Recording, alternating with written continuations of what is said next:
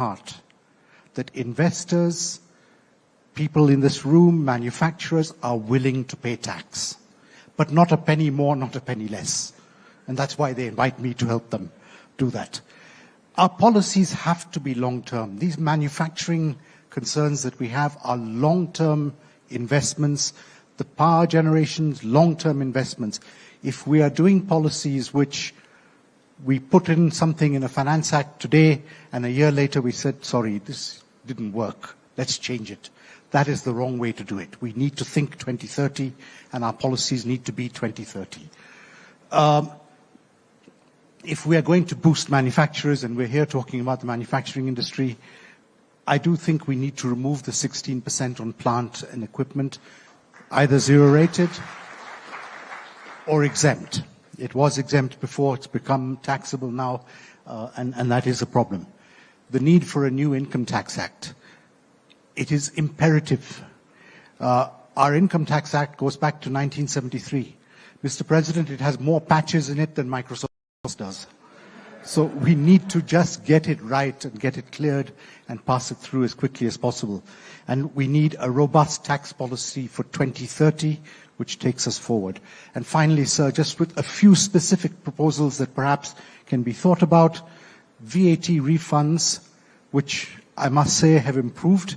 And I will say, Mr. President, that in 1998, with the then Commissioner of VAT, Edward Ruto, I was the one who set up the process of auditing VAT refund audits by the private sector, which goes on, and it has worked. But we must move forward. This is affecting the working capital requirements of our manufacturers, not just VAT, but others, and we must move that on a timely basis.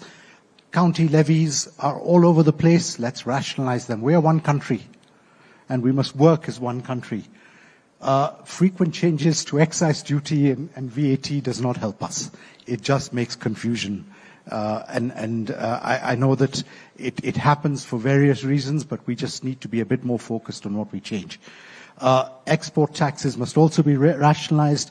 And finally, the East African community. It is a great community to be in. Now that we have DRC, we're talking 250 to 3 million people, 300 million people. That is a big market for us, and that is before I even look at the Africa Free Trade continent. Let us harmonize the laws, not the rates, but the laws. And that's, with that, I know I've stuck to my 3 minutes. Thank you very much for hearing me, Mr. President. Thank you very much, Mr. Nikhil. With your permission, Your Excellency, I will invite Mr. Kimani Rugendo to give us a brief case study of an SME scale-up. Bwana Kimani Rugendo, na nitakuomba kwa heshima. We make sure we stick to the 3 minutes. Kindly, sir. Karibu sana.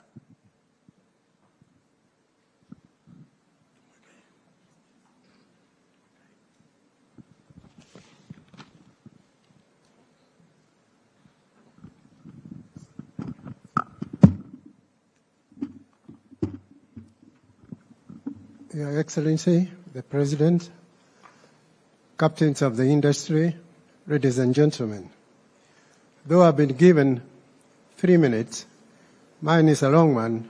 Mr. President, with your permission, I will ask for your 2 extra minutes so that I can paint the story as it is. I've been asked to talk about my company, but my company talks a million about this country. Our journey started way back in 1992 when borrowing money in this country was a real, you had to know the bank manager, you had to be in very good terms, and at times they told you even giving you a checkbook was a privilege. So in 1992, money cost between 1 and 30% to borrow. Coming forward, today, borrowing money from the bank costs between 13 and 14%. You can see at least we are improving, but we hope with your able leadership, Your Excellency, we can come to 1 digit. That will actually help the growth of the industry. Your Excellency, SMEs account for 95% of farms in most countries. Estimated 600 million jobs will be needed globally by 2030, and 7 out of 10 in SME. Kenya National Bureau of Statistics 2016 report indicates SME constitutes 98% of all businesses in Kenya. SMEs contribute 33% of our GDP. Majority of SMEs in Kenya are informal. Sadly, Mr. President, 75% of SMEs die within 3 years of inception. In other words, Kevian is a lucky one to be among the 25% of SMEs that made it through to its 30th birthday since its inception in 1992.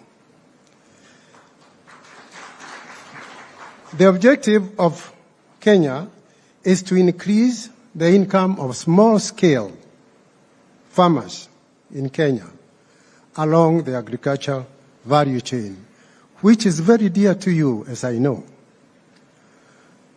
Now, building programs, which has been our very, very major concern, and mentorship by extension services, and creating access to finance has made us support our suppliers, who are grouped in about 3,000 farmer groups. Our flagship product, Mount Kenya Water, was not only the launching pad for Kenya, for Kevian Kenya as a company, but was a pioneer brand in local bottled water industry. Mount Kenya Water has notably changed the lifestyle and landscape by paving way to other local and international bottled water brands since coming into the industry. Mr. President, Kevian Kenya Limited was the first company to launch juice in 100% fruit juice content, namely pick and peel, which came into market in 1999. This was a venture of passion and dedication and a priceless resolve that was seen the success of growth in Kenya. 7 years later, we have come up with other brands, Afia, and other fruit-based drinks, nectars, malt, and soft drinks. However, Mr. President, 2014, we brought to the market Kevian Sauce, Brilliant Culinary, and options for broad-based household items in the hospitality industries. In 2022, Acacia Kids was born, which is a stand-alone juice for children.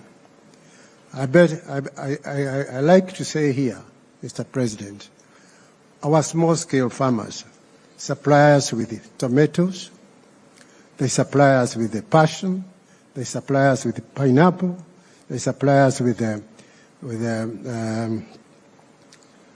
oranges, and they supply us with all other products that we process in Thika, where we process a total capacity of 200 tons every day when the fruit is in season. Notably, it's good to mention here, Your Excellency, sir, that our journey for production also comes with the pain of having to collect the waste that we generate. We embrace what we call circular economy by ensuring that we collect waste and we convert waste. Here in front here, I display boards made of waste material in Thika, where we have an installed capacity of up to 3,000 tons per month. This material can be used for in so many industries. 1, automotive. 2, low-cost houses. 3, can be also used by the builders when they are making their formwork. 4, it can be used for school desks. Also, when there was COVID in Kiambu, we were able to make COVID beds, 200 which we supplied to Kiambu within a very short time during the COVID time. We equipped one whole ward in Kiambu. Your Excellency, we have also embraced pencil production using again waste newspaper, as you can see it here in front. We think if all these materials are consumed, we would save our forest cover, we will also save our trees, and we'll be able to actually ensure that we have a very good environment. Yes, I know. Let me tell you. Mr. President, I'm being harassed. Our long journey has taught us a lot, Mr. President, and indeed the first real drive towards Kenyan-owned enterprise was highlighted by the infamous paper, section paper number 10. As I'm being harassed, I will still proceed, but tell you, Mr. President, back in 1990s, we are now talking about climate change. Our industry is really agri-based. With climate change, we are running short of rain. We can see animals dying. We see people crying, they are, of hunger. Your Excellency, back in 1960s, the then Kenya government, Ministry of Agriculture, in which you have also worked previously, was able to go and seed into high clouds and therefore induced rains. I believe it is still possible now, when we are suffering this way, with as many scientists as we have, we can still seed rain and induce rain and ensure that at least we get some harvest. As going on this way, we'll still keep on looking for food, importing food, which is really a disgrace. I'm finishing. Your Excellency, we cannot go without also mentioning the KRA. KRA, as we all love to pay tax, and indeed when I first received the first letter from income tax demanding some tax, I knew that they knew that I was in business. However, sometimes we think they become a nuisance by keeping on knocking over and over again in the same source, in the same offices where they had collected. If we can harmonize way of collection tax so that manufacturers have time to actually go on producing, I think that one can make it more friendlier between ourselves and KRA, and we'll be able to work together harmoniously. Going forward, Mr. President, we value the plight of our farmers, and with the changing global climate, as I've mentioned, it is worthwhile damming and ensuring that our land policy is strictly adhered to. Going to Thika Road, we lost all the coffee farms along Thika Road, and now we are looking for new growing territories. I believe it's good and it's easy for us to stick to our agricultural policy and ensure that this competition between the farmers and home developers is actually controlled by home developers moving to more agricultural area and stick to semi-arid area for home development and leave agricultural area for agricultural growing. Mr. President, I know I sound a little bit, or I will land into troubles with quite a lot of these home developers, but I feel now that I should propose some solutions so that I can wind up. The gentleman here to stop looking at me really with very cruel eyes. Government have to ease access to credit. For instance, the Hustler Fund to be a game changer for the survival of SMEs.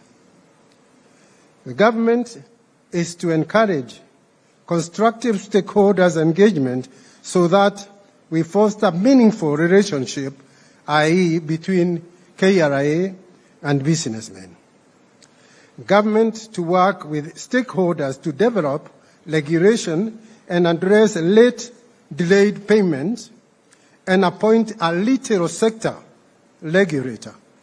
For this, I'm saying we have seen the death of Uchumi, the death of Nakumat, the death of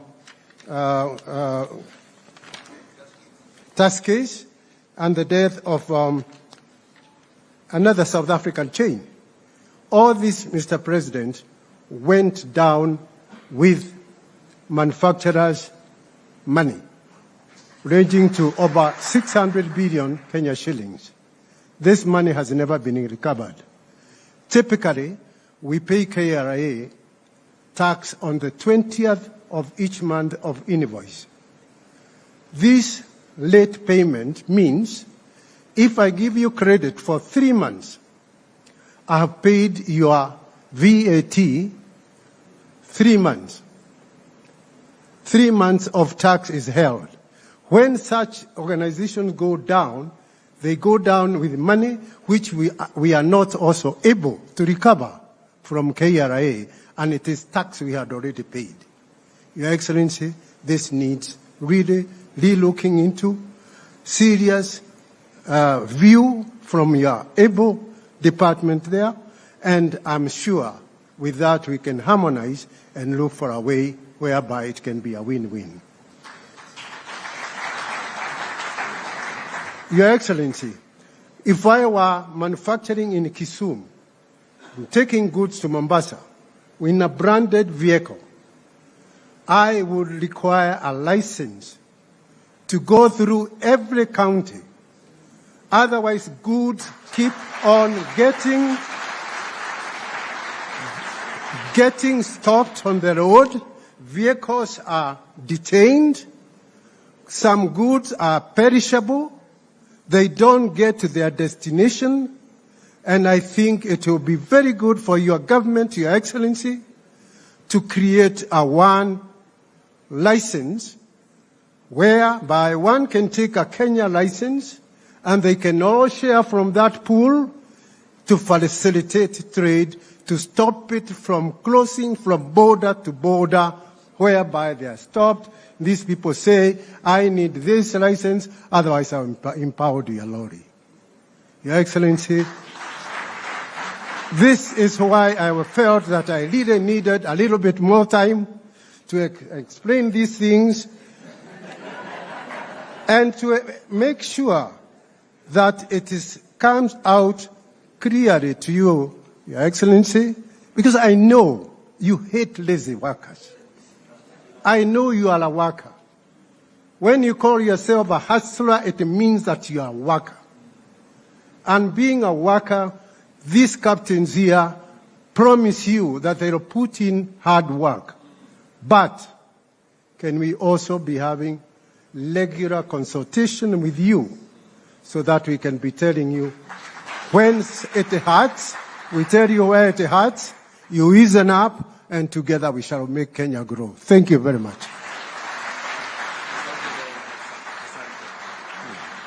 Thank you very much, Mr. Kimani Rugendo. We understand and thank you. Your Excellency, to close this session, I will invite Mr. Tess Babu. Babu, kindly take us only 3 minutes so that we move with the rest of the program. Tesh, karibu sana. His Excellency, the President of Kenya, Dr. William Ruto, captains of industry, and all distinguished guests. I'm humbled very much today to stand before you. As you can see, I embody the real hustler, and I'm glad to represent the 7.4 million MSMEs in this country who create jobs for over 15 million Kenyans. So we at Market Force enable these MSMEs to access products affordably, and we link them up directly with manufacturers. I am representing the youth and the technology sector because it is a huge enabler for various industries in this country to be able to grow. So today what we do is we have over 125,000 dukas across the country that we are supplying these goods to on a daily basis. And we've been able to expand this operation to Uganda, Tanzania, and Rwanda as well, where we have multiple dukas ordering, and we're currently working with Kenyan manufacturers and enabling them to be able to export their products into this market and not worry about how they distribute in this market as well. So we're expanding the market share for Kenyan manufacturers by doing that, and also supporting the small manufacturers in the country be able to extend their trade. So one thing I'd like to say is that we're very non-discriminatory when we come to working with dukas and mama mbogas. So we're very excited about the Hustler Fund and all the initiatives that the government is currently working on to spur innovation in this sector as we work with fintechs and other banks to ensure that credit is affordable for these dukas that we work with. In the process, as mentioned earlier, I won't belabor the point, but there's a lot of jobs that are created through the manufacturing sector. We employ 426 people directly today who support us in this distribution in the country. And we're very excited also by the administration that is coming in. There's a lot of energy. We're working closely, hopefully, with the new CS for trade, as well as the Kenya Association of Manufacturers CEO, as we look at how do we continue to support manufacturers to extend the distribution network. So quickly, I'll talk about the technology sector where we play, because this is very important. The last 6 months in Kenya, the first 6 months of the year, over $1 billion has been invested in over 76 Kenyan technology startups. And this is a very good direction for us. What I'd like to ask is if the government can consider setting up a sovereign fund or something that can ensure as foreign investments are coming into the country, Kenyans are also investing in these companies, so that when the next M-Pesa, the next Amazon, the next Google, we have money coming back to Kenyans' pockets, not all the money being exported to the foreign investors who invested in us and many other companies in the space. So lastly, just to say thank you very much for this opportunity and this stage to present what we're doing at Market Force, and I hope that we'll continue to have more public-private partnerships that will continue to spur the country forward. We're excited and we're happy to have you, Mr. Excellency, in the next 5 years. Thank you very much. Thank you very much, Tesh. Your Excellency, with your permission, now I will welcome the Governor, Nairobi City Council, Honorable City County, Honorable Johnson Sakaja. Governor, karibu sana.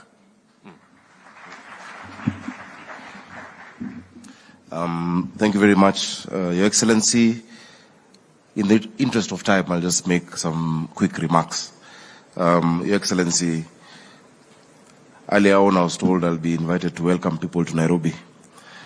But I told my friend, Mr. Wanjoi, our work is not to welcome people to Nairobi. These manufacturers are in Nairobi. And a lot of the solutions they need are in Nairobi. So we need to discuss that. So it's not just about welcoming them. Your Excellency, over the past few years, we've been engaging with the Association of Manufacturers at the Senate and in many other forums. And I'm glad that in the first few days, since we got into office as a county government, we've already met the Nairobi chapter of the Association of Manufacturers, and we made progress on a number of issues. Number one, Your Excellency, we are determined to make Nairobi the manufacturing hub of East and Central Africa, and eventually Africa. That we are determined to do it, and we'll work. And that's why I'm asking the companies to come and tell us what do you need from us. What we've agreed, Your Excellency, number one, is on the issue of a unified business permit. There are too many licenses being paid, As of now, we are 70% in the process of actually reducing it to 1 license for Nairobi County. But I'll prevail upon you and my friend Moses Kuria that you also reduce the ones from national government. Because manufacturers and SMEs are spending more time complying than doing their work. So today you're paying this license, Kesho, there's another license, the next day another license, and those avenues for rent seeking. So the county government of Nairobi, everything that we ask for will only be 1 license in the next few months. We have made progress. We are willing, Your Excellency, to also collect the national ones on your behalf. You have MCSK, you have PRISC, you have CAMP, you have so many others. We put them in one pot and then distribute. Let the business people focus on doing business, not on complying, Your Excellency. Secondly, I understand the issue of multiple assessing from county to county on advertising. If you're driving a truck from here to Mombasa, it's a discussion that we're having at the COG. We need to get a creative way of sorting it out, because I realize there's no governor who's willing to let go of their, revenue raising capacity, but still we need to have, a way that doesn't hurt the businesses. Ideally, we would ask you to register in a county and pay that county, and of course that county would be Nairobi. The other governors will not be willing to do that, but we'd like to hear your ideas on how we ensure that counties still get the revenue without stifling businesses. Our work is not to stifle businesses or to stifle manufacturing, but actually to promote manufacturing. Your Excellency, additionally, we had a lot of complaints on those in building and construction, on the system that had been there previously, on NPDMS. I'm glad to note, and I'm very happy Mr. Mburu is here. Our teams, both at the Nairobi County Government and the KRA, have been burning the midnight oil for the last 3-4 weeks. Next week we'll be launching a new Nairobi plan, where in that platform, all of the complaints that have been there from the building industry, Your Excellency, have been catered for. Professionals in the building and built environment sector can track developments from the time you upload an approval to the time it comes out. There must be predictability. Nikhila said you need certainty so that you know where your approval is at whichever stage of the process. Your Excellency, we're also going to launch next week our new revamped revenue system for Nairobi. We call it Nairobi Pay, which addresses all of these issues. And I want to urge the manufacturers here, please, lipeni ushuru. We will serve you. Already for those in the industrial area, I am doing 39 roads. We are doing 39 roads for you. Linus forgot to mention I did for him his in Kasarani before I was governor. We will give you the environment to do your work, but we need you to also support us to be able to serve you better. So we hope that it will be more efficient. There's no payment that will be received in Nairobi after next week in cash. We are digitizing all our revenue streams. If anybody asks for payment in cash, just know it is not Nairobi County. Everything will be digitized. And we know what has been happening in part of the city, Westlands, in the CBD, and in the industrial area. Your Excellency, additionally, a lot of the issues that our manufacturers have is water. The cost of water and the reliability of our water system.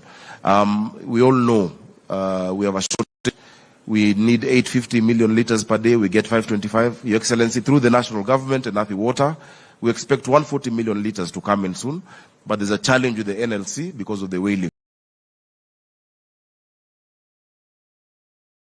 Because of the way live. So we ask that you intervene so that it can come faster for us to be able to serve our industries and also for us to be able to recycle. But we will also now come to you because we've said we need a city of order and dignity. But we cannot have that dignity when many of our manufacturers are the ones who are polluting our rivers. It is yourselves who are polluting and engaging in illegal dumping. Once we provide and we're designating those zones, we will have to agree on what to do. Your Excellency, in your inaugural speech, you spoke about a Nairobi Rivers Commission. 70% of the effluent that goes into that river is industries and sewerage. We will sort out the sewerage system, but the industries need to be able to sort out their effluent coming out of them. Your Excellency, additionally, as I just going to conclude, I think we need to, and I'm glad the young man who spoke just before me, talking about technology. We need to really radically ask ourselves questions about manufacturing and about where we're going. as a country, we cannot do the same thing and expect a different result, Your Excellency. Your Excellency, agriculture is great, and I'm glad I had my friend from Unga Group saying he's producing for us each a gunia. But your CS nominee for Treasury will tell you that in as much as you're getting 24% contribution to GDP, the contribution to national revenue is less than 3%. That gap is a value chain gap, which must be sorted out, Your Excellency. Your Excellency, China in 1952, 83% of people in China were employed in agriculture. In 1977, it turned out 77%. In 2012, it's 33% because of industrialization. It doesn't mean you're killing agriculture, but you're creating value to where we create jobs. And that is why we also need to, radically, and I'm glad your CS for Trade is a free thinker. Yeah, is a free thinker. As we discuss the Hustler Fund, which is important, I would ask that we do a balance. That yes, if I give a kiosk $1 million shillings more, will they hire more people or add more stock?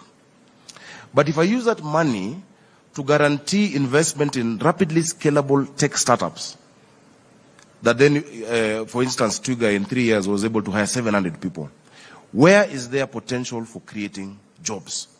So yes, we must sustain that, and we must give them mboga, we must give the mom and dad shops, but we need rapidly scalable startups that then are able to hire more people. Your Excellency, in the Senate, I sponsored and passed a startup bill where we are providing that government guarantees and de-risks investments, because we can't afford to put money into those startups. But there are angel investors out there who are willing to come and put money if there's a climate where there's de-risking of those small groups. The innovation in Nairobi is amazing. This is the Silicon Savannah.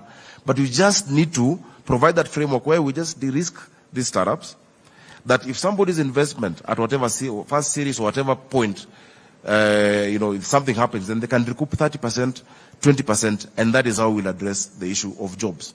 So we cannot just focus on the one, two shops. Excellency, please, we'll need support legislatively. We're doing that in the city.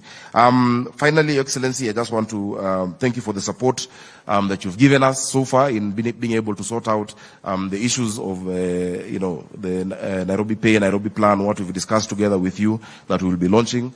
We ask that you also support us in pushing the prompt payment bill, which we had left in the Senate. Many of these people have money owed in government. I inherited a pending bill of 99 billion in Nairobi County, with NMS having 16 billion. If we don't pay them, we can't create those jobs. I want to guarantee manufacturers, Nairobi is going to be the economic hub of this continent. Please don't move out of Nairobi. Stay in Nairobi, and we will make Nairobi work together. Thank you very much, Your Excellency. Thank you very much, Governor. And now Cabinet Secretary Betty Baina will invite Your Excellency. Madam CS. Thank you very much, Wanjohi, Your Excellency. Thank you so much for spending this morning listening to the manufacturers and sharing their vision about things that can happen. We know your time is tight, and we are very, very acutely aware it is tight. So let me just thank you and invite you to speak to them at this moment. And thank you, Moses, for organizing this event.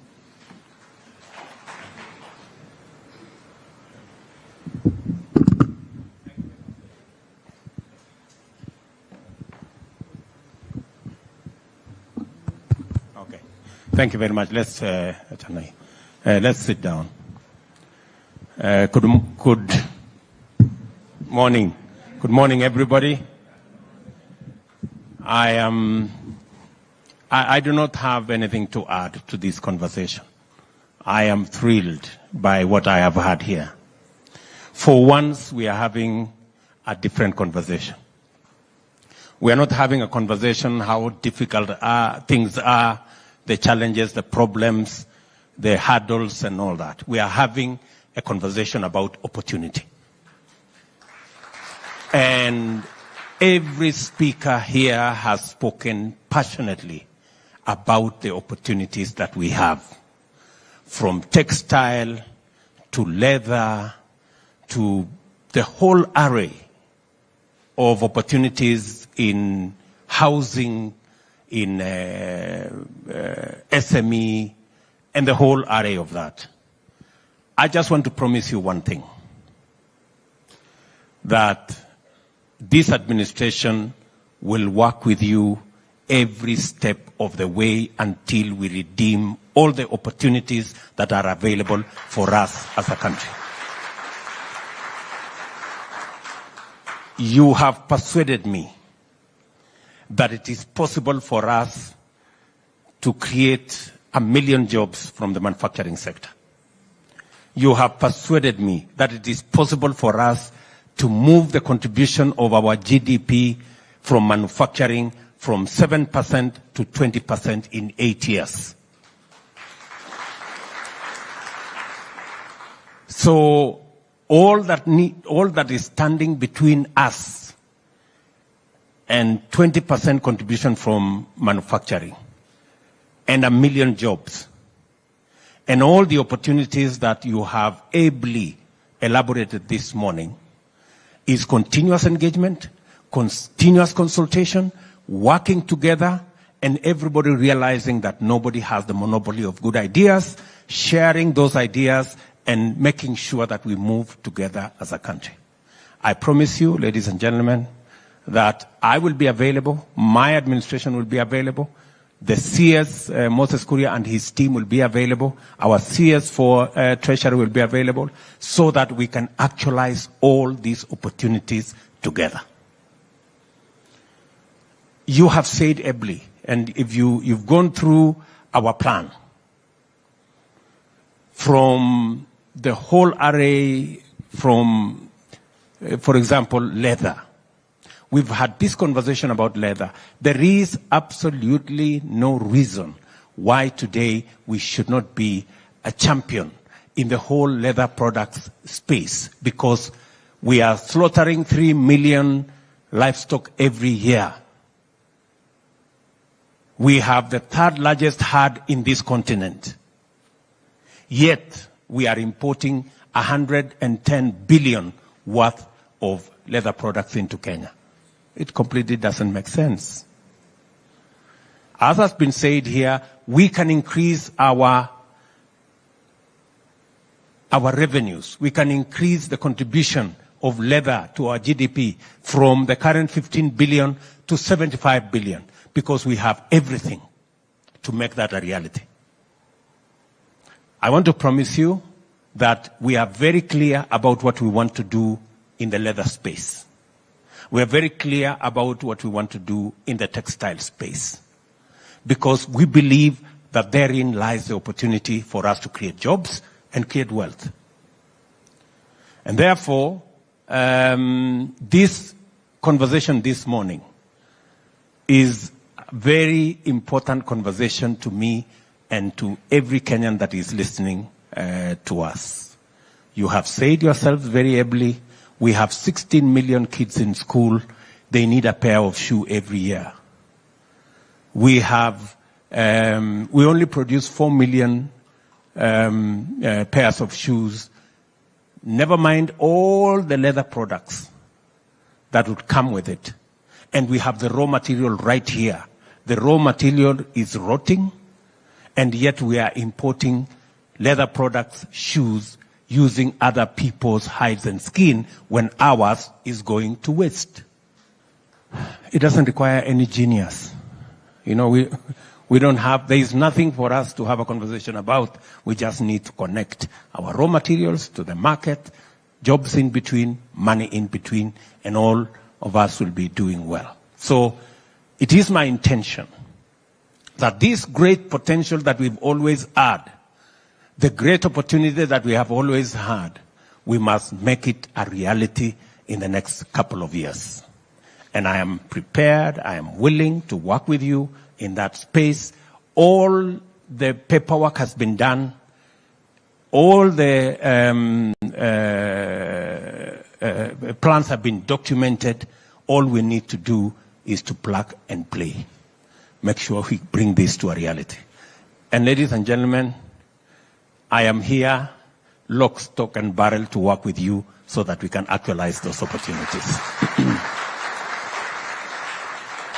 The leather space, the cotton value chain is a big value chain that can give us all the jobs we need.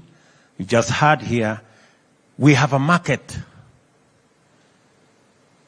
already negotiated by policymakers. $150 billion or $300 billion dollar market. We are only doing $500 million on textile. We have the biggest resources around Kenya. We have the Dongo Kundu Special Economic Zone, which is going to be a huge plan for us. We have the Naivasha Industrial Zone, which is going to be another big investment opportunity for us as an administration, so that we can leverage on the steam that we have for free. We can leverage on the energy at a lower cost, and we can build the whole ecosystem that will aggregate what we are producing. Listening to the small producers that I listen to outside here, and listening to Tesh, it speaks to the power of aggregation. How do we make sure that every small producer and every small manufacturer and everybody who is adding some value to some product is aggregated and made possible for them to access the markets? I just want to ask industry, the captains of industry sitting here. Ladies and gentlemen, there is absolutely no reason why we are selling our tea and processed 95% in a space where we have the biggest competitive advantage. I want to promise you that whatever government is supposed to do, I have already had a conversation with our tea marketers, and I have told them that if it is required of me to invest in a common user facility so that we can add value to our tea, the government of Kenya is going to invest in a common user facility.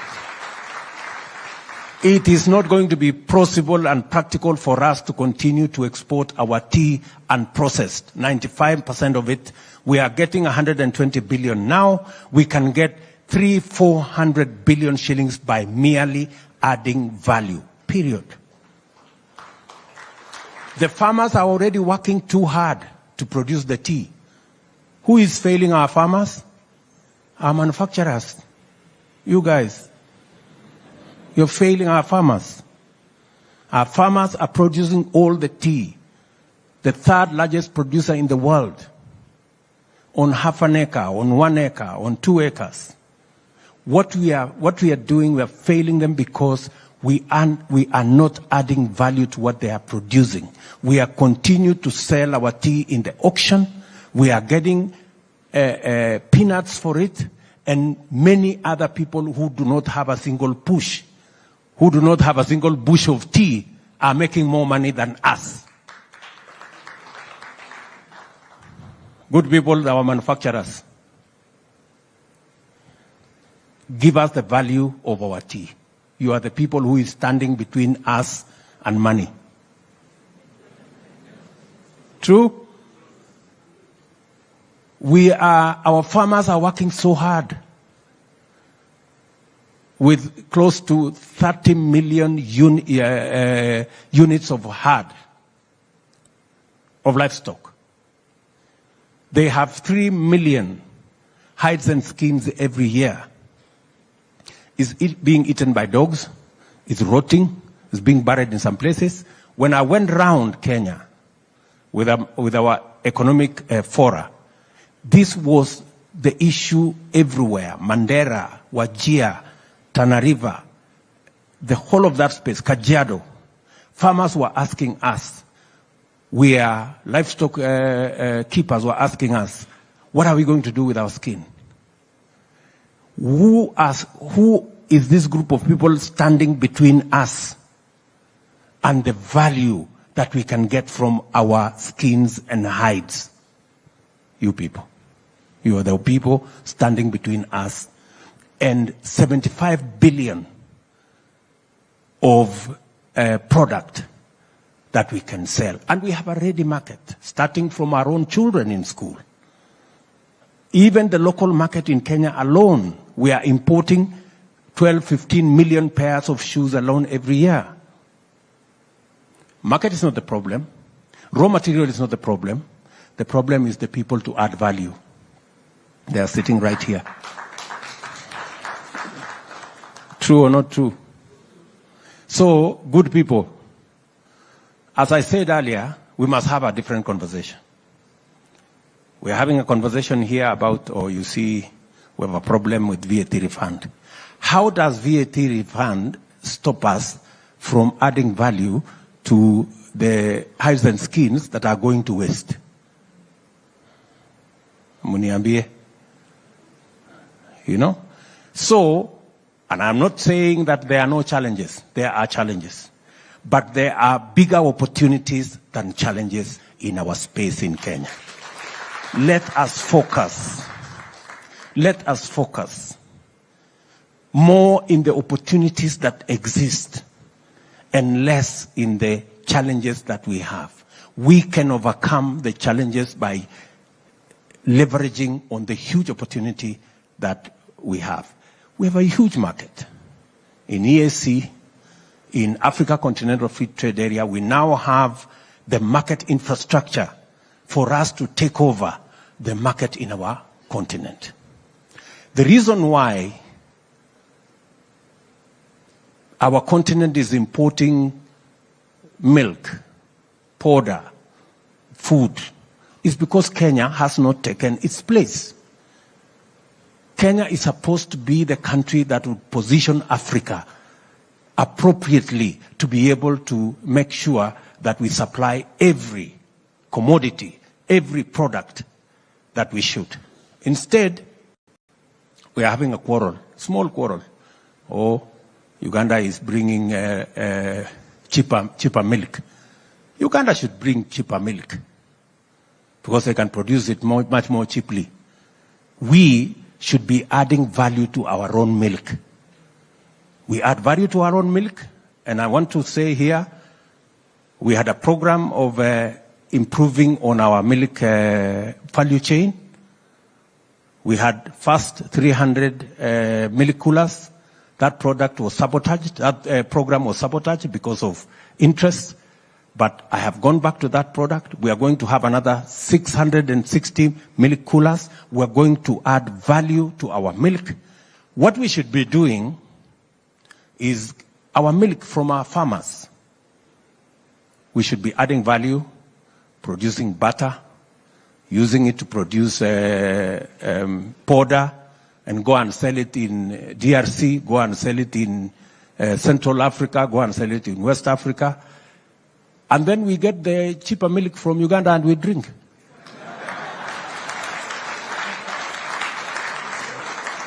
Sindio? Yeah. Instead of having a quarrel with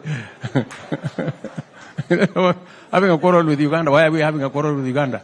We are having a quarrel with Uganda because we have refused to take our rightful place in our continent. We should have made more steps and allow Uganda to come and occupy the next space as we move ahead. Are we together, good people? So we must have a different conversation. And I am happy that Moses is here. I have confidence in what Moses can do. I know he has a good brain. And working with you guys, yeah. This Moses Kuria, forget about the noise sometimes he makes. I promise you, he has a good brain. So we're going to work together in this space. And I want to give you, you know very well that I am not a lazy person. Yeah? So I will work with you and I will make sure that whatever opportunities that can be actualized, working together with you, we actualize those opportunities and move our manufacturing to 20% of our GDP in the next couple of years, 8 years, if not less.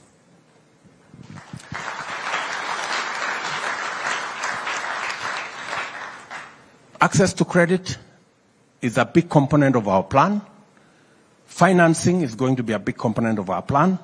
There are some that we can cover with the Hustler Fund, but of course we have the Kenya KDC. KDC is going to cover your space. That is the area where we need to raise capital for industrialization, capital for manufacturing, capital for value addition, so that we can work with the SMEs, make sure they have access to credit, but also build the capacity of our Kenya Development Corporation so that we can also have resources available for the people in your space. So, good people, I am very happy this morning that we are having a progressive conversation. And I am very confident that going into the future, Kenya is going to move to the next level in our manufacturing and industrialization scale. I am looking forward, as we have all said, by 2030, we should be producing 1 million more jobs from manufacturing. We should take our manufacturing from the current 1 trillion of our GDP to maybe 3 or 4 trillion of our GDP. We should be able to move our contribution in terms of tax revenues and be able to work together. And I understand, and Mburu here will tell you, I have had a very intense conversation with him on matters tax. Yes, I've had a very intensive conversation with him. I have asked him very difficult questions because part of our revenue gets lost because the stamps that you use on your manufactured goods, we have more fake stamps than genuine stamps. How is that possible? You know, we have to sort that out because we are losing revenue. Part of why our contribution of manufacturing to GDP in terms of revenue is low is because very many people pocket our money, or the money meant for taxes. So we're going to reform that space. Mr. Mburu and his team have very clear instructions for me on where we should go. I believe that in the next 2 years, we should be able to move our revenues from 2 trillion to 3 trillion and to double it in the next 5 years.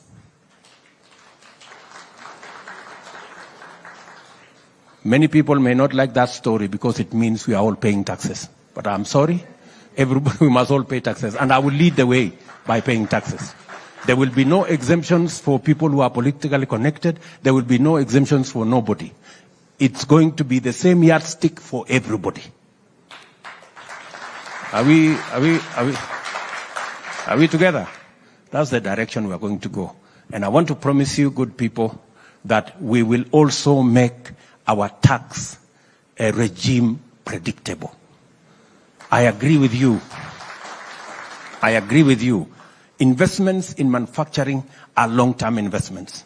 You need a predictable tax regime so that you can know how your investments are going to look like. I agree with our good brother who said we need to reform our income tax, our income tax law, so that again we make it up to date. There are too many patches of it. Nobody knows how it looked like in the first place. So I agree with you that we need to do some work around that space. But as I work hard with our legislators to be able to improve that space, please make the opportunities that we have in this manufacturing space a reality for our country. It's good for your businesses. It's good for our agenda of job creation. It's good for our agenda of export-led growth, and it's good for everybody. So let me leave it there. I'm sorry. I really should have given more time to this meeting. I did not, I underestimated what we were coming to do here, but I promise that the next time I will give you more time because you are speaking the language of taking Kenya to the future. Asanteni sana, and I know there is a small function here to award some people. I hope we can do that in 2-3 minutes. so that you can allow me to be engaged somewhere else. Asanteni sana, and God bless you.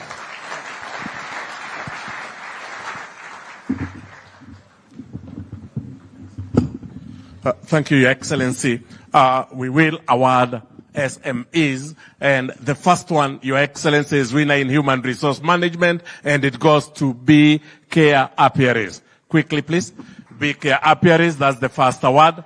The second award to be followed by Magdev Holdings, American Limited, all in that order. Kindly, we start coming over so that we receive our orders. Let's take the President, the first one. Let's take the first one.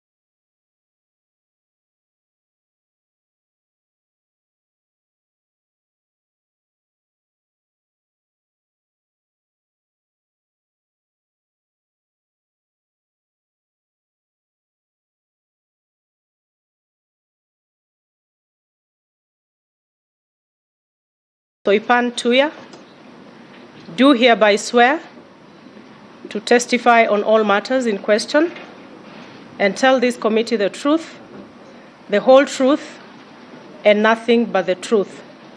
So help me God.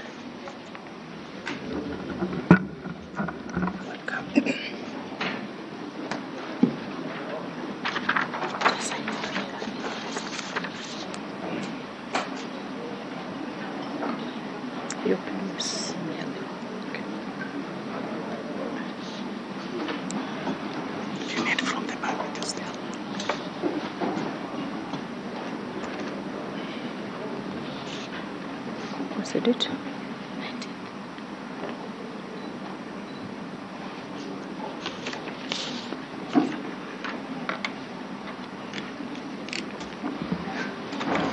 Honorable Soipani Tuya, welcome to this committee. Honorable members, since it has been a good habit to declare some form of interest, the nominee appearing before this committee was my pupil in my law firm, and she became an advocate under my tutelage.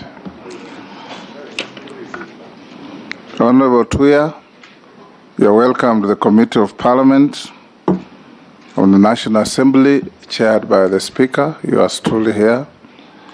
We have members present. I will ask each member to introduce themselves, starting with the Honorable Deputy Speaker. Thank you, Speaker. I wish to, as I introduce myself, I wish to congratulate with great pride Roslinda Soipan Tuya, nominee for the Cabinet Secretary, Environment and Forestry. I am extremely proud. I must declare my interest, Honorable Speaker. She was my student at the University of Nairobi. I now have 2 students nominees for Cabinet Secretary. That's my claim to fame. And I'm Gladys Boss, Woman Representative for Uasin Gishu County, and also Deputy Speaker for the National Assembly. Karibu sana. Kimani Ichung'wah, I have absolutely no interest to declare other than having served with her in the last parliament. Yeah, my name is Opio Wandai, MP Ugunja. Thank you. My name is Owen Bayer, MP Kilifi North. Congratulations, my sister. I must declare my interest. She's my good friend. My name is Rehab Mukami, County MP Nyeri. I have no connection. My name's Ferdinand Wanyonyi, Member of Parliament, Kwanza, Trans Nzoia County. I've known you for quite some time. I have no other interest. Thank you, Chair. George Gitonga Murugara, MP for Tharaka. No interest to declare. Safe to say that you used to call me Sir George, even when you were on the chair. And I was knighted by the Deputy Speaker, Madam Gladys Boss. On behalf of the Queen, may her soul rest in eternal peace. Thank you, Chair. My name, Kosing David, MP Pokot South, West Pokot County. I have no interest to declare. The nominee knows, Honorable Chair. I have no interest to declare. Thank you, Speaker. Mheshimiwa, congratulations on your nomination. My name is Abdul Rahim Daoud, MP for North Imenti in Meru County. Thank you. Good morning. I also want to say that Soipan used to be my friend, especially during the previous parliament. And I want to introduce myself as Honorable Mishi Mboko, MP Likoni constituency. But we are still friends, Honorable Mishi. Are we not? Past tense, let's leave it there. And Nelson Arab Koech, a Member of Parliament, Belgut constituency. Thank you, Chair. Caleb Amisi, MP Saboti. Didoraso, MP Saku. Abdishuri, MP Balambala. Masemeri, MP Teso South. Thank you, Speaker. I must declare she is a distant sister-in-law, Ole tunaita shemeji. Honorable Mule, MP Matungulu. David Gikaria, Nakuru Town is constituency. Nothing much to declare. I used to deputize her in a committee in 2013, in the 11th Parliament. Asante. Mr. Chair, I wonder why everybody has to quantify whether they have anything to declare. But I do have. Naisula Lesuda, MP Samburu West, and Honorable Soipan is the first Maa woman nominated to be a cabinet secretary, and I am extremely proud of her, although that will not hinder my duty here during this vetting process. Excellent. Honorable Tuya will engage with you for 90 minutes. Oh yes, I'm forgetting. We have our secretariat led by our clerk. I'm sorry, clerk. Introduce yourselves, please. Thank you, Honorable Chairman. My name is Sarah Kyoko. I'm the acting clerk of the National Assembly, and I have with me Ms. Florence Abonyo, the Director, Audit, Appropriation and other select committees, and Mr. Michael Karuru, who is the Deputy Director, Legal Services, together with other members of staff assisting this committee. Thank you. Honorable Tuya, you have been a member of Parliament, so some of the members here are your colleagues. You've served with them. That notwithstanding, you're going to have an engagement with them to establish your suitability in discharging the duties for which the President has nominated you and forwarded you to Parliament for that purpose. The meeting here between the committee and yourself is going to be cordial, like it has been. That doesn't mean hard questions will not be asked if they are there. We advise you that communication be through the chair. You answer questions through the chair. Members ask questions through the chair. And we discourage an attempt to engage members directly. We will, after going through the preliminaries, give you 10 minutes for you to tell us the journey of your life to where you are. Thereafter, we'll have an engagement, and when we conclude, we'll give you another 3 minutes to recap what has transpired and your wish. In doing so, we want to ask you a few preliminaries in terms of documentation that you are asked to come with. If you have forwarded them to us, we'll expect you to have the originals to show the Secretariat to compare with what they have. If there's anything additional, they will tell me to ask you. Tax compliance certificate from KRA, do you have? Yes, Mr. Chairman, I do have it. The Higher Education Loans Board clearance, you have? Yes, I do. Clearance with the Ethics and Anti-Corruption Commission? Yes, I do. Certificate of Good Conduct from DCI? Yes. Have you ever been charged and convicted in a court of law of any offense? No. Are you a dual citizen of any sovereign other than Kenya? No, my only citizenship is Kenyan. What is your financial net worth? Honorable Speaker, if you will allow me to call you so. Yes. My total net worth is 156 million Kenya shillings. Segregated as? It largely comprises of immovable assets. I have 3 homes, one in Nairobi, one in Narok town, and another one in my village. Motor vehicles. I have apartments in Narok and also one in Nairobi. Plots of land, 2 in Kitengela, and also dairy business, and my shares from the Parliamentary Cooperative Society, Pakoso. Thank you. Yeah. So what are your current and anticipated sources of income? At the moment, I anticipate to get my gratuity from Parliament after serving for 2 terms, as well as pension. Those are the only 2. Okay.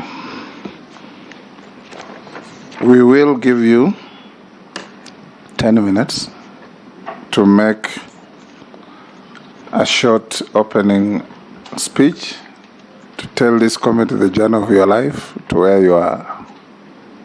If you take less than 10 minutes, the better. Thank you, Honorable Chair. My names are Rosalinda Soipan Tuya. Born and raised in Narok County. And I must at the onset say that I'm honored and privileged to be among the presidential nominees for cabinet. I take it as, for me, being the first ever Maasai woman to be elevated to such a position. It is a position of privilege for which I'm grateful, and I know the amount of responsibility that lies on my shoulders in that regard. I am a 4th child in a family of 7. Typically growing up, a typical village girl. I did tender to my father's cows and sheep alongside my older brother. I attended my primary school within Narok County in a school called Ololunga, or now Olentutu Arid Zone. And from the name, it's one of those institutions established under World Bank funding to support pastoralist communities. And I must say also that I finished my KCPE in that school and emerged as a top girl in the then Narok district. I proceeded on to my high school education in Moi Girls High School in Eldoret, but just for a short stint of 2 years, and had to transfer to the Kenya High School for health-related reasons, and completed my high school in 1998 from the Kenya High School. I proceeded to the University of Nairobi School of Law, where I graduated with a bachelor's degree in law in 2002, and immediately went on to the Kenya School of Law for the Advocates Training Program, where I acquired a diploma in law. And thereafter, in 2004, got admitted to the bar as an advocate of the High Court of Kenya. And a few years later, after working for about 5 years, I secured a scholarship to study a Master of Laws in Sustainable International Development in the University of Washington in Seattle, USA. Honorable Chair, and I must say at this point that I consider myself a product of opportunity. And I say this because my father happens to be the only one of his 15 siblings to have acquired an education. And the story is long, but even his having to go to school was by chance. And in that regard, then, there followed a series of opportunities for my siblings and I, including a few of close family members. But the reason I emphasize this is because I have hundreds of cousins and close family members who have not had an opportunity like I did, just because my father had a chance to go to school. And that has been a driving force for me, because having started off as the village girl that I spoke about, up to a point where I had an opportunity to study abroad on a scholarship, the only difference for me and countless other young girls, and particularly from my community, is opportunity. And that has always pushed me to be able to find a space for that next girl, because I know how important it is to afford somebody an environment to explore their potential. Honorable Speaker, coming to my career progress in terms of work, and I will relate it with the docket for which I'm nominated. I must state that my love and passion for environment again began at a very tender age. My father happens to be a very strict environmentalist. I remember growing in the village, I learned from a very early age the value of a tree, because you could not cut the branch of a tree from my father's homestead without his permission. And that set the pace for me to know the value of the environment, the value of trees. And my nomination comes at a time when I think Kenyans and the citizens of the world, we need to embrace environmental ethics if we are to save ourselves. My first job assignment was with a local non-governmental organization called MPIDO, which basically focused on integrated pastoralist development initiatives. And I joined in as a legal officer. And one of my main assignments was public interest litigation, coordinating issues of land and environmental governance. And one of the cases that I got involved in at that early stage of my work was offering technical support and mobilizing resources to support the famous case of the Ilchamos community centering around the effects of the Prosopis plant, that invasive plant that has become a menace, not just for that community, but many other communities in this country. And I think with that early engagement, and it is coincidentally, at this point, it is an issue that we must confront as a country. And I think with my interaction then with fact-finding and establishing ways of making sure that these communities do not have to suffer the effects of an invasive plant for which they had no contribution to its existence, sets me in a good place to be able to find a once and for all lasting solution, not just for Prosopis. We have many other invasive tree species, like the cactus in the north. We have the hyacinth, which is choking our water bodies, and many others.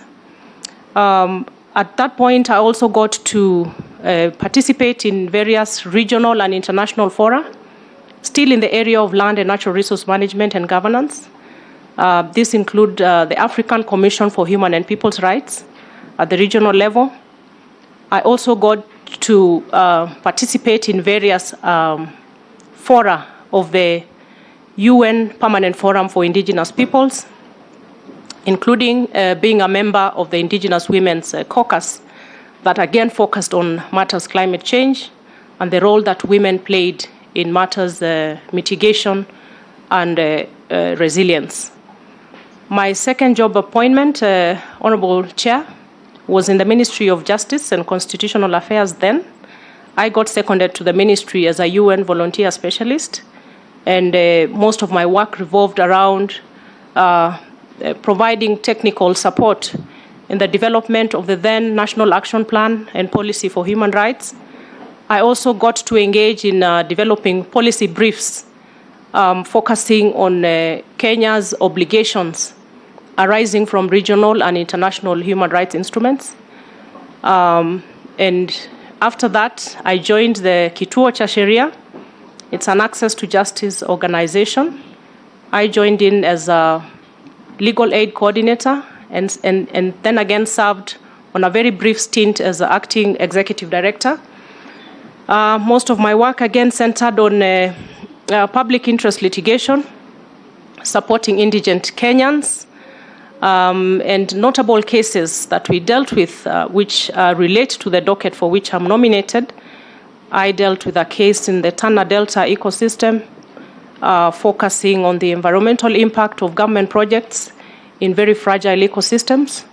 Another one was a matter concerning rampant cancer cases in Marsabit County, largely attributed to oil exploration initiatives in that region. And what we were looking at and prosecuting on behalf of the communities as an interested party, Kituo Cha Sheria, was to make sure that we insisted on the sustainability of any initiatives that would be established within community lands. Another case that I remember is a case in Mutomo area of Machakos County, pitting the Mutomo residents against multinational mining companies, and again in the area of the health effects of the mining activities, as well as the benefits accruing and how they would support the communities. Honorable Speaker, 1 minute. After Kituo Cha Sheria, I got a chance to work with the USAID on 2 projects, one called the Promara and another one, the Justice Project. I will ask for just 2 minutes and I'll finish. Promara, from its name, it centered around the governance issues around the Mara River and the larger Mao Forest Complex. I got to interact with government agencies, community engagements on participatory forest management, and even the Water Towers Task Force then, which now is the Water Towers Authority or Agency.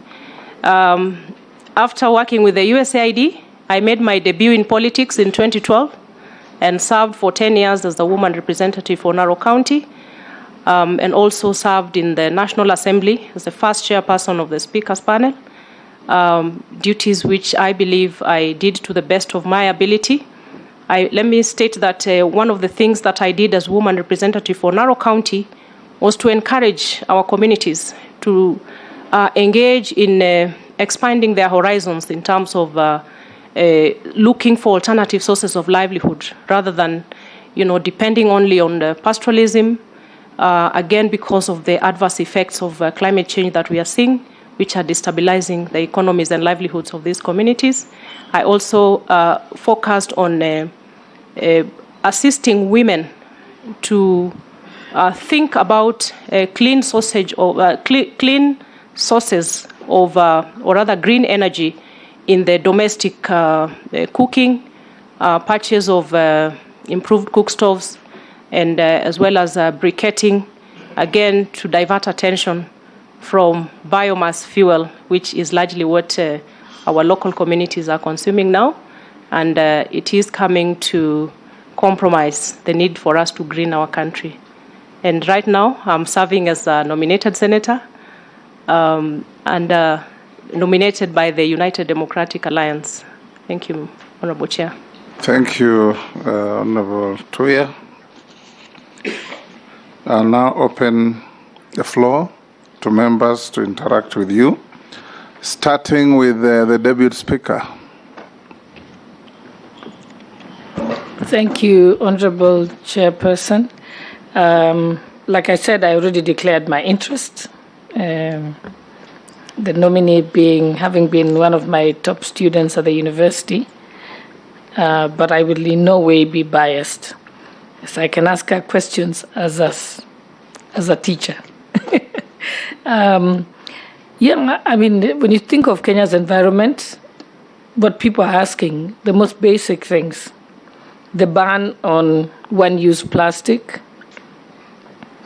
the initiatives to try and include recycling to happen in this country, and then also to use renewable energy as an option to avoid destroying the environment, and of course the need to reduce carbon emissions as required by the Kyoto Protocol, which Kenya is, in fact, a signatory. I think Kenyans would like to hear what you're going to do about that, because the most basic of the environment, and none of it has happened in 59 years of independence. Thank you. We'll take batches of 4, then come to you to respond. The Honorable Chungwa. Thank you, Honorable Speaker. I just want to know from the nominee, Honorable Soipan, I'm sure you have traveled across the world as a member of parliament, and probably even before as you studied in Seattle. And in most cities in the world, properties fronting rivers are usually the most expensive and best places to live in. But in our own city here in Nairobi, all the properties fronting the river, nobody wants to be near them. Whether it's in Lavington, in Kilelesho, or anywhere in the city. What do you intend to do as the minister now in charge of environment, if approved, to make sure that you clean up our rivers and stop the habit of either residents of our residential areas from dumping into the rivers, and the very huge pollution happening from our industries, from upstream all the way from the sources of these rivers, and downstream as you go towards Ukambani, especially around the areas of Mlolongo, an industrial area here in Nairobi, in cleaning up the Nairobi River, and indeed other rivers across the country. Thank you. Wandai. Yes, Honorable Chair, Honorable Soipan, there is the grave issue of encroachment on forests, on forest lands. Sorry, I haven't heard your voice on this matter, particularly considering the fact that you come from Narok County, the home of the great Mau forest. And you know the encroachment into Mau has caused serious devastation downstream. including other counties that are in Nyanza and elsewhere towards Tanzania. What is your view, really? Because now you must help us understand what your view is on the issue of conservation of forest and especially the Mau. What is your take on the settlements that have happened in the Mau in the past number of years, including settlements by people of means who have set up farms, sometimes factories? Your silence on this matter is too loud for our comfort. Thank you. Robert. Yeah, thank you, Speaker. My name is Robert Mbui, Member of Parliament, Kadhiani. Sorry, I missed the introduction part. Now, Chair, you'll allow me to raise this because some of these things are in public domain.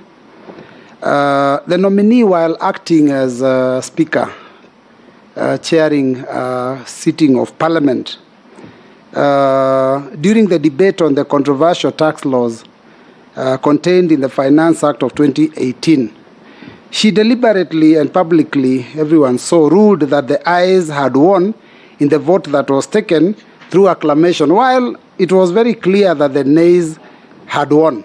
I would like her to clear the air on that matter.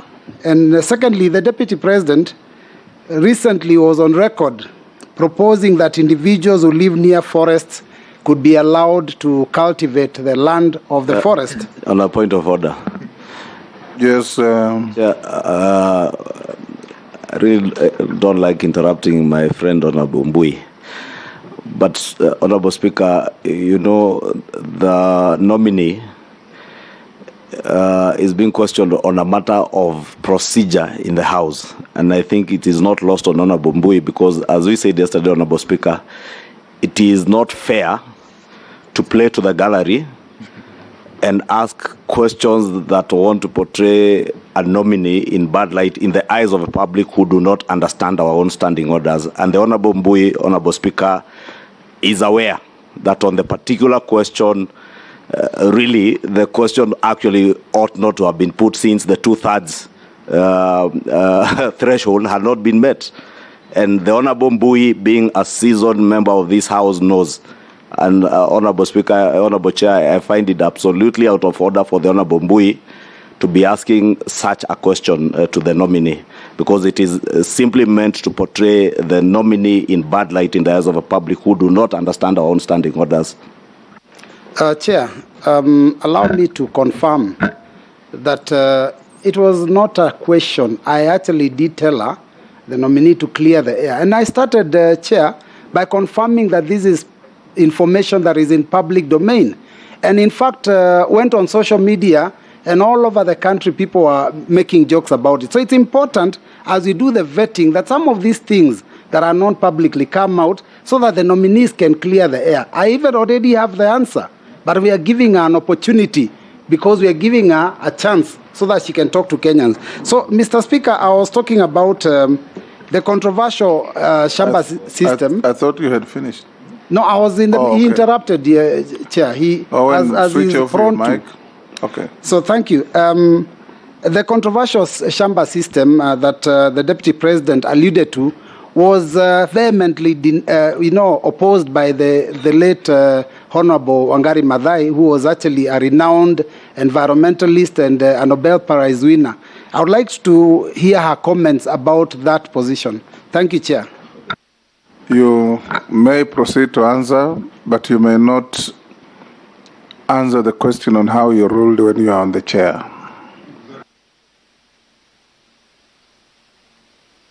You know very well, Robert, even speakers hold quasi-judicial authority. No judge is flogged to answer how they made their judgments. You appeal if you want. Honorable Speaker, as a point of information, indeed Honorable Mbui is also aware that on that particular issue, on Article 115, that matter was even taken to court and the court made a determination on it. And he actually considered that he actually knows the answer. So it's superfluous to even pretend to be asking that question. This Being a vetting process, we fish far and wide. Thank you, Chair, for confirming that. Thank you, Honourable Chair. I will start with a question by the Honourable Deputy Speaker, Honourable Sholay. And it touches on a wide array of issues. First, I will start, Honourable Gladys Bose, to say that Kenya is party to the Paris Agreement and the attendant Kyoto Protocol. And with that come a number of obligations touching on how to combat the number of issues that we have raised with regard to the amount of carbon emissions that the country is making, and I must start by saying that Kenya has been on a very good trajectory, because within the Paris Agreement, we are required as a state party to formulate nationally determined contributions. And the nationally determined contributions speak to the actions, the national appropriate climate actions that the country must take as a member of the global village to make sure that we are curbing the amount of carbon, greenhouse gas emissions that we are releasing to the air. And the key sectors that are of interest as we speak, one is the energy sector, second is the transport sector, agriculture, and industry. And fifth, I think, is fifth is the waste management, which you are speaking to when you talk about the ban on plastics. As we speak, the commitment that we have made as a country is that by 2030, we should have reduced our emissions by 32%. And that calls for a very, deliberate action to make sure that we attain that. Once confirmed, and I believe that this committee will find me favorable for confirmation as Cabinet Secretary for Environment, I know my intro is very full concerning the matters of waste management, the need for us to up our game in exploring renewable sources of energy. We are doing fairly well, and I know my colleague nominee for energy was here yesterday and spoke to the fact that Kenya is doing very well in terms of exploring geothermal, hydro, wind, and solar, which is the way to go. And as a country, within our NDCs, nationally determined contributions, we are even willing and ready to forego certain resources that we have within our country, which are fossil fuel based. And you know that is the trend that the country is taking. Despite the ravaging effects of our dwindling economy, as a commitment, Kenya is focusing less on the fossil fuel trajectory and more towards the renewable energy. As Cabinet Secretary, once confirmed, my first big assignment would be to attend the COP27 forum in Egypt. COP27 is the Conference of the Parties on Climate Change. Once confirmed as Cabinet Secretary, once again, currently Kenya holds the chairmanship of the Committee of Africa Heads of State and Government on Climate Change.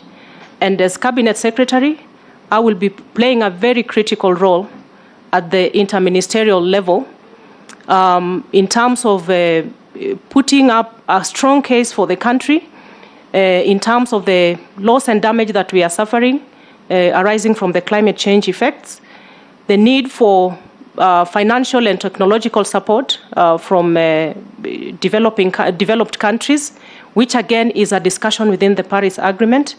And I know that with the recent commitment and very aggressive pronouncement by the President for us to again increase our tree and forest cover, all this goes towards contributing to reduced emissions as a country, and it is a commitment, and these are issues that we are ready to run away with.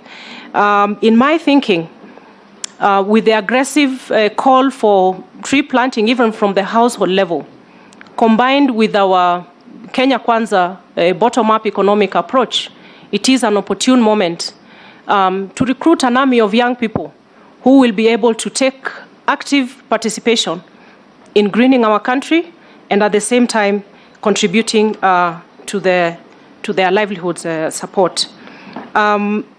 I intend, as Cabinet Secretary for Environment, once confirmed, to actually take the issue of waste management head-on as a flagship project. We have a new law at the moment, the Sustainable Waste Management Act of 2022, fairly new and at its formative stages of implementation.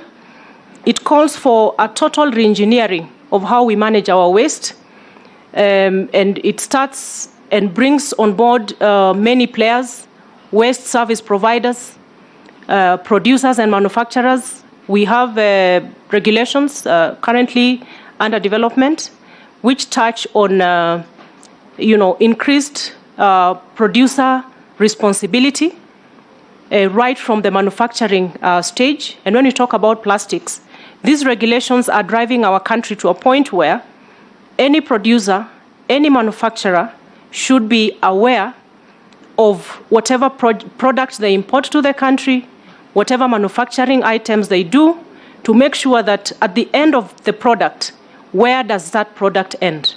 And that calls for us to move from the linear economy to the circular economy. And it is all about recycling. We need to start segregating our waste at source to make sure we don't mix the organic waste with the recyclables. We have hazardous wastes that we must segregate from source, and the responsibility goes on to the waste service providers. It moves on to the producers. And Honorable Deputy Speaker, allow me also to say that once confirmed as Cabinet Secretary, I know one of the biggest tasks that I would want to take on is creating a very well-coordinated action between the national government and the county government. When you look at our constitution, there's a very thin line between what it is the county government is supposed to do on environment and what it is the national government is intended to do.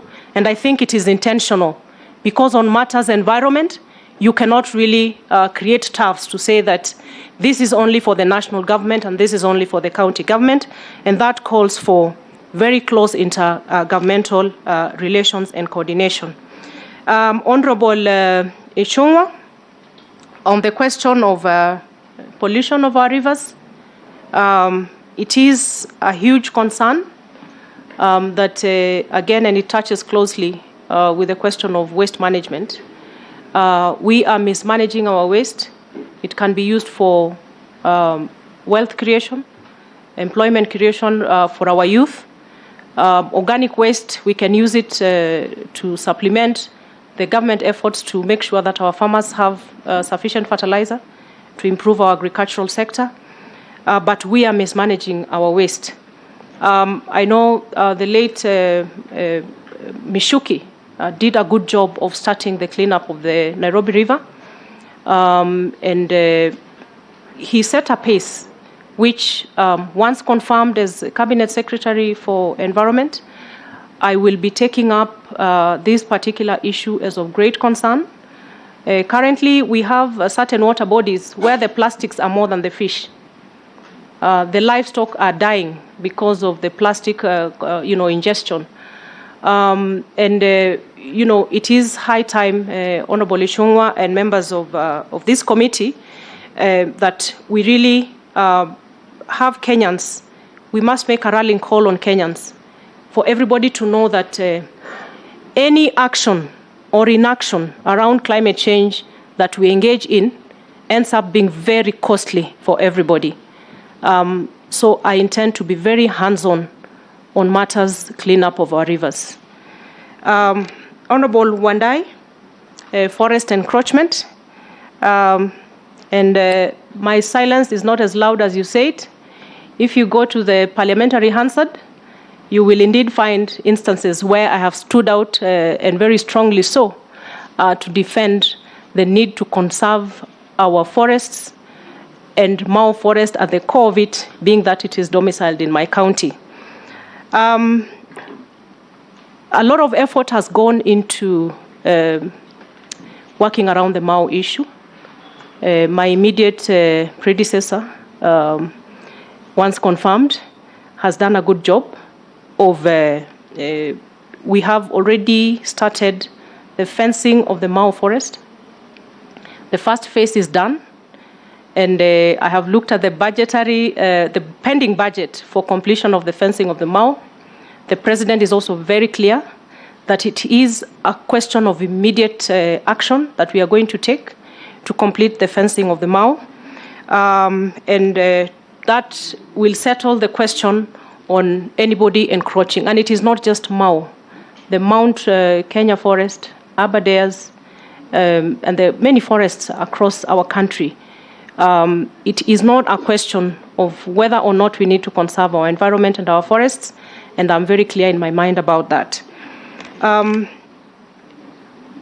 Honorable Robert Mbui and Honorable Speaker, the question about the eyes have its story, I will not delve into it as you have properly ruled.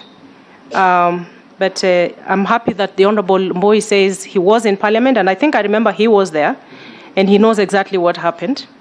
And I was completely within the ambit of Article 115 of the Constitution and the standing orders, and I will not delve much into that.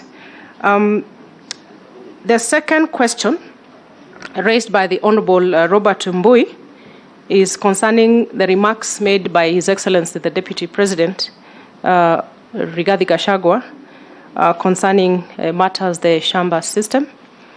I know the Honorable Deputy President addressed himself to the issue and made some clarification on what exactly he meant. And without dwelling on that, I would like to say that under our Forest Management Act of 2016, we have a process of engagement between the Kenya Forest Service and forest adjacent communities.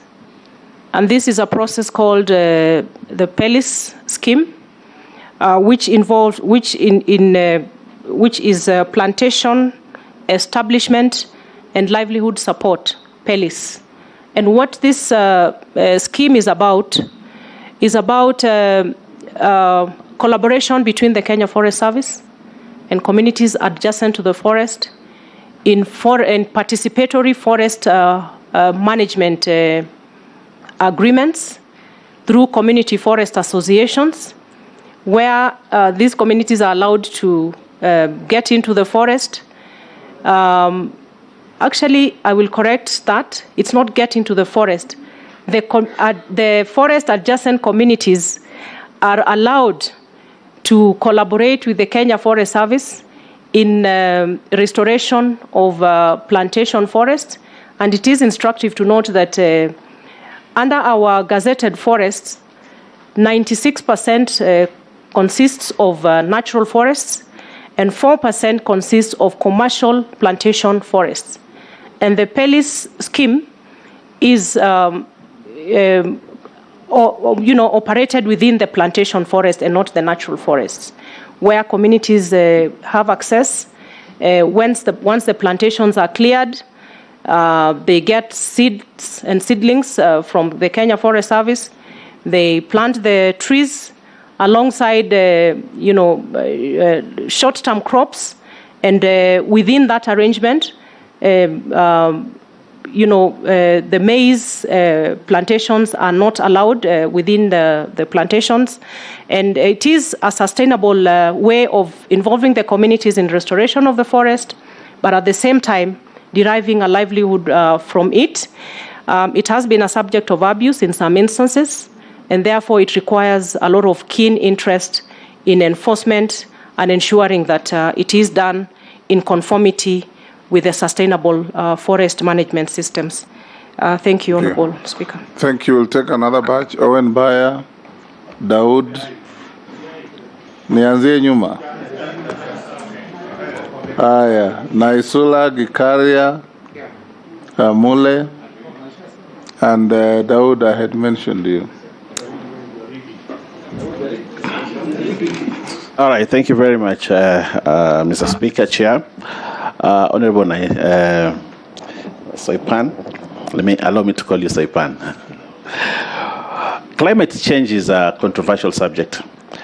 At one time, Donald Trump said it is a hoax.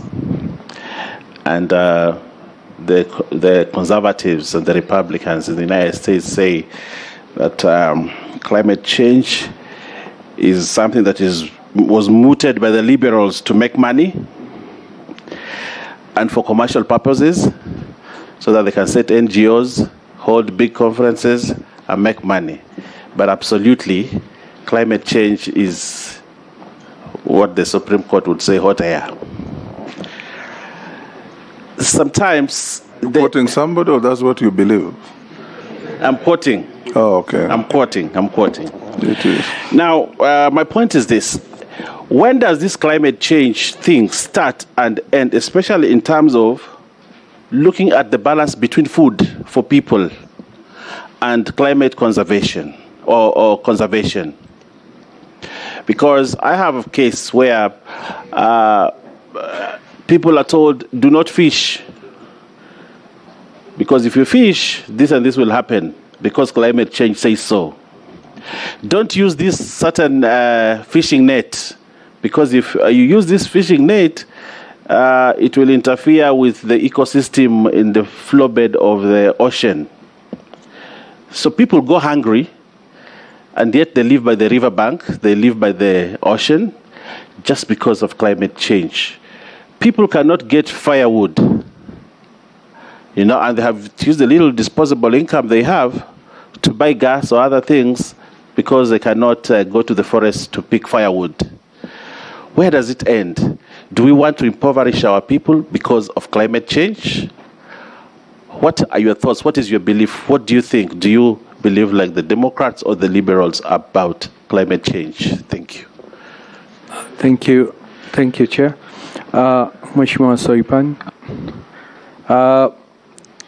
What are some of the recycling methods that you think this country can employ, keeping in mind that all the rubbish waste in the counties are dumped mostly in forested areas, and there is no way of, you hear in Mombasa, in Meru, in Kisumu, in all the big towns, there's so much rubbish everywhere. But disposing it off, it all goes to the forested areas. In your opinion, or in your policy directions, how are you going to tackle the rubbish, and what could be recycled? What would be the policy? Regarding carbon credits, what is your take on carbon credits? Thank you, Chair. To the nominee, there are communities that are actually embracing conservation. And I'll use an example of my community who live around Kirisia Forest, who in 2019 voluntarily moved out of the forest and conserving the forest. Now, my question is, how do you intend to enhance participatory forest management and ensuring the forestry sector makes a contribution to poverty eradication? And my second question is this whole issue of corruption. I've seen that this administration is very keen, which is a good thing, on planting of trees, and a lot of money will be allocated to your ministry. And as Kenyans, we get worried when we see a certain project at a certain time receiving so much money, knowing that someone can easily say, I planted trees and there was no rain and the trees died. So how do you ensure that you make sure that then this doesn't become a big scam? Thank you, Chair. This climate change is actually, it is real, though Baya is saying is hot air.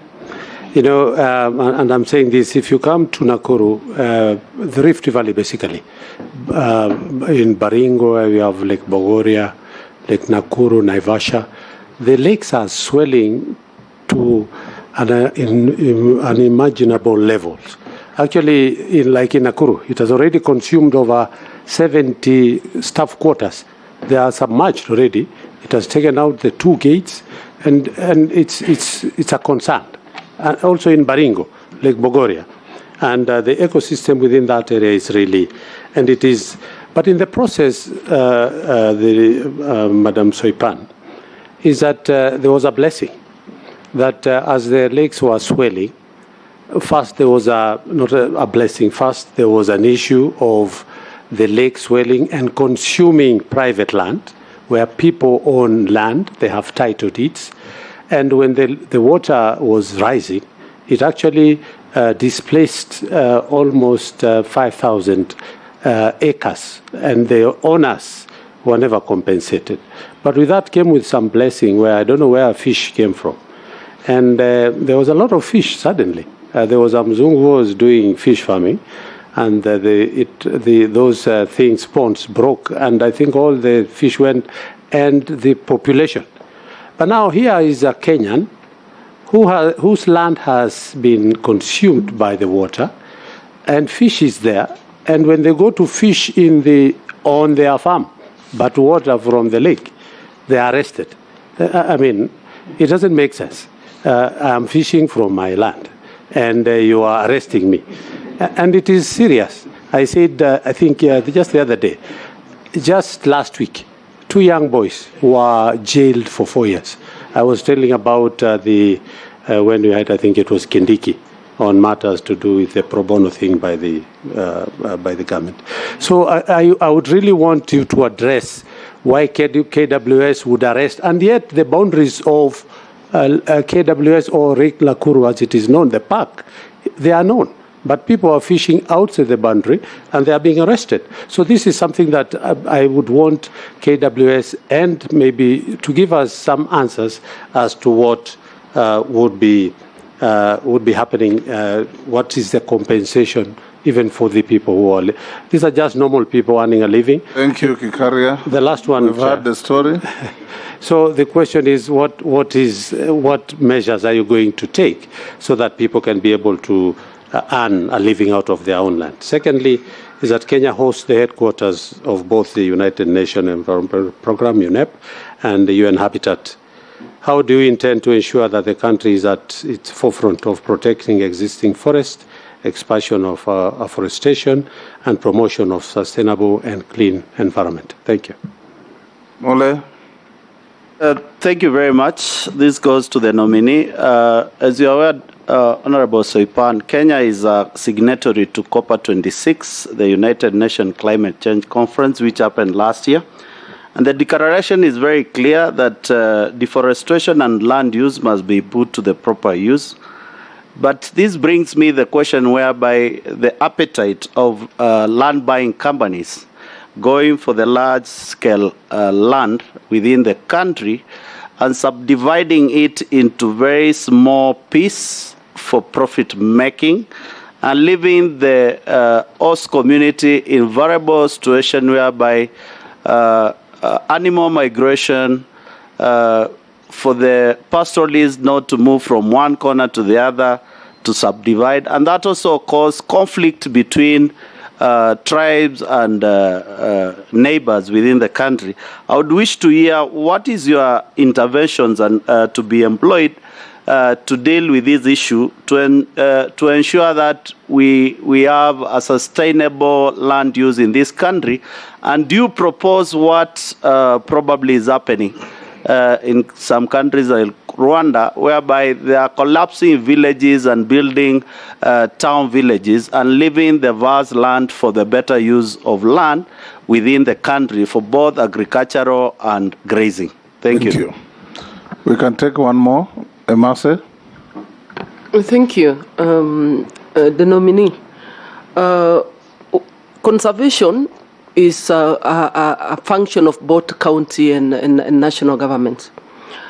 What plans do you have? How will you ensure that there is collaboration in environment conservation between the two levels of government? We are aware that because of the diminishing sizes of land, our farmers are basically farming on every piece of land. There is serious deforestation, especially for some of us who come from hilly areas. You know, people have cut all the trees and they're trying to plant something to be able to put food on the table. So how are you going to collaborate with county government to ensure that we address the challenges? Thank you. So, Pani, you can answer those 6.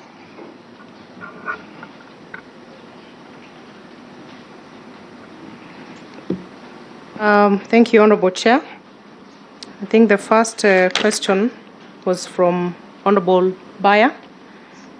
For sure, the climate change crisis is not a hoax. When you turn around, right from, and I know the Honorable Baya knows, because even in the coastal regions, the kind of changes that we are seeing of destruction of very sensitive ecological zones is causing untold damage. The prolonged droughts that we are facing in our arid and semi-arid areas are unprecedented. The rising lakes that Honorable Gikaria is talking about, the floods that are wreaking havoc left, right, and center. But the key question that Honorable Baya raises is how do we strike a balance between focusing on a climate action while ensuring that we do not compromise the livelihood concerns of our communities. And I will quote our Kenya Kwanza Alliance manifesto on the chapter on environment. We talk about the planet, the people, and profit. And when we talk about waste management, when we talk about the issues of climate smart agriculture, it is intended to help our people to adapt as well as grow resilience to combat the negative effects of climate change. And again, we are at a point where we need to critically focus on the policy directions that we need to take, as well as engagements at the global level to make sure that we arrest the adverse effects of climate change on our people without impoverishing them. So yes, the climate change crisis is real. Honorable Dawood, in terms of the recycling modules, I had mentioned earlier that we have a new law, 2022 Act on Sustainable Waste Management. It is very ambitious, but I believe we can do it. We need to move from a linear economy of single use of some materials which can be recycled to create employment for our people, as well as to reduce waste. And the underlying principle is that of reuse, recycle, and reduce. And that is the model that is cross-cutting in the Sustainable Waste Management Act. And underlying that is one of the major principles of sustainable development, which is the polluter pays principle. And that's what we are talking about. Our producers, our manufacturers, it is high time that we take responsibility right from the source of where we are manufacturing our goods and services, our goods particularly, to make sure that our manufacturers take responsibility. If it is a bottle of plastic, water bottle, we have banned plastics, single-use carrier bags, and the flat bags. There has been a modification because of certain packaging, which are allowed upon licensing. But really the direction we should be looking at is, because plastic is a petroleum product, and they contribute to a very high release or emission of greenhouse gas emissions in this country. And we need to get into a serious discussion. I know it has been very controversial and a lot of resistance from here and there, but we need to get into a serious discussion where between the national government, the county governments, the private sector, non-state actors, to know that whatever directions that we need to take, they may be hard and painful, but that is what we must do in order to save ourselves from the choking of the waste that we are seeing. So I think circular economy is the way to go. And when we start with the basics of how we handle our waste, right from the domestic level to the waste service provider, to the county governments in terms of how to deal with our landfills, which are an eyesore everywhere. The Dandora landfill that we have here. We have countless young people, and for lack of a better term, I would call them the landfill community. Young people who are always scavenging and ravaging through the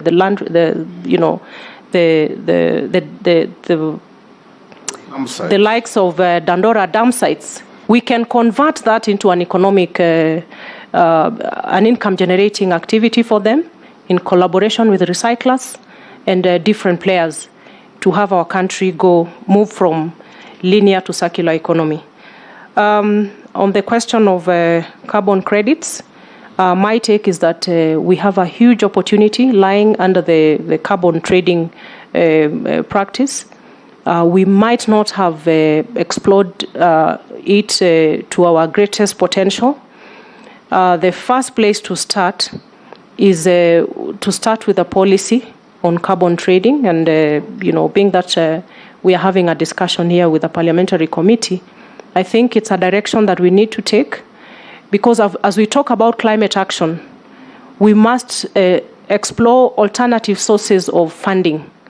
Because when we talk about, they call it the just transition, for example, going 100% green, it calls for resources, it calls for technology, and carbon trading is one source of potential source of funding that we need to explore. I know certain entities like KenGen are already successfully trading in carbon, and certain non-governmental organizations.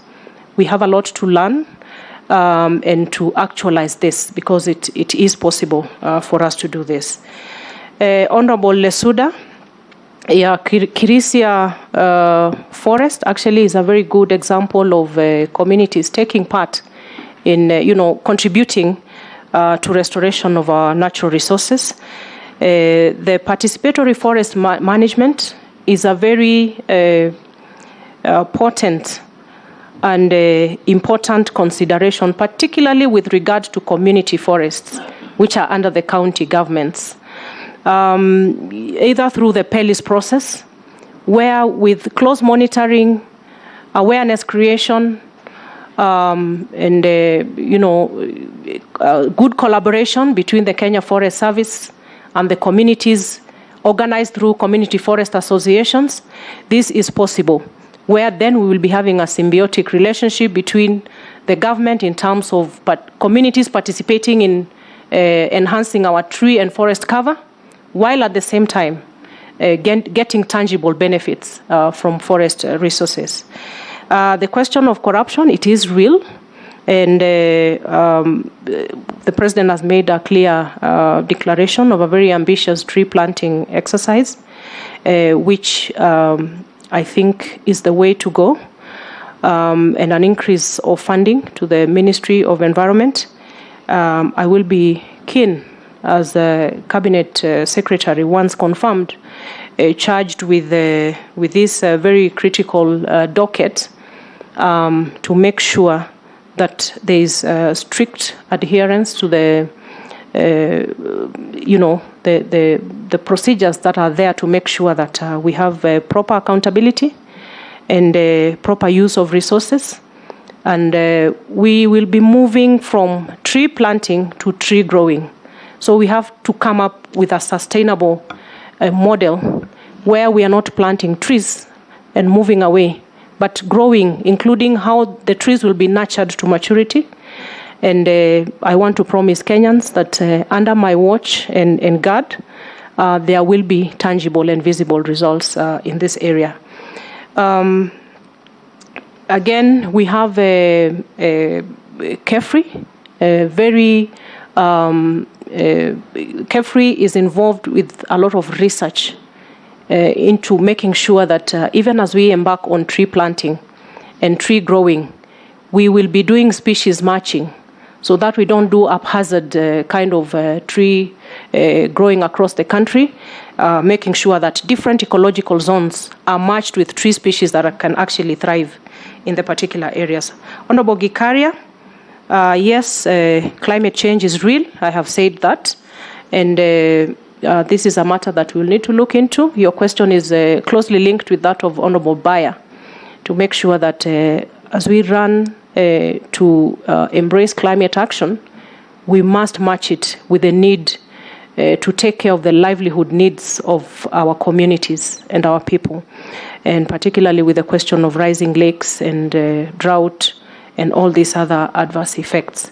So yes, it is something that I will take up to look into it, to make sure that we have a comprehensive plan, so that we don't focus so much on achieving a reduction in our greenhouse gas emissions while Kenyans are suffering in the process of the approaches we are using.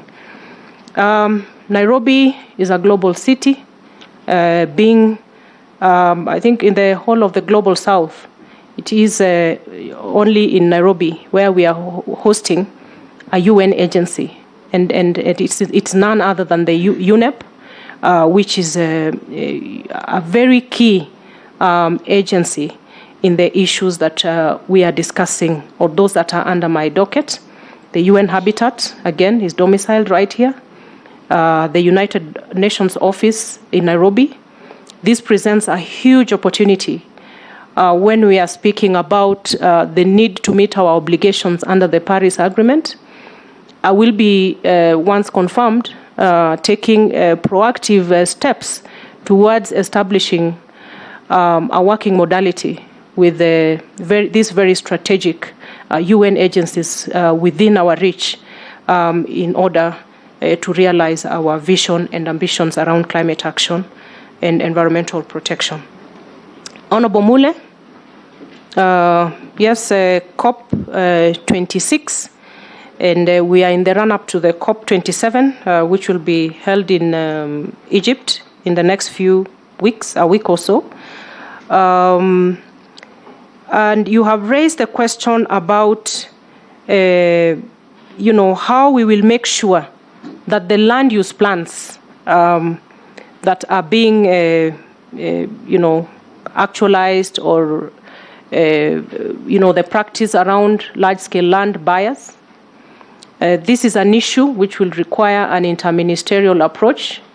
The Ministry of Lands has a big chunk of a responsibility to play with regards to land use planning.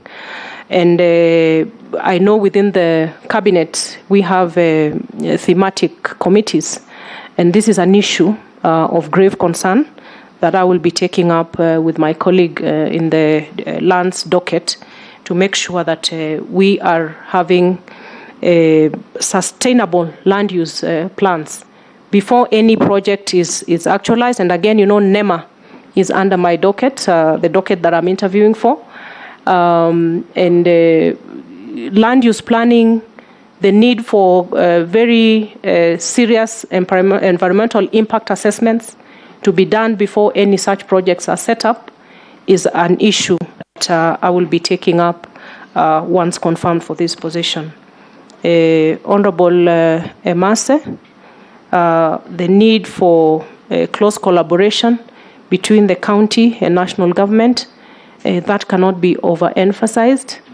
The fourth schedule of our constitution, in dividing the functions on environment between national and county government, the function of environment, the conservation of the environment and natural resources lies squarely within the national government. But at the same time, the questions of air pollution, noise pollution are devolved. And again, under the fourth schedule, we have certain national government policies that the counties are mandated to implement with regard to soil and water conservation and even forestry. So you find that there's a very intricate link between what is to be done by the national government and what is to be done by the county government, and that leaves me with a responsibility to take up the need to engage with the Council of Governors to make sure that we are well coordinated and we see some good results in the area's environment. Thank you. Thank you. Koech, Amisi, Raso, Ferdinand. Oh, Sharia, you want? You have not done the right thing. Raise your flag. Yes. So let's start with Koech, Amisi, Sharia, Raso, Sharia. Then we come to Rehab. We come to Ferdinand. We can take all of you now. Soipan, you'll take all these honorable members' concerns. Each one of you, one issue, please. Okay. Koech. Thank you, Chair. Mishi, did you raise as well? Okay, you'll be the last. Thank you, Honorable Soipan. You mentioned the issue of Mao. You and I have been very passionate, but on different ends, about restoration of Mao. First of all, it's done now. It's been restored, and the fencing, and we fully support it. But in the process, many of the people who were pushed out of Mao still hang around there. It's still a problem to the forest and to themselves, because they are grouped in villages, small villages around the forest, which is a threat again because they might just go back. And I think it is important that we find a long-lasting solution. Either it is going to be interministerial to relocate all those who were evicted out of Mao in a more neater way than the way it was done before. I would like to know your take on this, Madam Soipan. Thank you, Chair. And Chair, allow me to say this. We normally rebuke and admonish corruption and scoffs at those culprits, but we never praise and honor those who keep their hands off the public offer. And you can see from this file, there's no any matter of corruption raised against the nominee, and for that I want to praise you for that. And I hope you will continue keeping your hands off the public offers. You are not going to be assimilated. Over to that, my question is, of course, that this docket you have been given, you are going to be at the center of climate change. Climate change has become the global discourse. Each and every president at the UN address is always on climate change. Can you help Kenyans understand the various protocols and agreements, right from the Kyoto Protocol, the Paris Agreement, all the agreements that Kenyans has, and the success of it as a country? Russell. Thank you very much, Chairman. Honorable Soipan, congratulations for your nomination. My question is on conservancies. What is coming up in recent times is individuals, groups, and NGOs are coming up with conservancies whose management falls outside the realm of government. And yet we know KWS and KFS are the two bodies that are vested with conservation, both physical and otherwise. What is your take in terms of having a centralized management system in terms of achieving synergy in conservation? Also on the same, Marsabit Forest and Marsabit National Park actually is the only park in the county of Marsabit. But yet currently we are experiencing the issue of animals straying outside the park and destroying people's properties and chambers. But the Act 2015 that was passed in the 11th Parliament was supposed to provide compensation. So do we still believe in that act if it cannot be enforced? Thank you, Chair.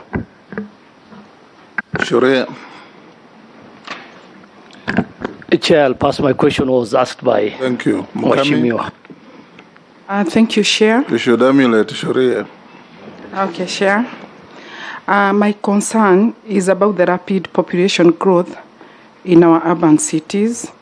What will you do to ensure sustainable use of the environment and natural resources? For example, in your county, Kajiado, if you go to Kitengela, you'll see that the residents and the manufacturing, they are next doors. And many children are developing chest and respiratory problems. I don't know what you are going to do. I need to hear, because I think I would suggest you work with the county government. They do proper planning. Thank you. Ferdinand, the Honorable. Soipan, congratulations for being nominated for this position, and I think from what you have presented today, I want to say congratulations too, because you seem to understand the ministry, the problem with the ministry and where we are. If you keep it up like that, I think the problem we have in this country will be a problem of the past. However, we may do so much as a country, but our neighbors, what mechanism are you going to employ to bring the cooperation between Kenya and the neighboring states, particularly the West, so that whatever we are doing here is actually copied elsewhere? Because climate change, I think, is basically a frustration out of you. We may do so much, and from what you are saying, then of course our neighbors don't do anything, so we just back to square one. So what are you doing? What are you going to do to be able to cooperate with the neighboring states? Because of the world in which we are today, seriously, actually, we just have to do something. But I think you're up to the task. Thank you. Good. That's just a comment. Well done. Thank you. Thank you, Chairman. Mheshimiwa Soipan, let me hear your views as regards riverine afforestation, because we seem to be blaming climatic change for our rivers drying up, as a result of which population does not have water. Many of the rivers are now dry. They either be restored through massive afforestation, or we will just forget about ever having permanent rivers in Kenya. Number two, what about sand harvesting? Another man's destructive activity, which is happening across the country. When these rivers dry up, people descend on them to make wealth by harvesting sand and selling it, as a result of which the problem deteriorates. What are your views on this? Posing. Thank you, Chair. Honorable Soipan, I would like to hear, and many Kenyans would like to hear, what will you do that will really be like either a change or something new or something that will go into record that you came and you did when you're not the Minister for Environment, if this Parliament approves you. Now, I'm taking an example.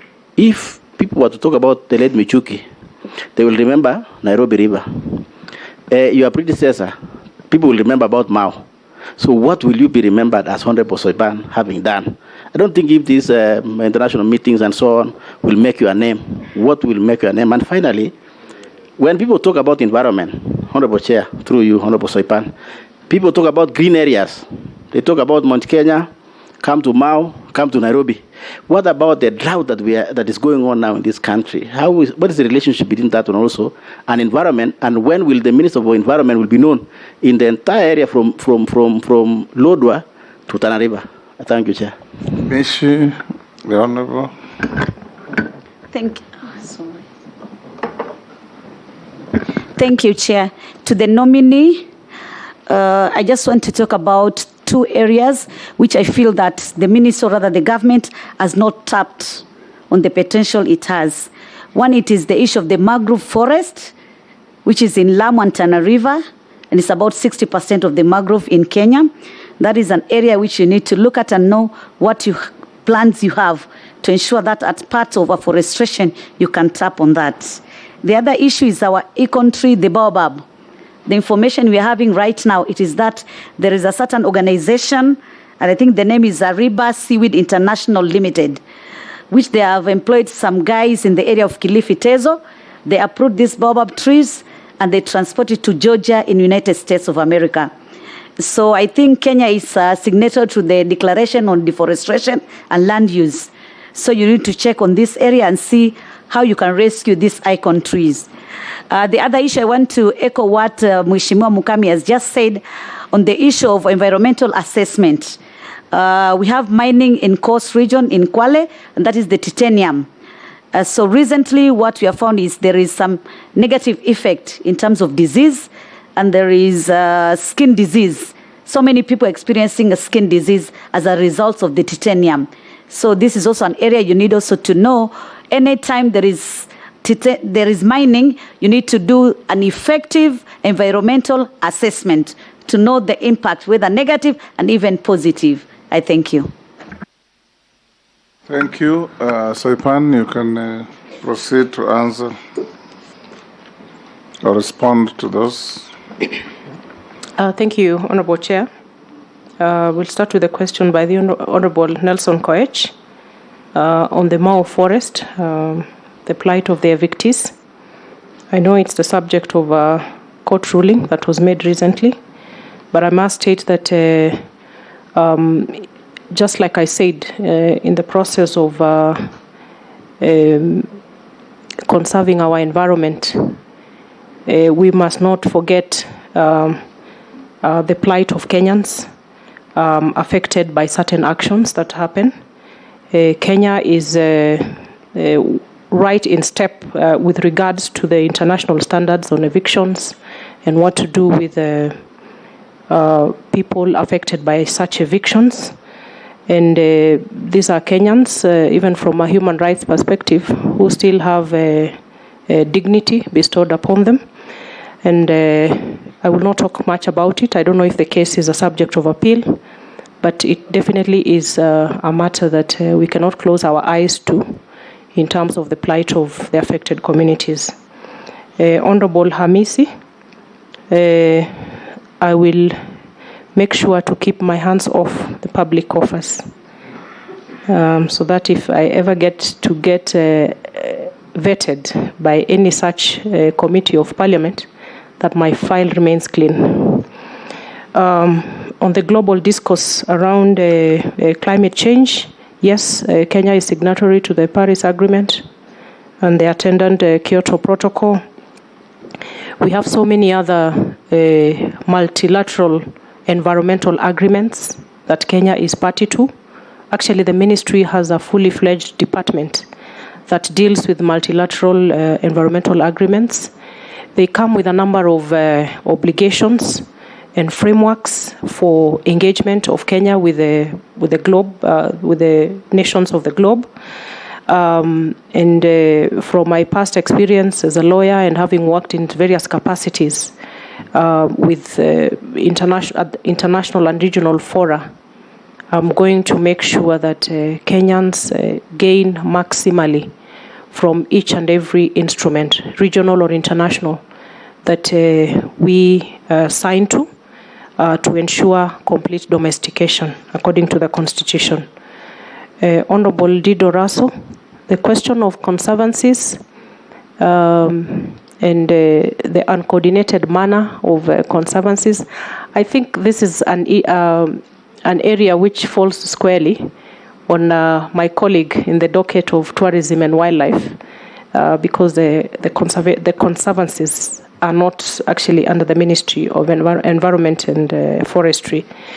But I always struggle between where does the conservation of the environment start and where does that of conservation and management of our wildlife start. I mean, they are very closely linked, that I know that in the course of my duty, once confirmed for this, I will have to confront such matters, because it is conservancies are everything to do with the environment.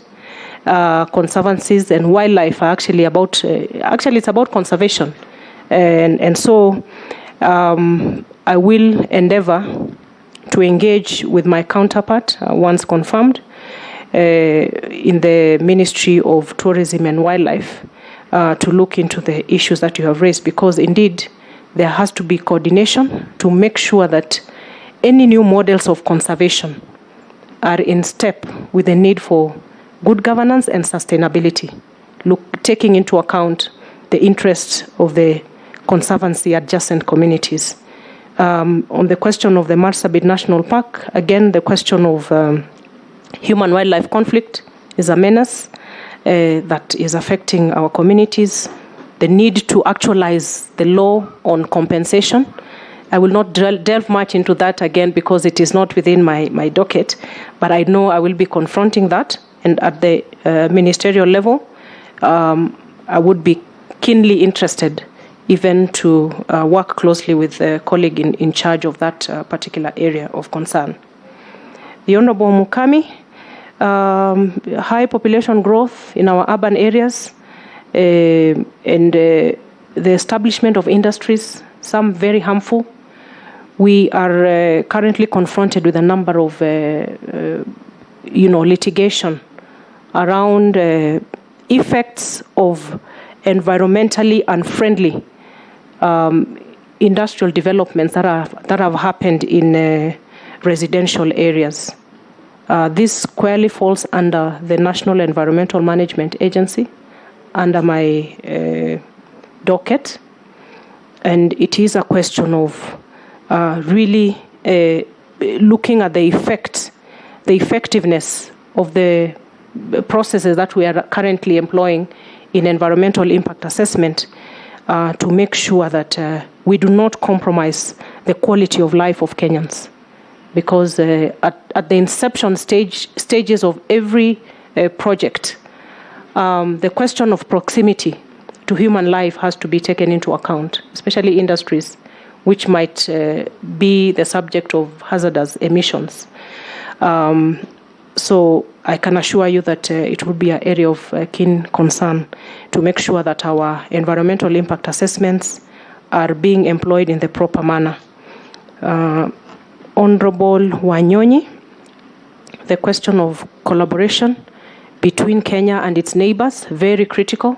We might come up with very good policies and climate actions within Kenya, but then the same actions get compromised because of the action or inaction of our neighbors. And that is the reason why we have regional and international fora where we engage on matters climate action.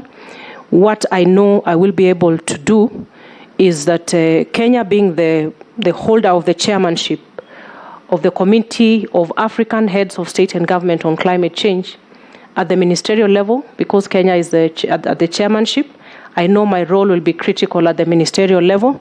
I will endeavor to create a rapport and good working relationship with my colleagues in the region at the ministerial level, once confirmed, again to be able to address these matters of critical concern. The East African Community is a forum again where these matters will be prosecuted at various levels, at the presidential level, ministerial level, where we can be able to find synergy in terms of the direction we take on climate action and environmental protection. Yeah, I just want to let the appointee know that I am on the border.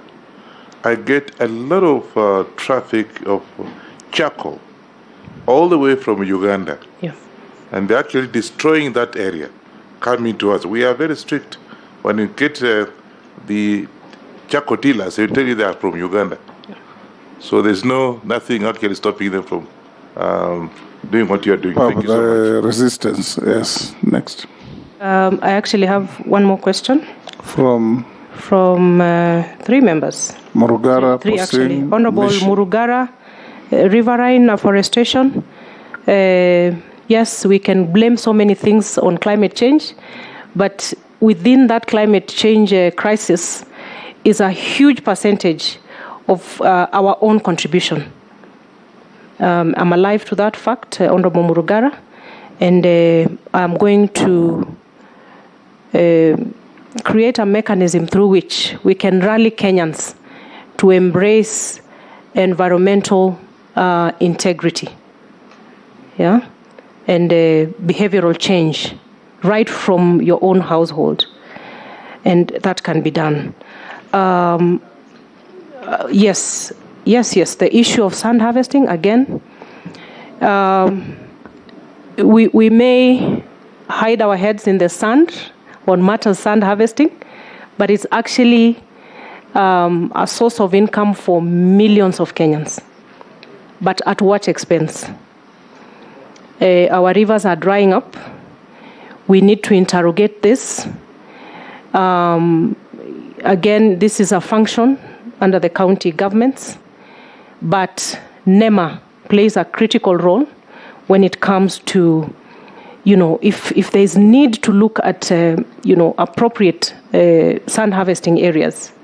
I'm just thinking we need to engage seriously, and it is the same with the charcoal trade, where there's a ban, yet a huge percentage of our populace depend on this particular trade. So this I'm going to take head on, and we should have some clear direction, because we cannot continue destroying ourselves as we watch. Honorable Kosing, what I will be remembered for, I am focusing on two critical things: circular economy, to deal with our waste management menace. Greening Kenya, again, is going to be very big for me, and I will make sure that by the end of my tenure, everybody will remember me for these two. Honorable Mishi Mboko, the issue of mangrove forests, very critical. It has become a fragile ecosystem. When we talk about the biggest carbon sinks, mangrove forests come at the top, followed by bamboo and other tree species. Within the ambitious plan that the president has rolled out, at the key core of it is the need to reclaim our mangrove ecosystems because of the critical role they play. I am made to understand that one species of mangrove in the area of carbon sequestration is equal to about 10 terrestrial trees. So that's how important it is. On the question about baobab uprooting or cutting, I would be interested. Once I get confirmed, kindly come to my office and brief me on this one, because we must take immediate action. Do you mean illegal export? Honorable Chair, at the moment, some photos, yeah. We have a total ban on logging, so it cannot be legal. Actually, she's not talking of logging. She's talking of uprooting and then exporting live trees. So I think it's one and the same thing. That is the work of KEFIS, which is still under your ministry. They term it biopiracy. Yes. Biopiracy. Yes, I think it is still affecting our trees, whether they cut, uproot, or fell, it's still destruction. And I would want to understand in which context that is happening. So, Honorable Mishi, please pray for me to get confirmed and come over and we tackle that. You need to have vote more than the prayer. I know.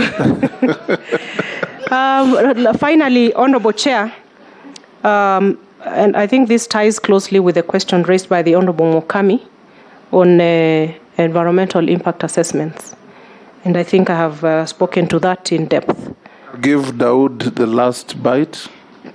Thank you.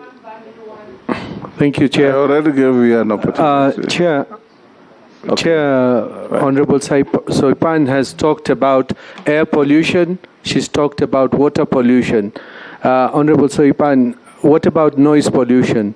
There are bars and restaurants who play loud music in residential areas, not just in Nairobi, all over the country. So we need to know how that can be sorted out, because there must be some law regarding the timings and sound protection and all that. Thank you. Emase, you'll be the last for now. Thank you, Chair. Honorable Nominee, you realize that for you to be able to achieve your objectives, you need a robust, vibrant, and a motivated team. There's the issue of welfare. And I want to give this a question that has just been sent to me by a Kenyan, a concerned Kenyan.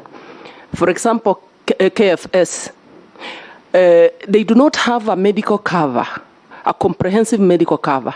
So when one of them falls sick or is injured, assuming it's a forest ranger, they have to do a fundraising or take a loan to be able to address to that particular challenge. Then two, there is no risk allowance for these forest rangers.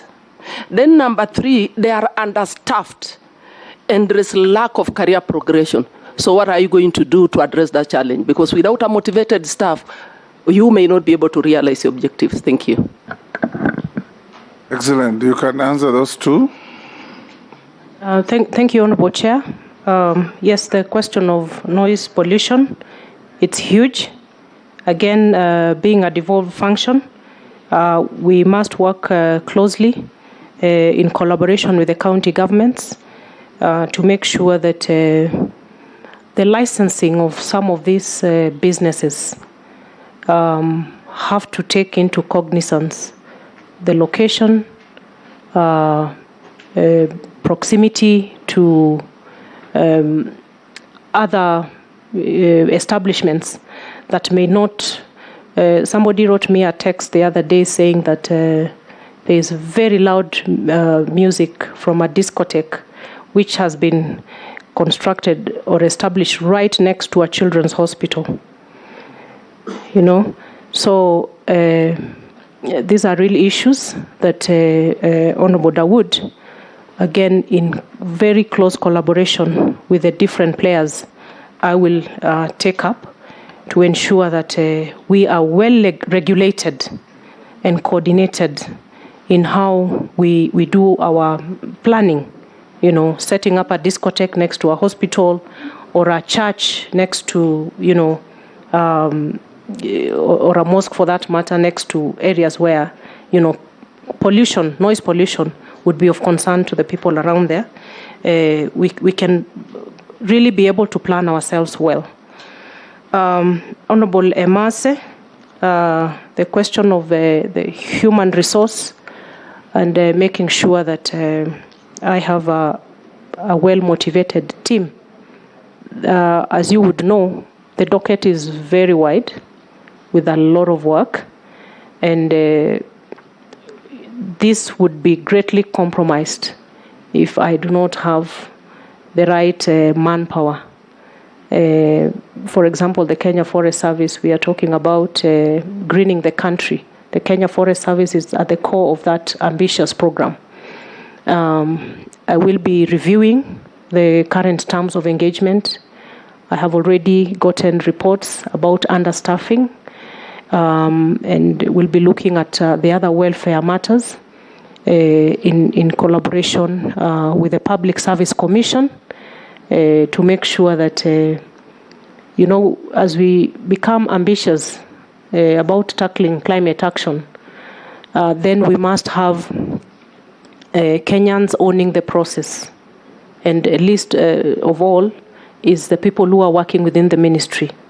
So thank you for raising that. And it will be a matter that I'll take up as of immediate concern. Thank you. Thank you, Soipan. I'll give you 3 minutes to tell us your final wish. Thank you, Honorable Chair. I take this opportunity once again to thank the members of the committee, starting with yourself, Mr. Speaker, and former colleagues. Yes, former, because I'm a member of the Senate. I'm still having a challenge, understanding that I'm no longer a member of the National Assembly. I am very grateful for this chance and opportunity, and thank you for the questions raised.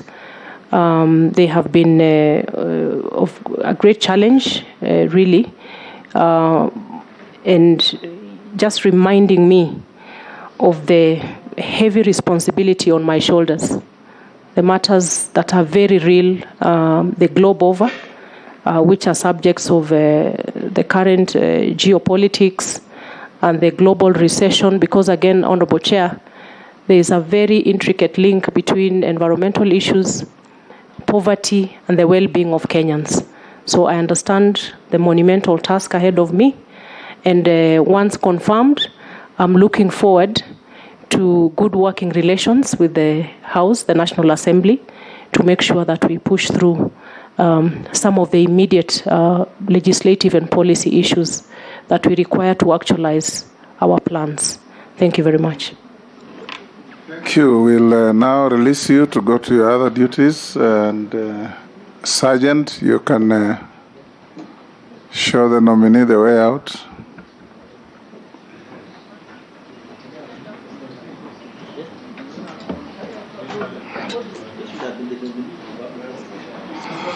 And thank you for saving us 1 minute and 11 seconds.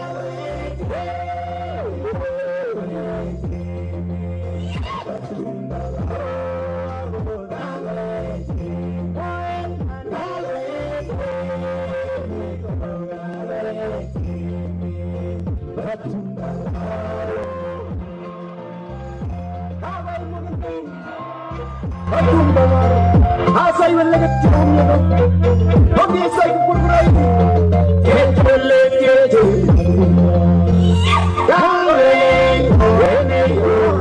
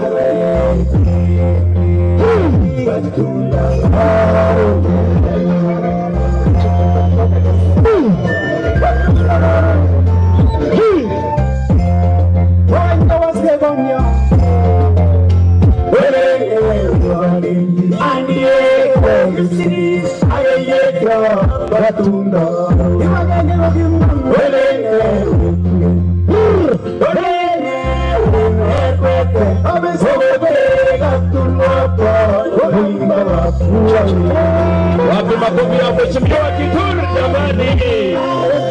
Amejiunga na kikundi. Naona anapenda kuimba sana.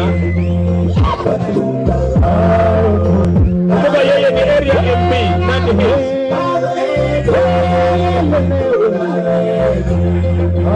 Huyu ni MCA. Huyu ni MCA mwenye ako mbele hapa ni MCA. Sio mheshimiwa Kithure kama vile nilisema. Wanafanana Kithure. Asante sana. Thank you so much Jose. Asante sana Jose and your team. Asante mheshimiwa kwa kujiunga na hao. Na utatuambia kama yeye ni ndugu ya mheshimiwa Sagamiat, manake mnafanana sana. Basi nitamkaribisha vile vile bwana Stano utagoberi wejagenga agene ya tugul kigenitai. Karibu Stano. Bas ongikat ke kora kelechi kole bas kongoi ka kole jokat kaya ne motinye ngal rani amwa mi ga ane no toje teni ju tugul ulinyo ko yuto barak ya kole kwane no toje biju tugul ale jina karibuni amaja tiendo nekatena le William ko kalamit me urere ne kalamit amube ko kasi.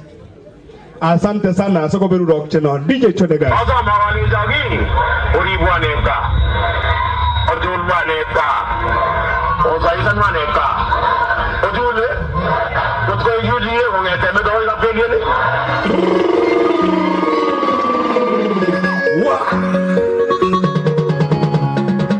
His Excellency Honorable William Samoei Ruto, President of the Republic of Kenya. Stano, siguiente, DJ Razo.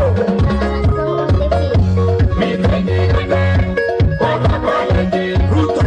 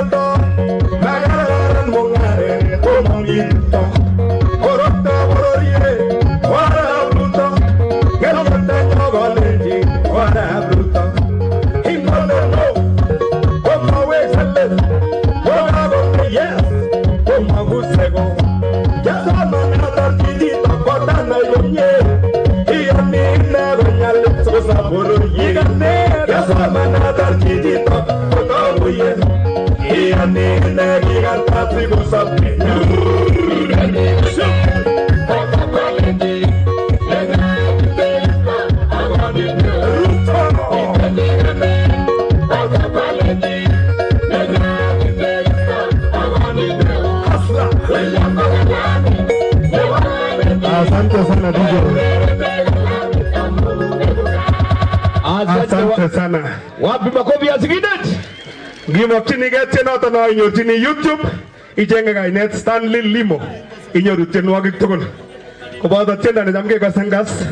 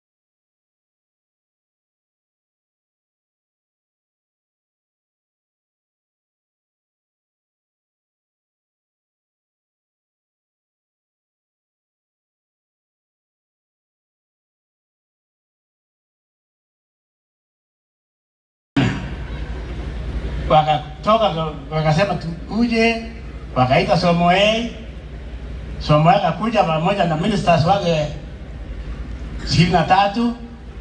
Wakati na karibu kusalamiana, yule Colonel Richard Maina Sake nakapiga hawa yote Somoe pamoja na ministers wake. Kidogo wasungu wakaingia kwa hii mashamba. Watu wakanunika, wakasema hapana, wezekana it is our land. Basi wakajua ya kwamba kuna Walaibuni, familia ya Somoe ndio na yojea Wanandi wakatai utawala ya wazungu.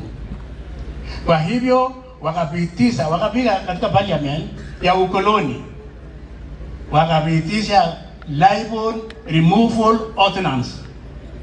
Laibon Removal Ordinance.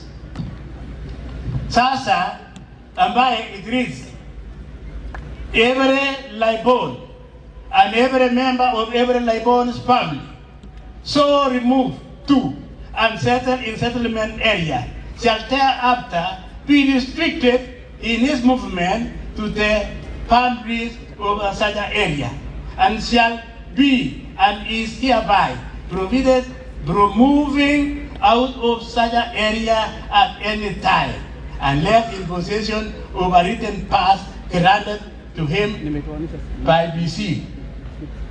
Kulikuwa kuna mkutano ya Laibon Committee ambaye PC alikuwa chairman, secretary alikuwa DC, members walikuwa colonial chiefs. Tuliteseka vile wewe unasikia hapana, toka mahali unakaa kama kuku ambaye amefungwa. For that period since 1919 up to Uhuru 1963, that is 44 years wakati wa koloni.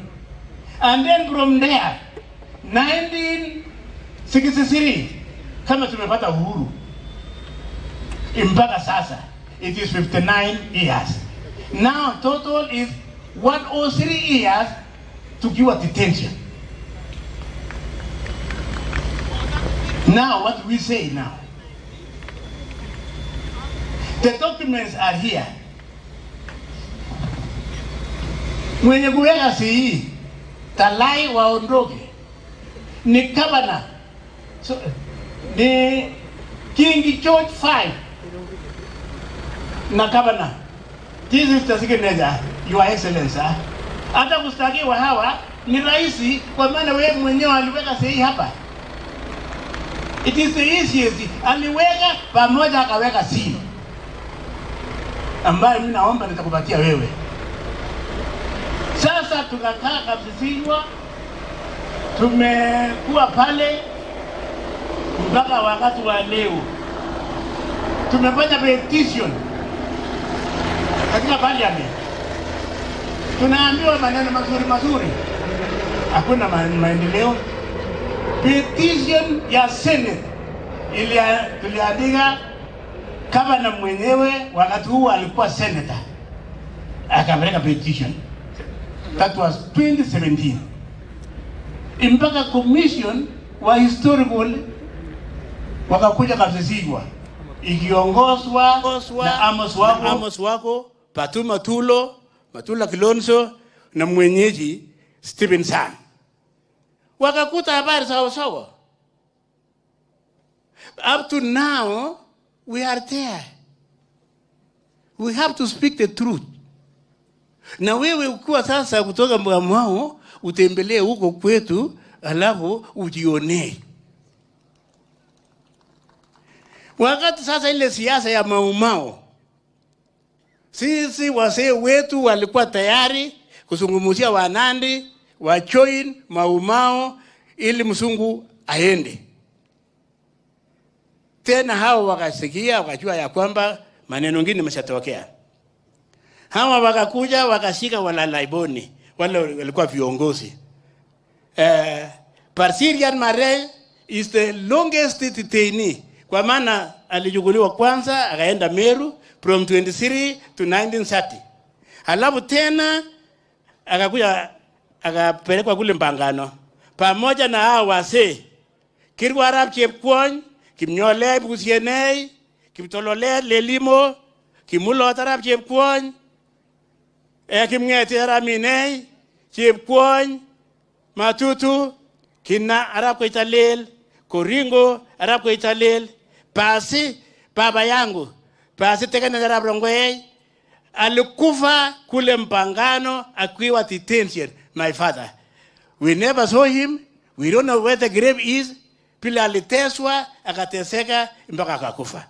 Kwa hivyo, for how long are we going to sing the same? Tunakuja hapa, tunazungumza na hakuna kitu ambaye inatendeka.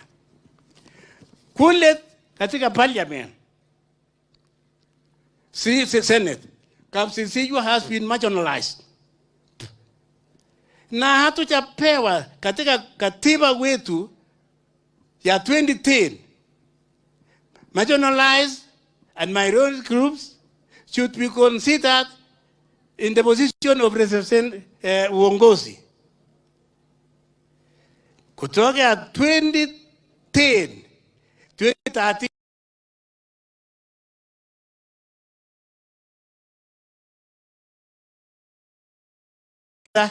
up to now 2022, bado na His Excellency the Governor wetu tukiwa pamoja na Mandako akatuonyesha a complete list ya nomination ambaye Talai ilikuwa number 1. Na kama sasa Governor mwenyewe ameandika na anapeana tukiwa members wa Talai pamoja na Mandako ambaye alikuwa pamoja nasi, how on earth mtu mwingine alitokea wapi na akiwa cheo gani?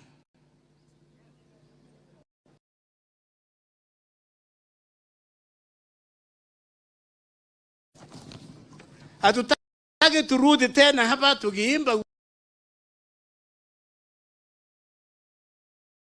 wimbo hiyo. Sasa tunataka, kwa maana katiba is very clear, employment, infrastructure.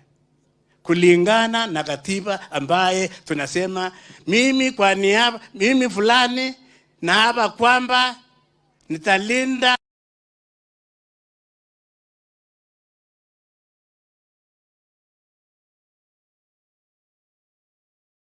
hii. Alafu wewe nafunja tena katiba, siari uende jela. Kwa hivyo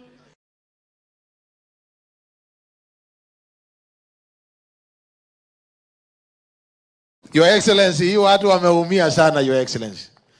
Na mzee huyu na wazee wa Talai, Your Excellency, hapo kwa Hustlers Mansion unakuwa na nafasi ya kuongea na wananchi. Tunaomba kwa heshima, hii maneno haiwezi semwa kwa hii muda kidogo ambaye tuko nayo.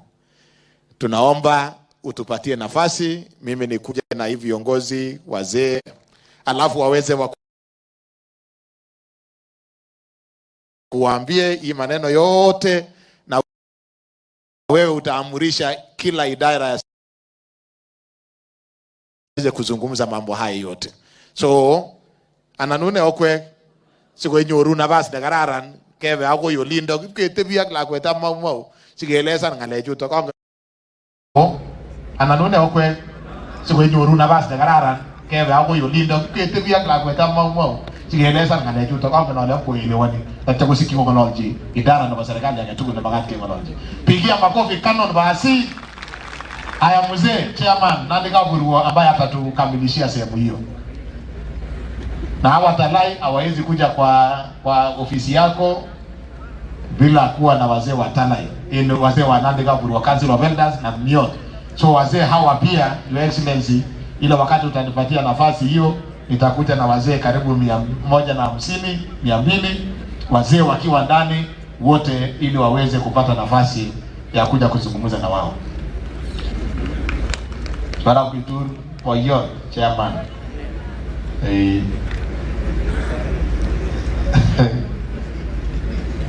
Mwage tu mwage lagi sigeje nafasi ndio kaka kwa yote ni kulinda. Karibu chairman.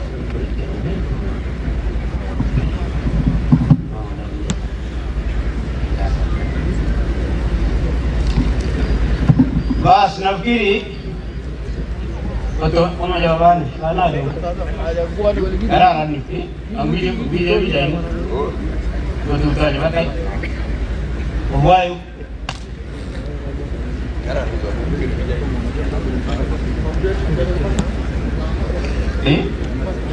Okey nama. Ayo tu bingung tahu dah, dah bingung. Orang macam video orang ni. Bas.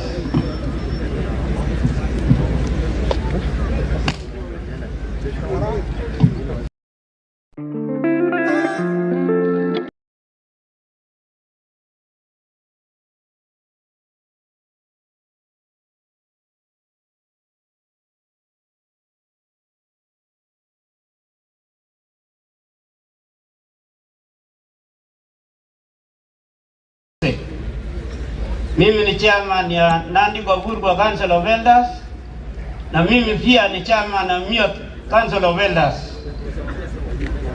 Kalenjin community tote kwa jumla.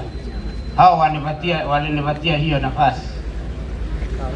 So kwa sababu ya muda wazee wametoka tabaka mbalimbali.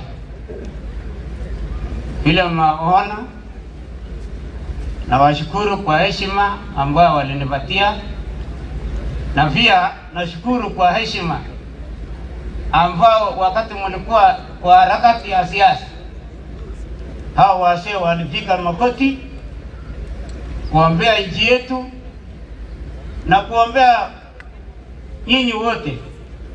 Ndio unaona ushindi ambayo tumepata ni kwa ajili ya wazee na watu wa kanisa. Asante sana wazee, nafikiri mnaweza kuketi chini. Thank you very much.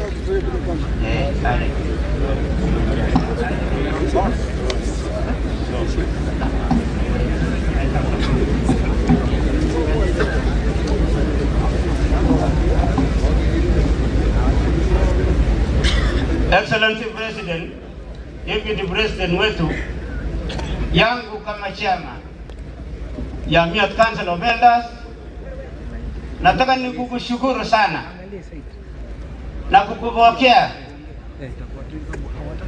hapa Nandi. Tunakupokea kwa mikono yote mawili.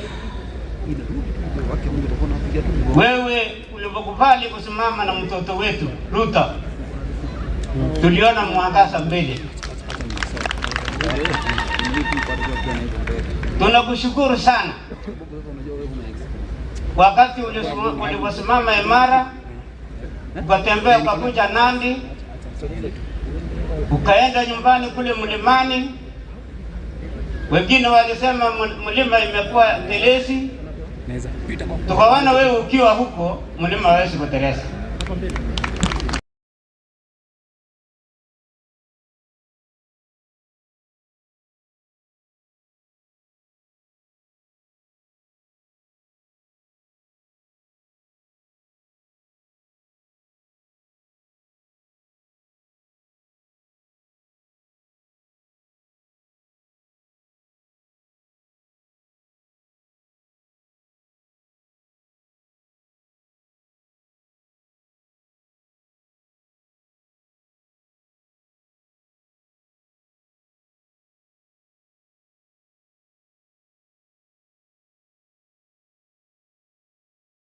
Mlima imekuwa telezi,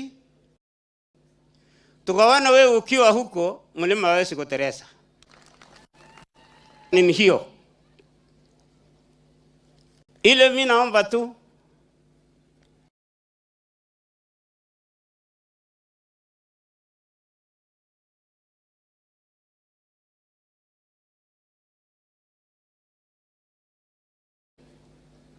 ambaye alikuwa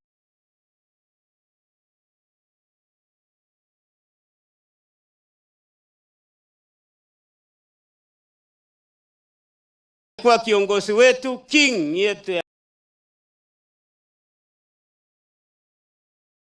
ujuzi tu.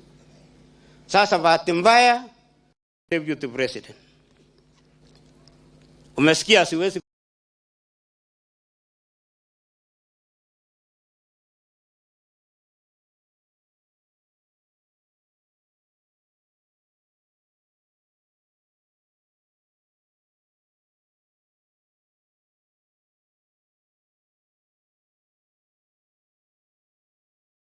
kurudia wale wenzangu wamesema. Umoja, walisema umoja ni nguvu. Tunataka tukutane na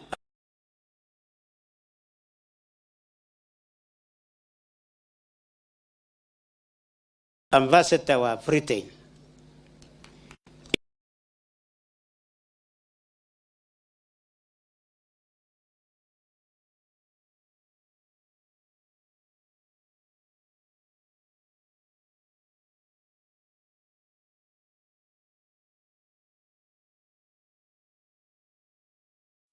Sababu jambo ilikuwa juzi, mlikuwa Garicho, mlisikia watu wa Garicho nalia.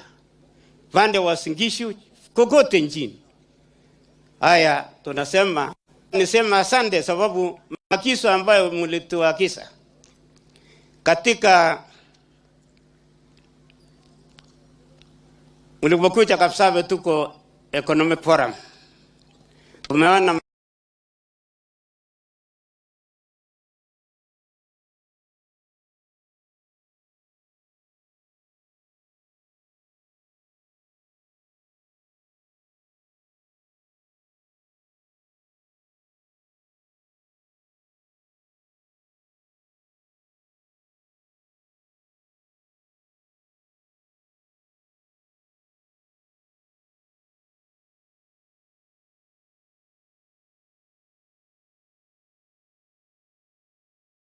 kidogo.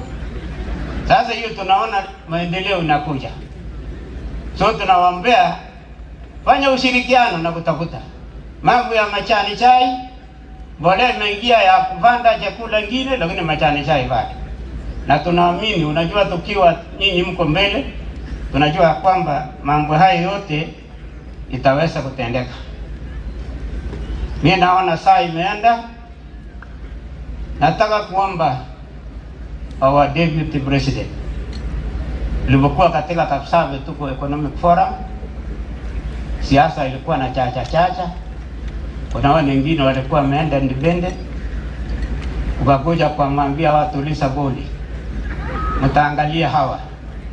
Sasa kuna mtu kama Vita Lele hapa anaangalia huko juu pale muliko. Wako Mrs. Bora Kerim pia ni woman rep ambaye alifanya kazi mzuri, tafadhali muangalia. Na kuna wengine hapa vijana wetu ambaye wamesoma, tutalete list yao na gavana tukipata nafasi ya kukuja huko. So mimi tu nataka nimalizia hapa nikiomba viongozi wetu wa Nandi, bikyok murenik kyok chebo Kalenjin chebo Nandi kandoik, amache amwa kole kararan betut ni rani. Oker tuyoni bra komakergei ak nekibo kenyisiek tugul. Komache amwa kole kong'ete tulwab Kwony akoi tulwab Kipsigis weku kit agenge murechu. Nenyoson koliet matoo komotgei en korikwok. Kiongozi age tugul kokikikoi korokto neiyogei akwet. Kongemi Nandi komakemoche chi netokoborye gavana. Kimache kekas kele chi tugul komwoe ng'alek chenyolu. Ko kit neu olimbo Kipsigis, kit neu olimbo tulwab Kwony, kit neu olimbo Kimugol, asikobit onyumnyumchi kasit Dr. Samoei Arap Ruto sikokararanit boisiet. Si tuguk chebwone gaa oli oiwo kobwa oret nekararan. Ara kosom maunoto murechu kwo boyo akosomin gavana okweko kandoik kyok chebo mutai. Okosomin ole kimoche tuiyet nekeng'ololi ko ki kandoikab Nandi chemi boisiek asikobit kemwowok ak kemutyi kelyekwok kotongositu ak kelecho otyechu. Ko ngoker ng'olyon nekokasas olechech maunini kiliti tugul amu kwe kikisomesa okilisiek o profesaisiek komi ng'alek chengelen tikisubu ng'olin komi chekebutuli kole konam juu are moche ketuiye kou noto kotab Kipsigis, kou noto kotab olimbo Baringo. Moche ale biikab Baringo ngot komi uongoi amu kikonech kurainik kutosha. Wapi hawa? Basi tunawashukuru sana akiba Laikipia waisiek tugul biikab kokwenyon nebo Kalenjin tugul ko kikiyomechi kotongelo. Ara lejin akot nyo amache sotoret wane kwa chairman. Ngomeche ai tuyet asome ale county nebo Kipsigis osponsan boisiekab Kipsigis, county nebo Tugen osponsan chebo Tugen, asiakur tuyet kobwa nyekeyai ng'alek chekororonen. Nguno kikekono ng'echeret, matinye ofisit amatinye tuguk choyoe boisiet. Otherwise nasema wacha Mwenyezi Mungu awasaidie auongoze mkiwa vijana chipukizi mchunga nchi yetu. Asanteni sana.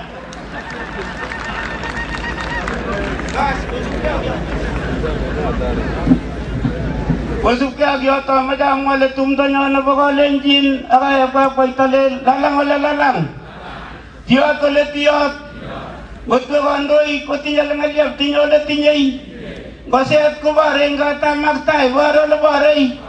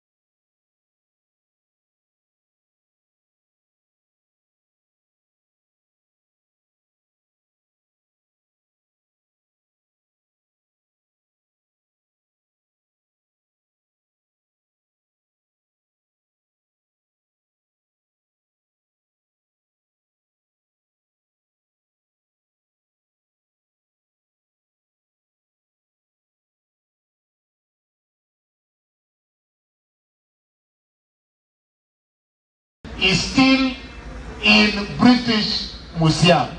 Sisi tunaomba serikali ya Kenya raundi hii mtusaidie kurudisha kichwa ya Koitalel Samuel ikuje hapa ili iweze kukutanika na mwili yake, tufanye kiheshima, kwa sababu haiwezekani kwamba Koitalel mwili yake iko hapa na kichwa iko kule Uingereza. Ya pili, Your Excellency, tumeng'ang'ana na mambo ya historical injustices. Mahali mzungu aliwacha jamii ya Koitalel, bado wako mahali waliwekwa wakati ule. The same detention they were put 119 years ago, right now they are still there. Bado wako landless, watoto wao bado wanaumia, na tunajua Mau walisaidiwa na national government kwenda kustaki mzungu kule Britain na wakapata compensation. Ile kitu tunaomba siku ya leo katika serikali ya Kenya Kwanza, chini yako Deputy President na William Samoei Ruto akiwa President, tunataka pia serikali isaidie jamii ya Talai na community ya Nandi kufuatia haki yao kule Uingereza kama vile Mau walisaidiwa. Sisi tunahitaji the same support, Your Excellency. Pia mambo ya mashamba, mzungu wako enda na mashamba, ile tuna ni compensation, lakini mashamba ya wazungu wameendelea kuishi hapa, wanachuna chai katika mashamba yetu. Na sisi tunataka kuomba hivi. Hapo awali walikuwa bado wanaandika watoto wetu kazi, lakini saa hizi tukizungumuza wameleta machines ya kuchuna chai. Hata wale squatters ambao walikuwa wanapata kazi kupitia kwa kuchuna chai wameenda nyumbani. Kweli ama si kweli? Hapa walikuwa bado wanatulipia mambo ya rates. Miaka 100 iliyopita walikuwa wanalipa rates ya 100 shillings per acre per year. 100 years ago. Your Excellency, it is the greatest injustice that ever exists, that 100 years down the line, they are still paying 100 shillings per acre kukodisha mashamba yetu. It is an injustice.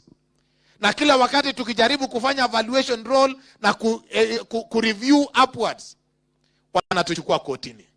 Honestly speaking, how much can you inflict injustice on a community? You kill their leader, you take their land, you lease it for 100 shillings per acre, 100 years down the line, you still want to do the same to them. You employ their children to pick tea, alafu unaleta machine, you send them home. Hii town ya Nandi is karibu inakufa saa hizi. The economy is down on account of machines ambayo inafanya kazi katika tea estates. Sisi kama serikali ya county tunapata 13 million per year kutoka kwa all these rates. 13 million peke yake. Mama mboga wanatulipa 17 million per year. How can mama mboga give us 17 million alafu hawa mabwenyenye ambao wanaishi hapa wanatupatia 13 million peke yake? It is injustice against our community. And Your Excellency,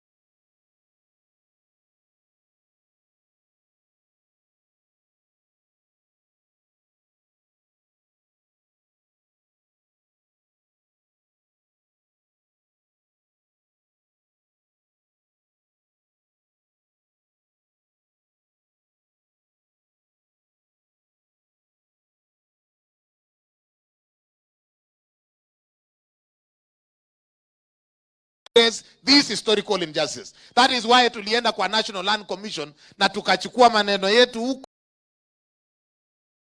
Leo hapa, Your Excellency, tunataka kusikia sauti yako kwa hii shida yetu ya jamii ya Talai.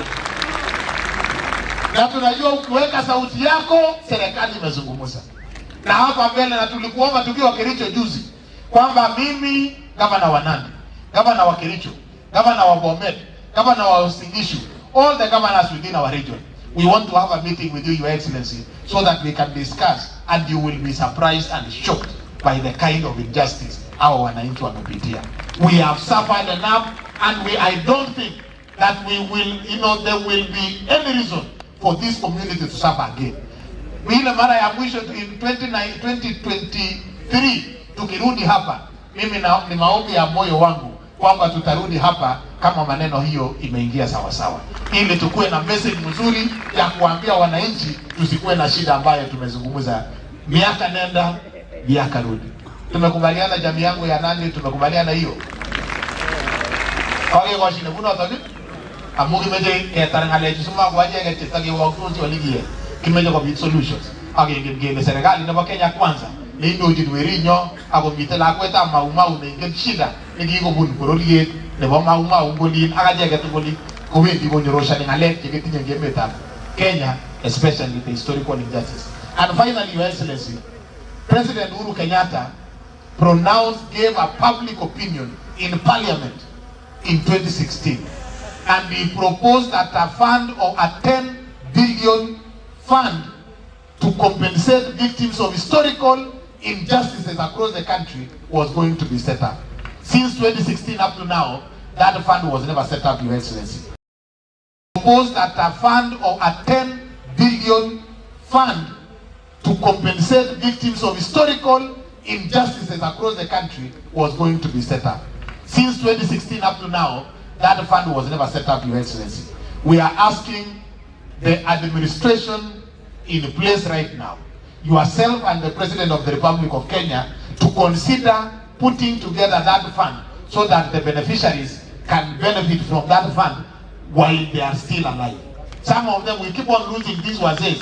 Wengine wao miaka imeenda, wanaenda kila wakati, wengine hawajui watafika next year, wengine hawatafika ile mwaka ingine. Tunataka hiyo fund ambayo serikali ilikubaliana na sisi kwamba wataunda, tunaomba hiyo fund iwekwe kidete, pesa iwekwe kule, historical injustices victims to be compensated from that fund. Na sitasema mengi kushinda hapo. Nataka kusema asante kwa kupata nafasi kututembelea, asante kwa kuja kuzungumza na sisi. Tuko na viongozi wengi, na kwa sababu Deputy President bado wako na kazi nyingine kule, mimi nataka MCS msimame ni watambulisha hapa. MCS, can you stand where you are? Hawa ni MCS wetu. Mimi ningesema majina ya wao, lakini mmoja area MCA hapa anaitwa Cheptuget. Mungu tuareti, taweka mkono juu. Cheptuget, huyo ndio area MCA wa hapa. Na tuko na majority leader anaitwa Walter Teno, yuko hapa. Tuko na wapi minority leader, yuko Kirongo, yuko hapa minority leader. Tuko na Shagu na hiyo team yote. Mimi nataka kuwashukuru kwa sababu ya muda haitawezekana sisi wote kuzungumza. Pia tuko na speaker wetu, hebu simama speaker wetu. Huyu kijana mdogo huyu, Your Excellency, Hasola huyu ameshikiliwa akakuwa speaker, kuja hapa speaker. Ameshikiliwa akakuwa speaker wetu hapa kwa miaka, yeye yako na miaka 20.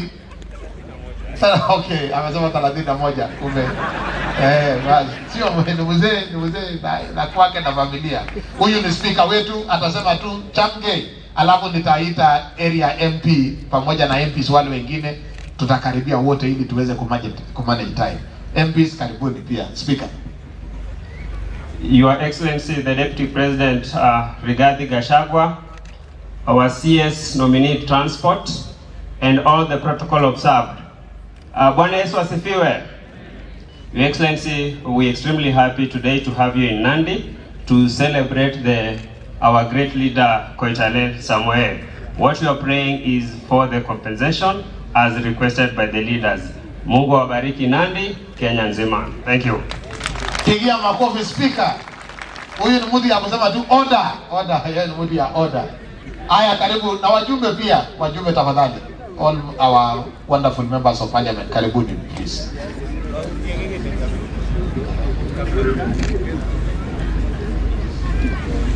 Mtanisamea kwa sababu ya usee. Ilisahau kitu bwana Deputy President. Mimi nilikuwa kansela wa Nandi County Council zamani. Na nina councillors wenzangu ambao walikuwa wameomba serikali maruburubu ili waweze kujisaidia naye. Najua kama mzee vile nimeambiwa sitalala nisipowasilisha hiyo maneno. So wacha tu wasimame huko na mtusaidia kuangalia hiyo maneno ilienda kwa Senate, ikavitishwa vizuri, hatujui ilikwamia wapi. Mpaka wengine wameanza kukufa, wakingojelea. Hao councillors ni wazee. Tazama wako huko wamesimama. Wanatarajia hiyo neno. Tafadhali kwa heshima yenu, serikali ikibarikiwa, pesa ikipatikana, fikiria sisi. Asante sana. Mheshimiwa Kitur, mjumbe wa Nandi Hills, karibu. Asante sana. Naibu wa Rais wa Jamhuri ya Kenya, Mheshimiwa Ricky G, wageni wote ambao wameweza kufika hapa siku ya leo na wananchi, hamjambo. Ongigatke gole ongigatke. Amusa Aisha, kwa sababu ya masaa, Naibu wa Rais, sitachukua muda mrefu. Lakini kuweka into perspective yale mambo ambayo yamenenwa hapa, Naibu wa Rais. Miaka 117 watu ambao waliuliwa hapa, Naibu wa Rais, ni watu 1117. Baada ya hapo, wakati wazungu walienda pale kutafuta wazee wengine, in total watu ambao waliuliwa hapa Nandi Hills ni 5,008 na wakachukua ng'ombe na mambo mengi. That is the perspective. Siku ya leo, Naibu wa Rais, baada ya miaka 10 Kibaki alikuja hapa akatushika kama jamii ya Nandi. Leo umefika hapa, the entire Kalenjin nation has come together as one. Wewe tunakuona as a beacon of hope, na wewe utatushika kama glue, na tunataka tutembea pamoja na wewe. Naibu wa Rais, of course kuna hiyo compensation wamenena. Indeed we need a compensation. Yale mabilioni ya pesa yalilipwa Mau, kwa ukweli hao watu wa Nandi waliumia. We will decide that we also have some form of little compensation, at least tuwe tumetulia kidogo. Ya pili, Naibu wa Rais, as to immortalize Koitalel Samoei, tuko hapa na university, Naibu wa Rais, ambao it has been proposed. Pesa ilikuwa imewekwa lakini imekwama. Jinsi vile umesikia wananchi wamefurahia hiyo, Naibu wa Rais. This is the heartbeat. Jambo ambalo tunaomba serikali yetu tuweze kuanza na kujenga Koitalel Samoei University. Ya tatu, na gavana amenena mambo mengi kuhusu hawa wazungu wote ambao wako na mashamba sehemu hii.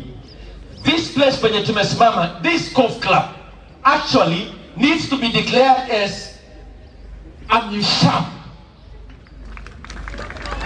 so that it be owned by the individuals again, lakini ikuja katika Koitalel Samoei as a form of compensation.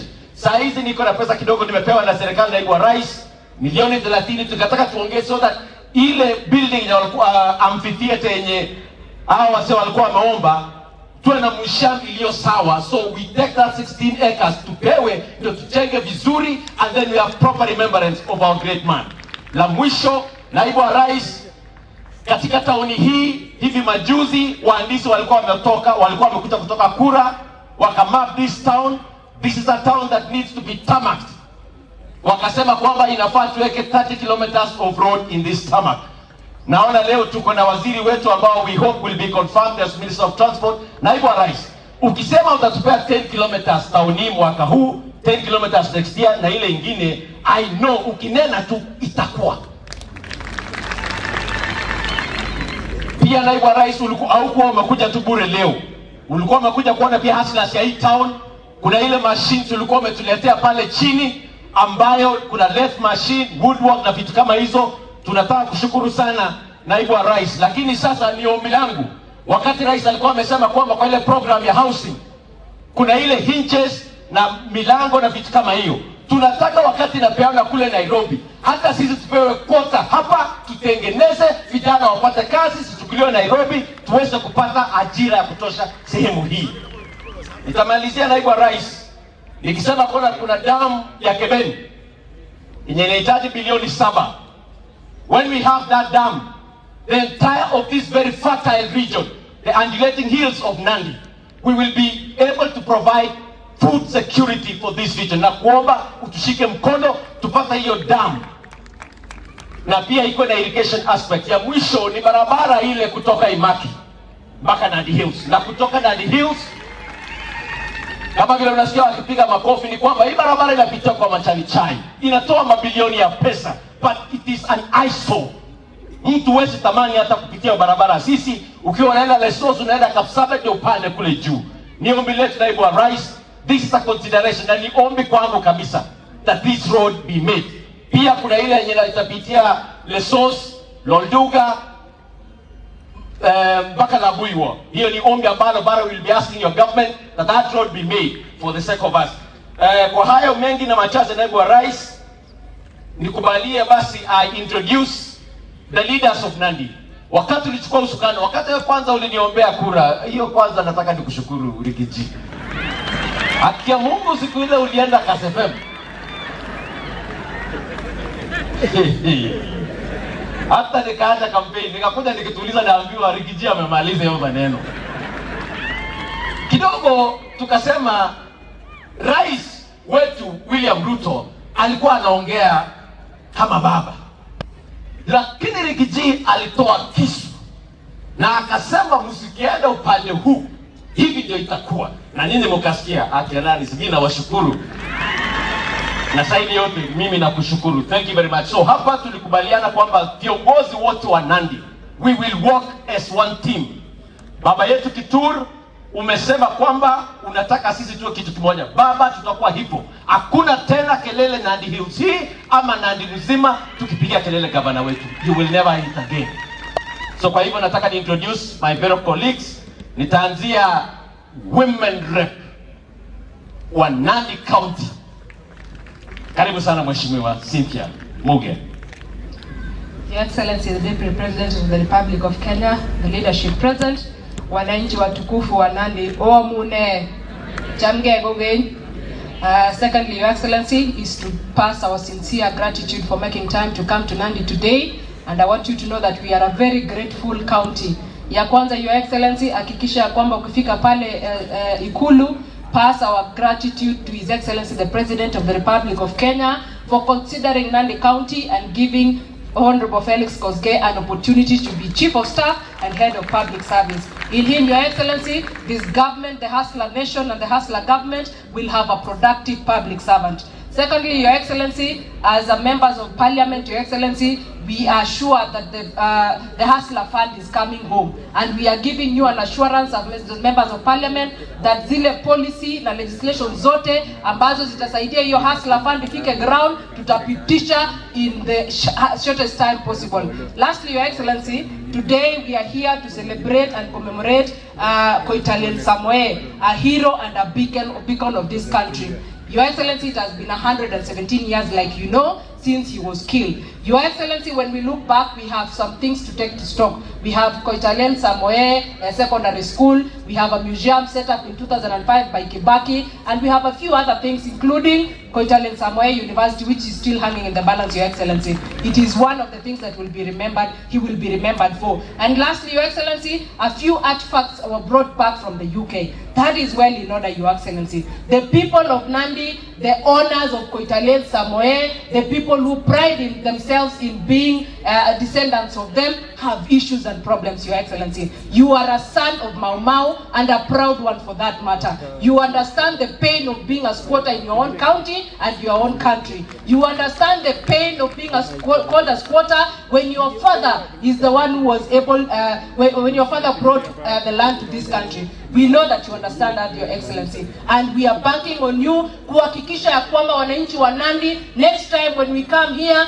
we will be saying thank you for the things that we have been able to achieve, na tutakuwa tunaomba tena. You realize, Your Excellency, recently the people of DRC had the tooth of Patrick Lumumba brought to their country. We want the head of Koitalel Samoei brought to this country. Henry cannot continue sitting with that head. It is ours. And Honorable Your Excellency, this country and this county is suffering from the diseases that were left by the white people. The things that you hear about land injustices and the land leases that no one wants to address are brought by those people. But because the son of Mau Mau and the son of Nandi is in State House this year, we will have all those brought back, and the multinationals are able to pay what we need and give us the dues that we deserve as a people of Kenya and as a people of Nandi. I will be there, Your Excellency, to be able to be a defender and to speak on behalf and for the people of Nandi.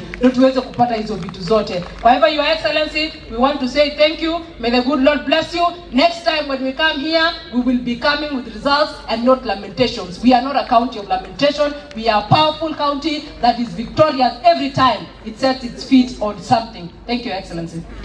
Asante sana. Quickly, because of time, nitakaribisha mjumbe wetu kutoka Mosop, Mheshimiwa Abraham Kirwa. Useme tu mawili matatu Mheshimiwa kwa sababu ya masaa. Asante sana. Your Excellency, the Deputy President of the Republic of Kenya, Your Excellency, the Governor, and all protocols observed. Yangu leo ni machache. Your Excellency, we want to welcome you to Nandi on behalf of people of Nandi and also Mosop. I want to say karibu sana. Governor has spoken a lot and he has said a lot of issues pertaining injustice that our people went through. Your Excellency, I know that you took note of every word that he said. But today, yangu ni kusema tu kwa niaba ya wakulima wa Nandi na wakulima wa Mosop. This is harvest season na wengi wameanza sasa kufuna mahindi. Lakini kwa sababu ya mvua na jua, a lot of them are using the sun to dry their maize. But because of issue of fluctuation, itakuja kuwa shida. Tunaomba uongee na NCCB, National Cereals and Produce Board, wafungue hizo Cereals Produce Board so that we have maize drying machines. Isaidie watu wetu, ndio itatusaidia. Your Excellency, I know also that you will be recruiting, the government will be recruiting ADF na askari. Watu wengi wa Nandi, Your Excellency, for a long time we've had this issue that they had to pay so much. I want you today, really and truly, to assure these people, well, that it will be fair that every child who will come to tribe will be given a fair chance, apart from serving in KDF, ama police, ama army, without paying anything kwa polisi. Baka hapo nasema asante. I know I wish I could have said much, but because of time, tunasema karibu sana Nandi. Asante sana, Your Excellency. Asante sana. So kwa sababu bado tunaenda pale Mgwen, penye Mheshimiwa Joseph Mengi na Paul Biego bado watanena pale, na Mheshimiwa kutoka Aldai ulikuwa umesema mawili matatu. Nitawakaribisha tu mseme moja mawili kabisa kwa sababu ya masaa, ama msema jina very briefly because of time, kwa sababu bado mnaenda kule mbele. Karibu sana Mheshimiwa Paul Biego kutoka Chesumei constituency. Welcome sir. Bas, la kwanza kabisa, Your Excellency and all other protocols observed, kwa naitwa Paul Kibichi Biego, mjumbe kutoka Chesumei, and on behalf of the people of Chesumei, where Koitalel Samoe campus is, we are requesting it to be chartered. And then again, we are requesting people to be given permanent. The employees who are there are not on permanent basis, so that is what we are asking for, and more will be said at a later date. Otherwise, thank you so much. Kongoi big up Nandi, kongoi big up Chesumei. Asanteni sana. Excellent, Mheshimiwa. That is powerful. It shall be chartered, but it's going to be headquarters of the university. Thank you very much. Karibu sana, Mheshimiwa Justice Mengi. Thank you. Your Excellency, the Deputy President, Honorable Ricky G, all the dignitaries present, good evening.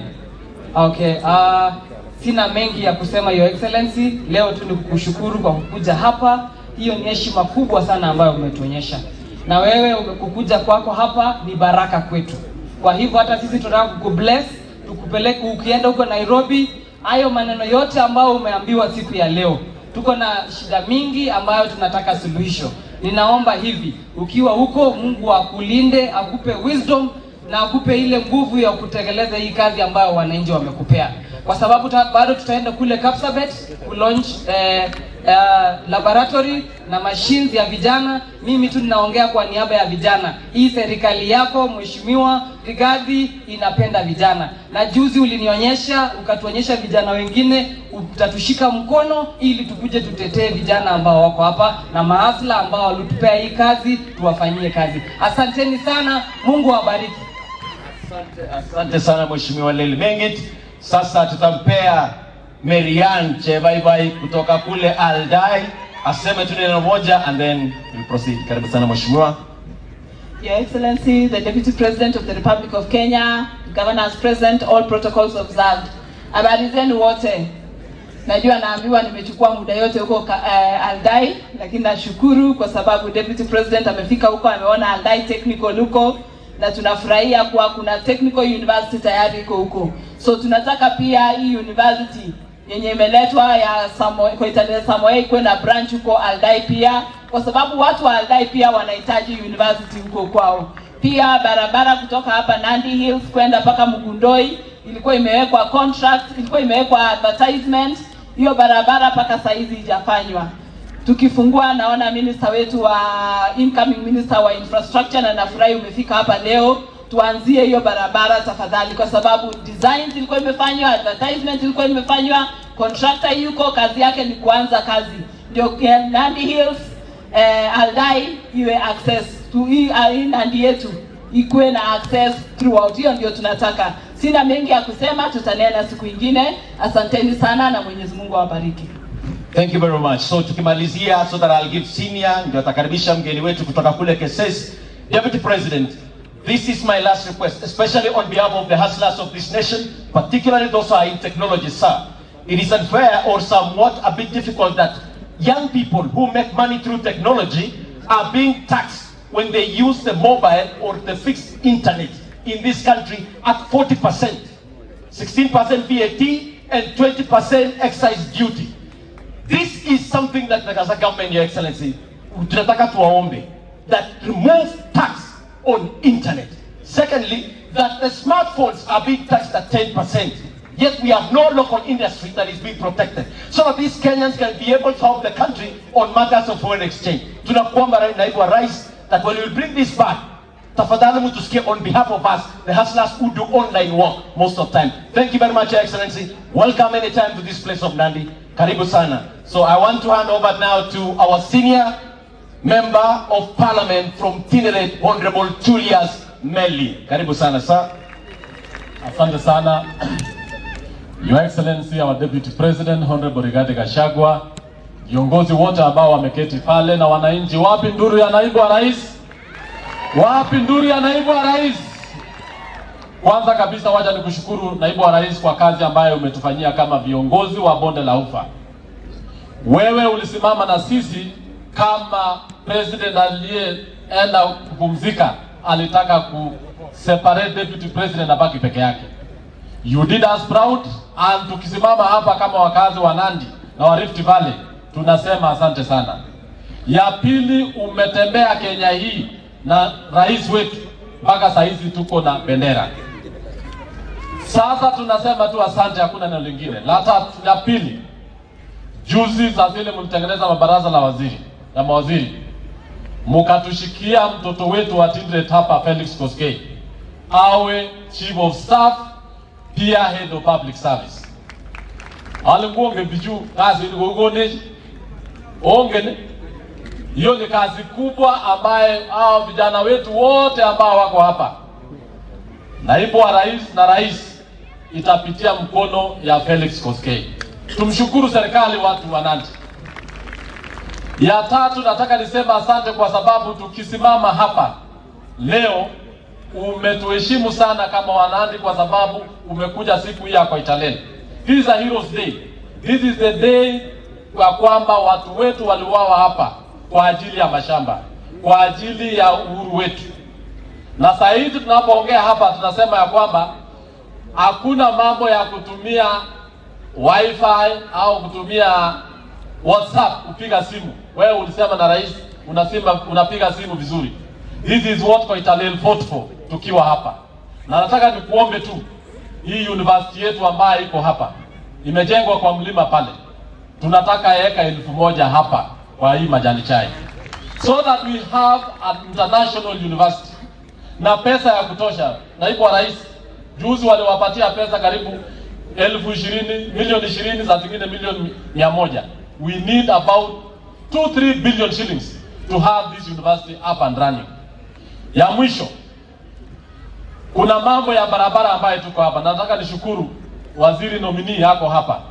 Tuko na barabara yetu ya kule Kopere ambayo iko na shida sana. It is pothole na haijaisha. Murkomen, I think uko na kazi ya kwanza hapo. Tuko na ingine hii ya kuanzia hapo mpaka Savane mpaka Mugundoi.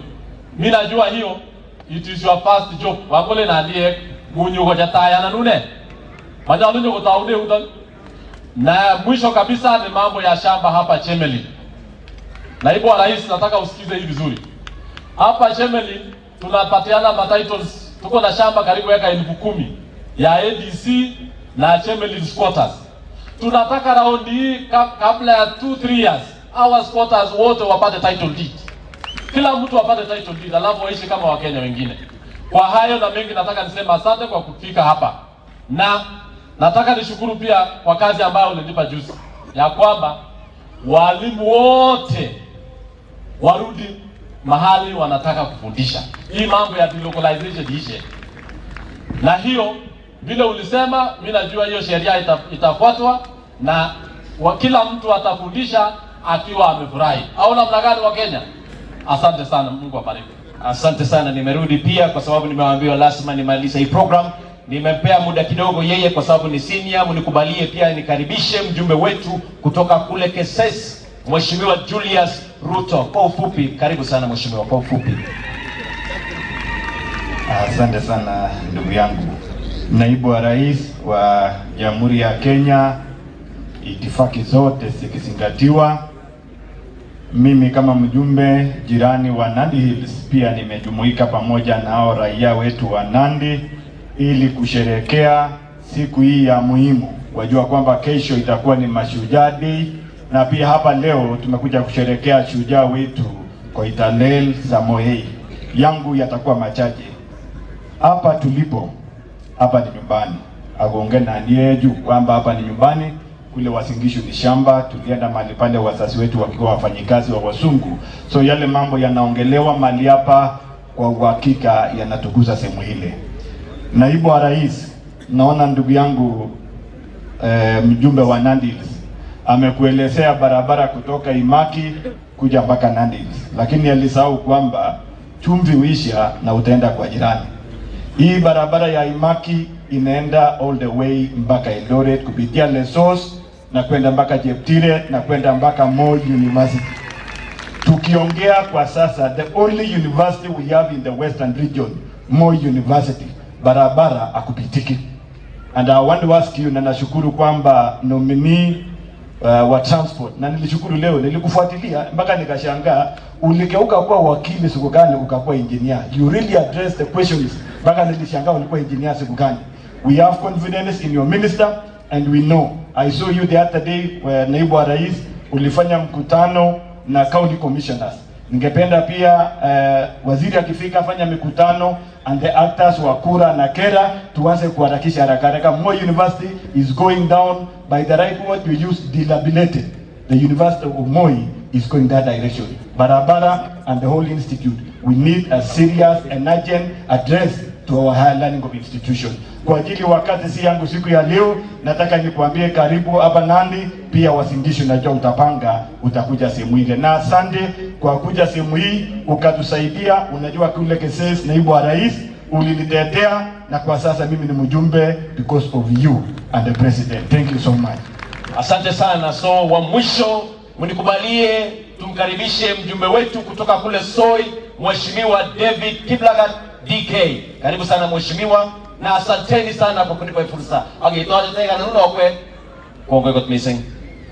Asante sana Mheshimiwa Kitur, Your Excellency the Deputy President, waziri wetu wa barabara and all the dignitaries.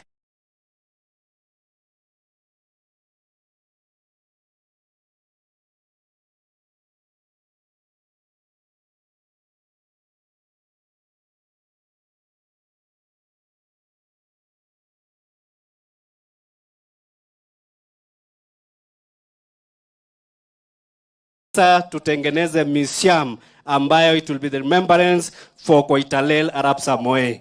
The Deputy President, letu tu kama wakaaji wa Nandi, tunakuambia kujanga ukaange hii area. Hii area ni kuzuri, tafuta shamba, tukuja tukutembeze, tufanye kazi pamoja, and we want to tell you we shall support the government of President William Samoei Ruto na Gachagua 100%. Tutatembea pamoja na tunashukuru sana. Asanteni sana, Mungu wabariki. Naona governor ako nyuma yangu, sitaki kuchukua muda mwingi, tunasema ni asante, asante sana. Pigia DK makofi. Aya, na pia tuko na masenators wetu, Senator Bomet, Senator Kericho, Senator Wasingishu. Wewe digiri. Ikotishen bwana. Ya zaid. Amjambo watu ya Nandi. Amjambo tena. Your Excellency, karibu sana. Siku ya leo ya sherehe kubwa ya kusherekea maisha ya mzee who was a warrior, who was a leader, who stood for the community and who fought for the community. It's a great privilege, Your Excellency, ukikuja hapa kusherekea na hawa. Given your background, kwamba wewe pia is a grandson or a son of great fighters who fought for the independence of this country. We wouldn't take it for granted. Tunajua wewe umetembea kwa wale watu ambao walisimama na nchi yetu hapo mbele. There are so many people, Your Excellency, who are telling us about the second, the third, and I don't know, the fourth liberation. You are liberating a country yenye ilikuwa imekuwa liberated kitambo. So, Your Excellency, I think we need to thank wale wazee, especially mzee Koitalel, na wale wazee ambaye ni mababa yenu ambao waliliberate country, so that we celebrate their liberation. So hatutaki saa zingine tunasomewa sana na watu wengine ambao wanatuambia ati second liberation, third liberation. Lazima tulisherekee wale ambao waliliberate country kutoka mkono ya wazungu. So hii wengine ambao wanatuambia saa hii second, third liberation, mjue kuna wale ambao walipigania haki ya mashamba yao, haki ya kupata uhuru ya Kenya hii. Kwa hivyo, Your Excellency, karibu sana, tunakushukuru na tunajua umesikiza maneno ya wazee ambao wametoa hapa. Shida ambao wanapitia tangu wakati huo mpaka wa leo. Wazee hawa walifukuzwa kwa mashamba zao. Sio hawa tu peke yao. Wengine walifukuzwa hata mpaka Kericho. Wengine wakufukuzwa kutoka Kericho mpaka Awazi. Wengine wakatolewa huko tena wakafukuzwa mpaka Transmara, mpaka Narok. Many of these people live as quarters in many counties. Your Excellency, listen to their plight. Saidia hawa. Otherwise, mimi sina mingi, nasema tu Your Excellency, tutakusaidia na rais wakati mnaendesha hii nchi. Hii makelele ingine yote wachia sisi, tutawasaidia kunyamazisha hizo makelele. Nyinyi nifanyeni kazi. We know how dilapidated the country is. We know how economically ravaged this country is. Tutavumilia mpaka murudishe economy ya nchi ikae vizuri. Kwa anjame bara kumbe kumumuita yengwenyo alane kalomi magongoi magonyo kagejere oginyo geso agogoswech kimache kokoro mine kokikakisom kele onga ongenamge kikunu kutina ako kikimwa kongoi amun kiotelel kikitel akechek kelekam otelelen yu ak otelel en barak yu kokotelel emenyo. Nguni kokimwa Kipsigis kole ngetil kwa sang ketil konyuko. Alakile ne kondo kokas kokitil kwa sang kiten komakitilu kora konyuko. Kimwa kora Kipsigis kole makitorokto tich cheakonu mureno. Kabaro ngenyikanen imi barak kole murnik. Torokte amache amwong non kokibororiet. Kokeibu kutwet konyo gaa. Matongoi kechek chetebe maswali zaidi. Okot mama ngotil imnyet akonde kirebeita kotil atil komiten namoe ko kiratet. Mongen nasib kosiorore. Akot ingege chego komi psoisoiyot nekot komakinaga chego chetaa sikito konyosin kotonwe maunoto mi gaa kecheret. Kimoche kemuita en kokibororiet ak kerib chichin ketoret en ngweny. Singoe che en yun komoike che kelyonen okwe chenyonyi amun itu lazima kot koit ako lazima kekei tanyi. Ako teta ngesor kebor. Ngebor teta ko mara ko chang murenik chekosore. O mara keket koik agenge. Komokienye koik banyek keiben banyek. Kiboe teta asikoi sikepchee moe.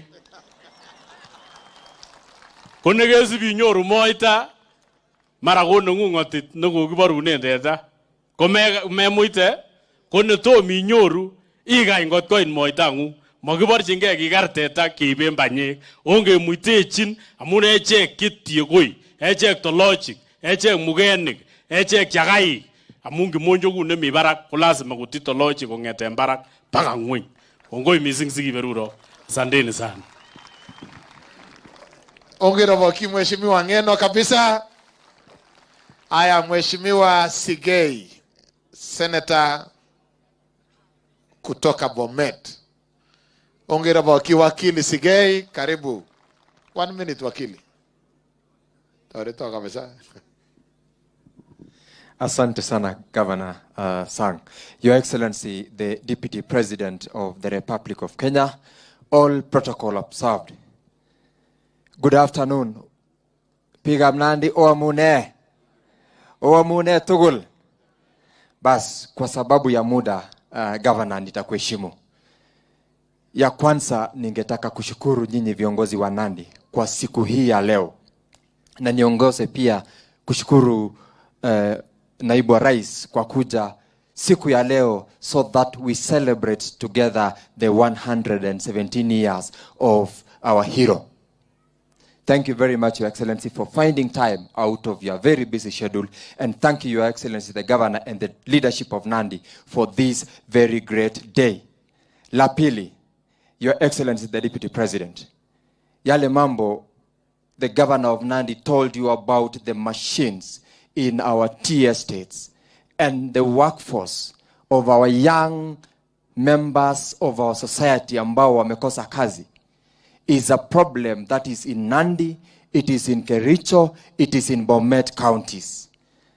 I believe in the fullness of time, the proposal the governor made is going to help us tuwapatie vijana wetu kazi ili tuweze pia kuendeleza na mipango ya investments ya wale ambao wamekuja katika mipango ya agriculture. Na nafikiri hiyo ndio jambo nitaomba pia mimi, kwa sababu nikiwa hapa ninajua shida tunapitia pande hii na pande ile ni moja. La mwisho, najua serikali yetu na rais ni serikali ya kufikia chini ya watu wa chini. Tafadhali kumbuka kuendeleza mipango kama hayo kwa wakati mwingine wote. Asanteni sana, Mungu awabariki watu wa Nandi. Kwa majina mmesikia, naitwa Hilary Sigei, Senator wa county ya Bomet. Asante sana. Asante sana, pigia makofi mheshimiwa Sigei. Senator Methu kutoka Nyandarua. Senator mdogo kutoka kule Nyandarua. Rafiki yangu Methu. Pigia makofi.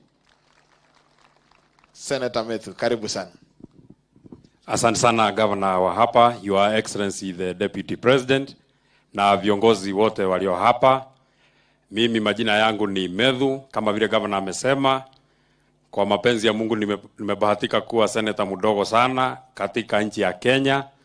Mimi ninatoka kaunti ya Nyandarua, kaunti ya Mount Kenya, ambako Deputy President wetu anatoka, ambako pia ni bedroom ya serikali ya Kenya Kwanza. Nikaambiwa nije hapa nitembee hapa kwa sitting room ya serikali yetu ya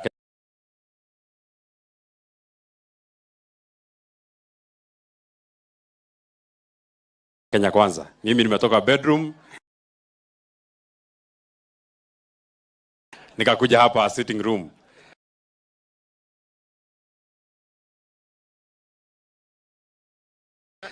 na tumeandamana pamoja.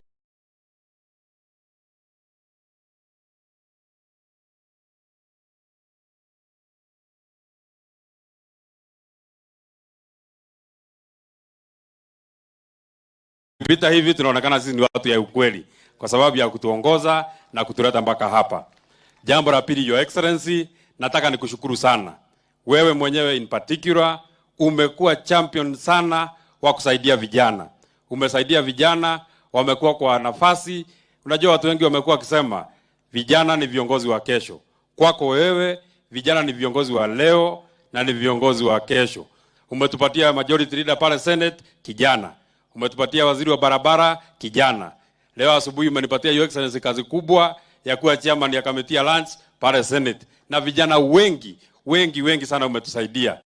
Sitasahau Your Excellency, ulinisaidia nikaingia ndege ya serikali kwa mara ya kwanza. Hiyo hata sitasahau. Asante sana. Na ukipata nafasi nyingine ya kunibeba na hiyo ndege, mimi nimefurahia sana. Ukipata nafasi nyingine, mimi niko tayari na niko na nguo, hata nimeweka pasi. Ni kuingia tu nikienda. Asanteni sana watu wetu wa Nandi na Mungu awabariki. Sasa huyu wewe Mheshimiwa Methu, wewe ndio chairman ya Lands kule committee ya Senate. Si maneno umesikia hii maneno ikisema hapa ni maneno ya mashamba tu. So wewe ndio ile mate ya hii wazee isaidia wewe mpaka ukue mtu mkubwa. Sikiza maneno ya hii wazee na tutakuja na wao. Asante sana. Senator wetu kutoka Uasin Gishu, Governor Senator Mandago mwenyewe, pigie makofi. Na huyu mzee kuna wakati alikuja hapa akasema maneno kidogo hivi, maneno casualties ikapatikana. So leo ongea mzuri baba. Your Excellency, the Deputy President of the Republic of Kenya, Mheshimiwa Rigathi Gachagua, Gavana wako hapa, waziri wetu Nominee, Bwana Murkomen, viongozi wenzangu, wananchi wa hapa Nandi, Kapkoitalel, amjambo. Your Excellency, kwa sababu ya saa, tunataka kusema tu mambo machache. Kwanza kabisa, Your Excellency, sisi kama viongozi wa Rift Valley hii, tunakushukuru sana. Ile msaada mlitupatia wakati ya uchaguzi kuhakikisha William Ruto amekuwa rais, sisi tunataka kuambia asante sana. Na tutakukaribisha hii bonde la ufa kila wakati, kwa sababu wewe umedhihirisha ya kuwa uko na msimamo na ukweli, na ukiahidi unatimiza.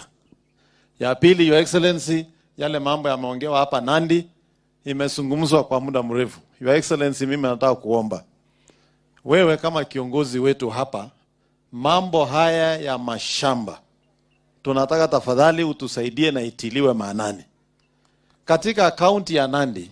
Na niseme tu kwa kifupi, Your Excellency, sisi kama jamii ya Nandi tumehangaika kwa hii mambo ya mashamba sana, na nafikiri watu wengi hawaelewi ile matatizo tuko nayo.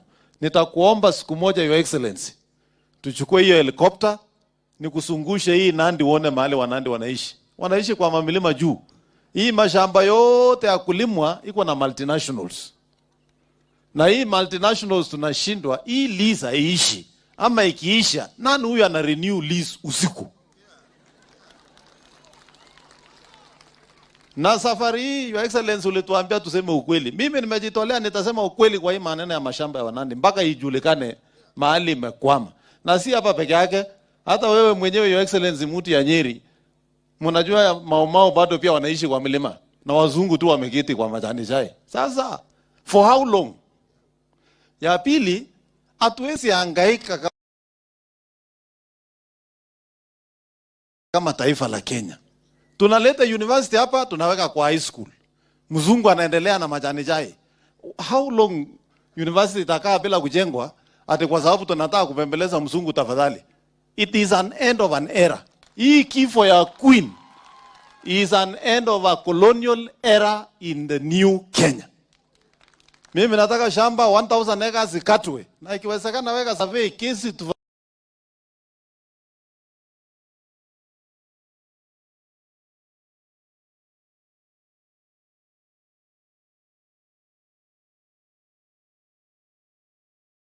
tufanyange tukienda mbele. Hata wewe ulikuwa unashikwanga Friday, tunalipa bond kazi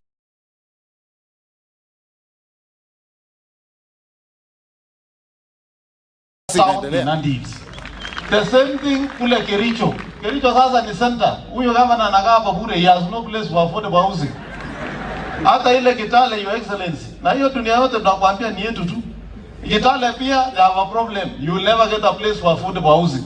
Tunataka kuomba serikali itilie maanani. Pia hapa Nandi, kando na hii majani chai, Your Excellency. Hapa chini, Chemeli.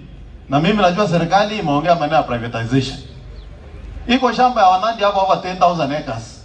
Saa 18,000. Saa ile privatization inafanywa. Community kwanza wapewe hiyo shamba, and then we give it to the investor ourselves. Alafu sisi tukule pesa, investor endelee kupanda miwa, sisi tutampandia ashage. Na inaanzia huko mali naitwa Nyando Valley. Your Excellency, it is more than 50,000 acres. Hata mimi sasa huko ndio headquarter. Yaani clan yangu geure kapo. Ya ngoma kukubejita ke mosejita kwa langit pate. So wakati mambo ya privatization mpaka ile Chembeli Kibosi na mashamba yote huko, I want to take you on a tour. Uangalie vile tunaishi. Ile ng'ombe tunafuga huko ni ile ng'ombe kama ndama. Mawela ndeta na watulue ne baje ko tuloda ko jigita ko limba muru ni kurikto. So Your Excellency, we have a lot of historical issues that needs to be addressed. We need your support. Hii kwa Italel Samoei University will be an icon in this country. Artifacts ambazo zimebaki Britain, Your Excellency. Kwa sababu Queen mwenye alikuwa ameweka ameenda. Situende vitu yetu haraka haraka. Unsurprisingly, Your Excellency, I once wanted to travel to the UK. When the late governor of Bomet, Mheshimiwa Joyce Laboso, may her soul rest in peace, alikuwa amepelekwa pale kwa matibabu. Nilienda embassy, Your Excellency, nikaambiwa lete title deed. Mimi nikawaambia our title deed is with the Queen. Saa ile nilitoka after 2 hours nikaambiwa kuja chukua visa yako haraka haraka. I have never gone there and I have no desire. Walete mali yetu. We can also be comfortable in this country. Sio hapa, hiyo the entire Laikipia. Wazungu wako na thousands of acres, wale Samburu na wale wengine wanakosa nyasi ya ng'ombe, ati wazungu wafuge wanyama, wakuja wafanye hunting ya wanyama, when we cannot feed our livestock. I think we must address these historical injustices. Alafu hii dunia ikae mzuri. Kwa hizo kwa sababu ya saa, mimi ningeona mambo mengi, na mimi naomba siku moja Excellency utupatie nafasi. Hata saa ile tunaenda kuongea maneno ya historical land injustices, si maneno ya Nandi County. Utuite Wanandi kuanzia Trans Nzoia, Uasin Gishu, Laikipia. Niko na watu wako Uganda na tuko na watu wako Tanzania. Bado wanahangaika, hawana mashamba. We have to address this thing once and for all. Ne wale hii kebaga agirwogi apkolenji kimeje kebe banda agenge kimeje yekimwa ngalekab bororiet kemwan kutit ne chula kimeje yekibendi tai kebe pamoja biikab gaa ngalekab bottom up ak hustler fund machengonun chepkondok itepchen gaa akibwane asinye keyai boisiet makemeche koikoinotet ara musait kongatukyiot akemwa kele Your Excellency, karibu Nandi tena, karibu Uasin Gishu, karibu Trans Nzoia, tunakukaribisha, asante sana. Pigia makofi Madago, Governor Bomet, Governor Bomet, Governor Elgeyo Marakwet. Pigia makofi Wesley, huyu ndio the youngest governor sahi, na maneno yake ni short sana. Your Excellency, our Deputy President, our nominee CS Transport, viongozi wote na all protocols observed, hapo ishek tokol ak biikab Talai, ako Italel tokol, Bwana asifiwe. Tusalimiane kwa hewa, Bwana asifiwe. Your Excellency, I want to take this opportunity kukukaribisha sana huku North Rift na kukuambia asante sana kwa kutushikilia na President wetu William Samoei Ruto. Ya pili, Your Excellency, tunakuhakikishia kama sisi governors wa hii region na viongozi wote tutasupport Kenya Kwanza hadi maisha hao wananchi wote ibadilike kama governors, sisi tukisaidiana na wao wengine. Ya tatu, Your Excellency, umesikia shida ya mashamba. Shida ya mashamba ambayo watu wetu wanaishi kwa msituni. The same thing ili happen across. Wazungu walikuwa na nyanyasa. Ukifika Elgeyo Marakwet unaona sisi tunaishi tu kwa milima. Milima ilikuwa inaitwa African Native Reserve. au wanaweka forest katikati ili ng'ombe ya mzungu na Mwafrika wasikutane, sababu sisi tulikuwa less African ama less human being. Nataka nikuombe Your Excellency, ikiwezekana enda uongee na National Land Commission na all land ministries wakuje wakae North Rift kama miezi 6 wamalize hii kazi ya mashamba yote, ili wakati nyinyi mnatoka mkimaliza term yenu na William Ruto 2032 tutakuwa tumemaliza hii shida yote, watu wetu waishi kama watu wanakaa. Mwisho, Your Excellency, tunashukuru ya kwamba ulipatia ndugu yangu Senator Kipchumba Murkomen kazi akuwe waziri, na ni waziri wa Kenya mzima, na uliona leo wako na akili ya kutosha. Tunashukuru sana pia kwa Mheshimiwa Felix Kosgei, na tunashukuru kwa Chelugui kwa kuwapewa hiyo kazi. Tunakuahidi ya kwamba vijana wa nyumbani watafanya kazi mzuri sana. Your Excellency, kitu moja tu ningependa kukumbusha ni kwamba hawa watu wa Talai tunategemea hawa sana. Hawa wako na remote control kidogo. Unaona hata mvua iliisha. Walijua hata nyinyi mtakuwa president na deputy kabla hamjakuwa. Kwa hivyo tunataka wamalizie maneno yao, kwa sababu wakiweka remote maneno yetu yataharibika. Asanteni sana na Mungu awabariki. Gavana Kericho Daktari Mutai, pigie makofi. Huyu ndio mtu I think after mimi huyu hajamangiria huyu. Ochamge bikiok chebo Nandi. Bwana asifiwe tena. Kimira betuni kwenye kimwoe kele kongoi en bikiok cheta chikiborchige emoni. Ananangi komut Jehova kokakibwana siketonon ak kotab Koitalel. Akemwowo kele kimi pamoja. La pili, Your Excellency, the Deputy President, I would only have one thing to say, that even though we are celebrating Koitalel Samoe, we are also alive to the fact that the freedom he fought for, we have not achieved yet in the house of Talai community. We are committed with the leadership, and together with Governor Sang and the national government, we will partner closely to ensure that we settle the house of Talai and give them title deeds, because they cannot continue to be squatters several years after independence. Secondly, Your Excellency, Kule Kericho, we said it and you want to say here in Nandi, that the multinational tea estates are not helping us anything. Kule Kericho wanatulipia kwa eka moja 264. Hapa kwa Winchit is even worse. 100 shillings per acre per year. Pure kabisa.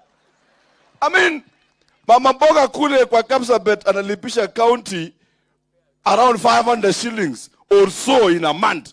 Alafu multinationals wasungu wenye wamejaa hapa wanalipia Winchit shilingi 100 per acre per year. Mimi nataka niseme Kule Kericho nimuuliza hawa increase the revenue. Wakatuambia watahama kwenda Rwanda. Mimi nikamwambia you should have left like yesterday. I mean, hata ukitoa hija yenyu ende ndege kwa Rwanda, tutapanda singine. And our people will take care of that tea. My word here kwa Nandi.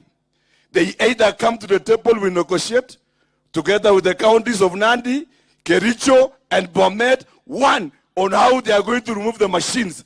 And the question is not how they are going to remove it, but when are they going to refuse it, to remove it, and they must remove it. La pili, we must question the issue of revenue. Now, if they are not willing to do so, we will go every full length to ensure that we get back the rights of our people. It cannot be that we are celebrating Mashucha and we are still oppressed by the same Wasungu. Either they comply or we cancel their contracts and re-advertise contracts afresh internationally. Anagimu inarapsa. Moktono kwa nani? Ngola chai kwa koba. Ako ngetu eche barenyon. Akileka miru iko chipichu barenywa. Kale mi the 16.1 yagas ne miyu. Subchin Koitalel Samoe is sweeptage sigaitej mushani. Mandago, as I conclude, made a very important statement that we need 1,000 acres for expansion. I'm behind you, Sang. Because it cannot be that our town iko hivi kidogo na watu wamekalia mashamba zetu. Today was a day of celebrations. Tutakuja tena hapa Nandi together with Governor Sana Barchok, and then we'll make a very serious statement of these multinationals. Thank you so much and God bless you. Mogero ole majamangira tije kabisa ni. Aya majority leader wetu Aaron Kiptoyot Komaskas, yeye ni majority leader kule Senate. Pigia ya makofi. Karibu. Asante Governor, Your Excellency Deputy President Rigathi Gachagua, viongozi na wakazi wa Nandi. Naomba niwasalimu wote, hamjambo. Bwana Yesu asifiwe. Nimekuja pia mimi ili kutoa pongezi zangu kwamba leo ni siku ambayo tunamkumbuka huyu shujaa wetu, shujaa wa taifa letu la Kenya na wa Afrika wote kwa jumla, kwa kazi ile ambaye yeye alifanya kupambana na wabeberu, kuangaliana nao macho kwa macho. Ikawa tu kwa bahati mbaya waliinua mkono na kumdanganya kwamba njoo tufanye amani, alafu wakamaliza yeye. Sisi tukiwa hapa siku ya leo, mimi nataka kuomba jambo moja, Governor Sang. Mara nyingi sisi tunafanya hii sherehe, hii si mara yangu ya kwanza kuja hapa. Tumefanya hii sherehe, nimekuja karibu mara 3 ama 4. Mimi nataka niombe nyinyi mkiwa familia, mkiwa jamii, mturuhusu hii jina kubwa ya shujaa wetu Koitalel Arap Samoei iwachwe kutajwa hapa Nandi peke yake, bali tuipeleke mpaka kule Nairobi, sababu yeye ni national leader. Status yake sio ya hapa Nandi peke yake. Mara nyingi tunamzungumzia mpaka imekuwa sasa tumemreduce, amekuwa ni kama alikuwa liberation hero wa Nandi County peke yake. Sisi tunataka tuombe, na ni vizuri kwa sababu ya Excellency wewe uko hapa siku ya leo. Unajua hii maneno ambayo tunaomba kuhusu liberation haingefanyika zamani, sababu wale walikuwa katika viti vya uongozi wa president na vice president, wengi wao hawakuwa wanaelewa hii mambo ya liberation na struggle katika maisha. Wewe ni mtoto wa Maumau. Rais wetu William Ruto ni hustler ambaye amehangaika na maisha mpaka Mungu amefikisha pale amefika. Tukimwambia kwamba huyu liberation hero wetu pale Nairobi, ndio tuache tu kuwa yeye mambo yake inasemekana hapa Nandi peke yake. Wewe tafuta amongst hivi vitu mzuri ambaye serikali inafanya, either a big national government building ama hata barabara, tuipatie jina ya Koitalel Arap Samoei. Ndio yeye sifa yake iweze kujulikana baka kule Nairobi, tuwe tunamsoma vile tunasoma akina Shaka Zulu na wenzake ambao walifanya kazi kubwa. Otherwise tusiwe tunamzungumzia hapa Nandi peke yake. Ya mwisho, hawa viongozi ambao walitutangulia walitufunza kwamba kila kitu ni kungangana. Kila kitu lazima utolee jasho. Sisi kama vile hawa walipambana na wabeberu, mimi pia nataka kuomba hawa viongozi ambao wako hapa. Unajua zamani beberu alikuwa anachukua shamba. Siku hizi hachukui shamba, anachukua mali yetu kwa njia ya ukatili na ukora na udanganyifu. Na niwapatie example moja. Hapa Nandi Hills wengi ni wakulima wa chai kama sisi kule Kericho. Chai yetu, na hii tumeweka kwa sheria, na nataka nikuombe Your Excellency, chini ya miaka 5 ambaye hiko hapa mbele, mambo ya sisi kulazimishiwa kuweka chai yetu kwa gunia kufikisha Mombasa, tunauza kwa $2, mtu anaenda ana unpack, haongezi chumvi, haongezi sukari, anaweka tu kwa pakiti tofauti, anauza $5. Yeye hajapanda, hajapambana na mvua, hajapalilia, hajachuna, hajangojea ile chepchai ambayo tunangojea mpaka saa 12 jioni, lakini anapata mara 3 ya ile pesa mkulima anapata. Sisi tunataka tuseme hiyo ni ukoloni mambo leo kama ile kina Koitalel walipambana naye. Sisi kama viongozi lazima tuweke bidii ili pale Mombasa ikifika iwe tayari imewekwa kwa pakiti, mkulima pia apate $5, afurahie kazi na jasho yake. Ama wakaaji wa Nandi mnasemaje? Mwisho, asanteni sana Kongoi and Governor Arap Sang. Pakimoje ichokyo nogo bara mwaitale Kongoi gamun kituchin makarkar ingilemi kasarta nekikorom nea Oliep Nandi. Kingebiru simoit iorogen yakilelen kakile yaground ole bo ano. Kolai nemakilechini Kongoi Nandiek ndamun Governor Stephen Arap Sang akondoik tugul chebo Nandi kongeten senate nengwong akura ane kyogonech amache kityo akono hakikisho agenge ile kokikandoik ab kaa makibe kekwertoige eng Nairobi Nairobi. Kipangani nebo emet bet ya imen kituch akichek tutikin ak kewosu koba Oliep kaa onyoru tuguk che koron en serikali nenyo. Kongoi akobiriro ak Jehova. Maikararan wewe majority leader, maikararan. Ola inyone boisie neuni amu majority leader igochini senator nenyu kasit neoo Nairobi sikonget eng Nairobi nekatamite yu amune. Amache asomin wewe Magararan golioto. Asante sana. Chelilim koti moja, karibu sana. Ewe, na koti kama ni moja maneno ikuwe moja pia. Lakini kwa kutesa koti ni kige nyovesho kimagoni. So gogo yego so kunwa inwagit. Agivetenget konda nato ni kabarin. Your Excellency Deputy President, viongozi wetu wote, pik tukul jabaga wamune. Kimejege kwa nyit poanda ni amuto umio lewendi. Your Excellency tunauliza, tunangoja nani afanye hii kazi? Because 205 nilikuwa hapa tunasema the same question, the same issues, tuna raise kwa nani. Nataka niulize tunangoja nani? Sasa serikali ni yetu. Wewe uko hapa, sisi tuko hapa, tunangoja nani? Jamii ya Koitalel wasaidiwe. Hakuna mtu tunamngoja, tikigeniji, kale kigeni ngois, kitinya president, kitinya deputy president, kitinya arabi, kitinya ngong, kigeni ngawalya, kalya magingetie au ngolo guruman gogon queen, mago mi queen gokwo. Kameje kityoke goshine ke pangange. Keje ipkeje prince agui amawa mungu kwa pass kyo mangale ngamwa wagane. Mene ndigigeni jinyo onge amwan kityo ketil ngolyo ageja mjiji kigure Rigathi Gachagua. Mwana ngala jingu Rigathi Gachagua. Mheshimiwa, sorry. Tunasema tunakupenda kwa sababu wewe ni mtoto ya Maumau. Utusaidie, hakuna mtu tunamngoja tena kama si wewe, hatujui ni nani mwingine. Tuko na serikali, tuko na wewe, tuko na sisi. Queen ameenda, King karibu aende, tafadhali sisi tukuje tuokoe watu yetu hapa. Na wote kigengaleja hata next year angebwana kwa celebration. Na mnajua Koitalel hapa au kwa hapa peke hapa, alikuwa Laikipia, alikuwa Uasin Gishu, alikuwa Kericho na watu wengine wengi sana pamoja na huyu. Tunaomba Mungu ajibu maombi yetu saa hii. Hii historia ya kwenda mbinguni hatujui ni lini. Tuangalie saa hii tukienda mbinguni tuko conversant kwamba Mungu anajibu maombi. Ama namna gani? Aragile ngongwe biga mnandi ngotareta Jehova. Pigia koti moja makofi. Mheshimiwa Senator Kipchumba Murkomen ambaye anaenda kuwa waziri wa roads. Your Excellency, huyu muungwana pamoja na Chelugui na zaidi pamoja na Felix Kosgei, sisi tunawashukuru sana. You picked the best. Hawa ni wanasiasa pamoja na sisi, but you picked the best. And we know they will make Kenya proud. Karibu Senator Kipchumba Murkomen. Waziri mtarajiwa. Thank you, Governor Sang, Your Excellency, the Deputy President, my colleagues in leadership, governors, senators, and members of National Assembly and County Assembly, na wananchi wote wa Nandi Hills na Nandi County Chamge. Sasa mimi sio nimebadilisha profession kidogo. So mdozi yangu hapa, naibu wa rais akiwa hapa, mambo yangu yanakuwa machache sana. Samani nilikuwa naongea na kusema we must, lakini saa hii sina hiyo uwezo tena. Mimi tunasema yenye wewe umesema naibu wa rais, hiyo ndio tutafuata.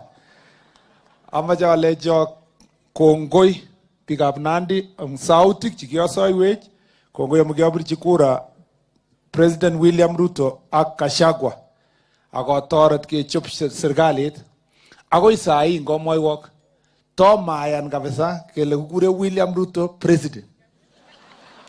Saa zingine ngait tuget yoyo nyoru eng shop nebo chi kakinde picture nebo Arap Ruto eng yo alechigei ala kumbe kikakoek president. Omuboriet nikikitinye eng kenyisiek 5 ko kikorom kabisa. Lakini omusautik kwok ak support nekiyokochi serikalini kikinyoru ngacheretab president. Kimeche kemwa kelecho kongoi. Kikibwa yu kesom kura kesomchi Arap Kitur ak viongozi tugul chekimi yu. Kimita akot MC age nekikuregei kala cheptuget kala Mungu toret chito. Mione chichoto. Kitakotoret Jehova chicho konyor ngacheret. Oh ya okay.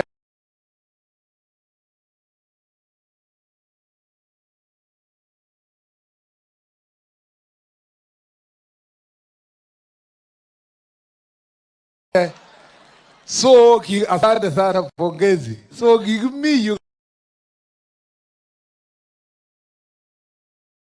kabisa kesome akeleini Jehova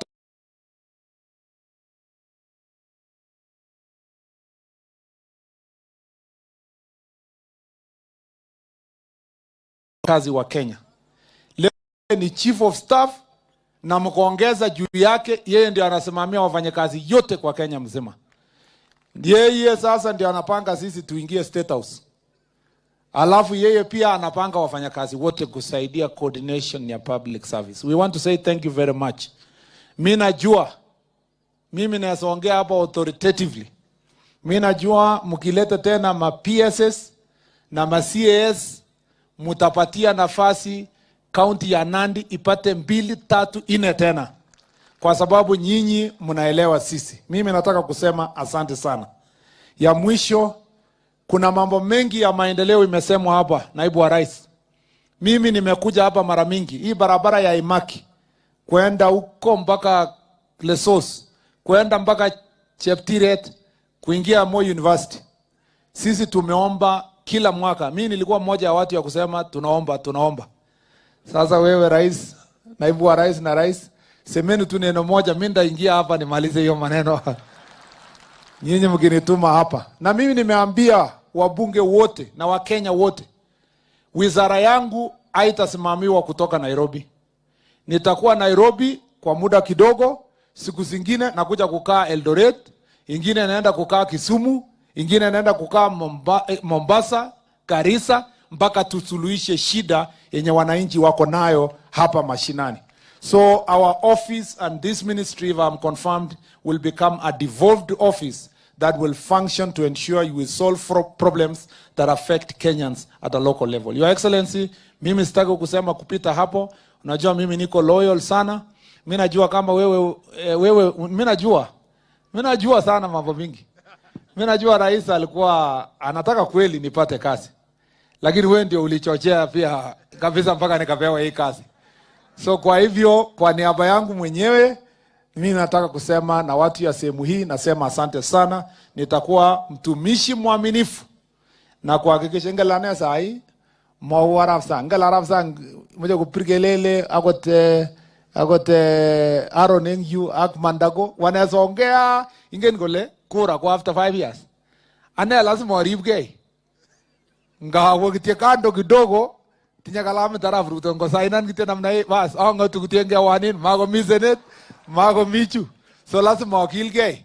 Anga na wale kanyishek chumut chikasirta ko kingatu kidogo inglet kidogo kwa sababu siasa chapa pesa nani. Mama jamaa kuzirio aboishi emeto na yule une.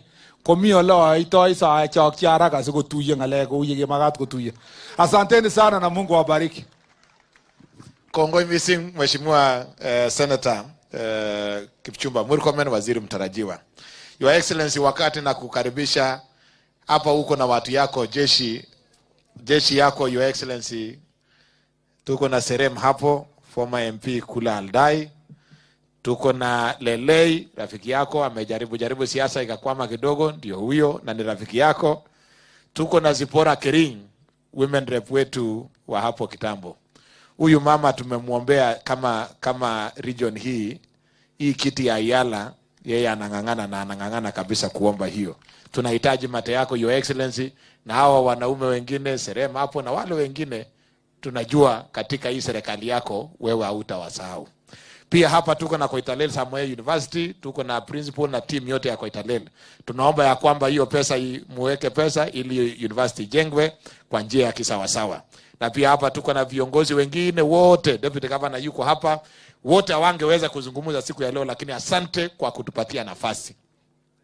Sasa kwa heshima kubwa nataka tumkaribishe His Excellency the Deputy President of the Republic of Kenya, mtoto wa Maumau, aweze kuja kutuzungumzia kama chief guest wetu siku ya leo. Karibu Your Excellency Rigathi Gachagua, pige makofi.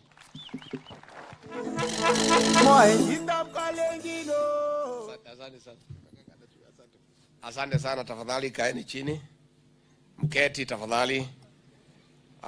Wazee wetu watalai, wazee wetu wa jamii ya Wakalenjin, familia ya Koitalel Arap Samoei, viongozi wetu wakiongozwa na gavana, wabunge, waziri wetu mteule, wageni wote waliofika hapa, mashujaa wetu na watoto wa mashujaa, chamge, yomne, hamjambu. Mungu ni mwema na kila wakati. Asanteni sana marafiki zetu na watu wetu wa Nandi Hills constituency na county yetu ya Nandi. Kabla niseme machache yetu ya hapa nyumbani, wacha niseme kimombo kidogo, kwa sababu hii watu ya magazeti na hiyo wazungu mnalalamika juu yake ndio waweze kusikia. Siko namna hiyo. Your Excellency the Governor of Nandi County, Honorable Stephen Sang, Cabinet Secretary Nominee,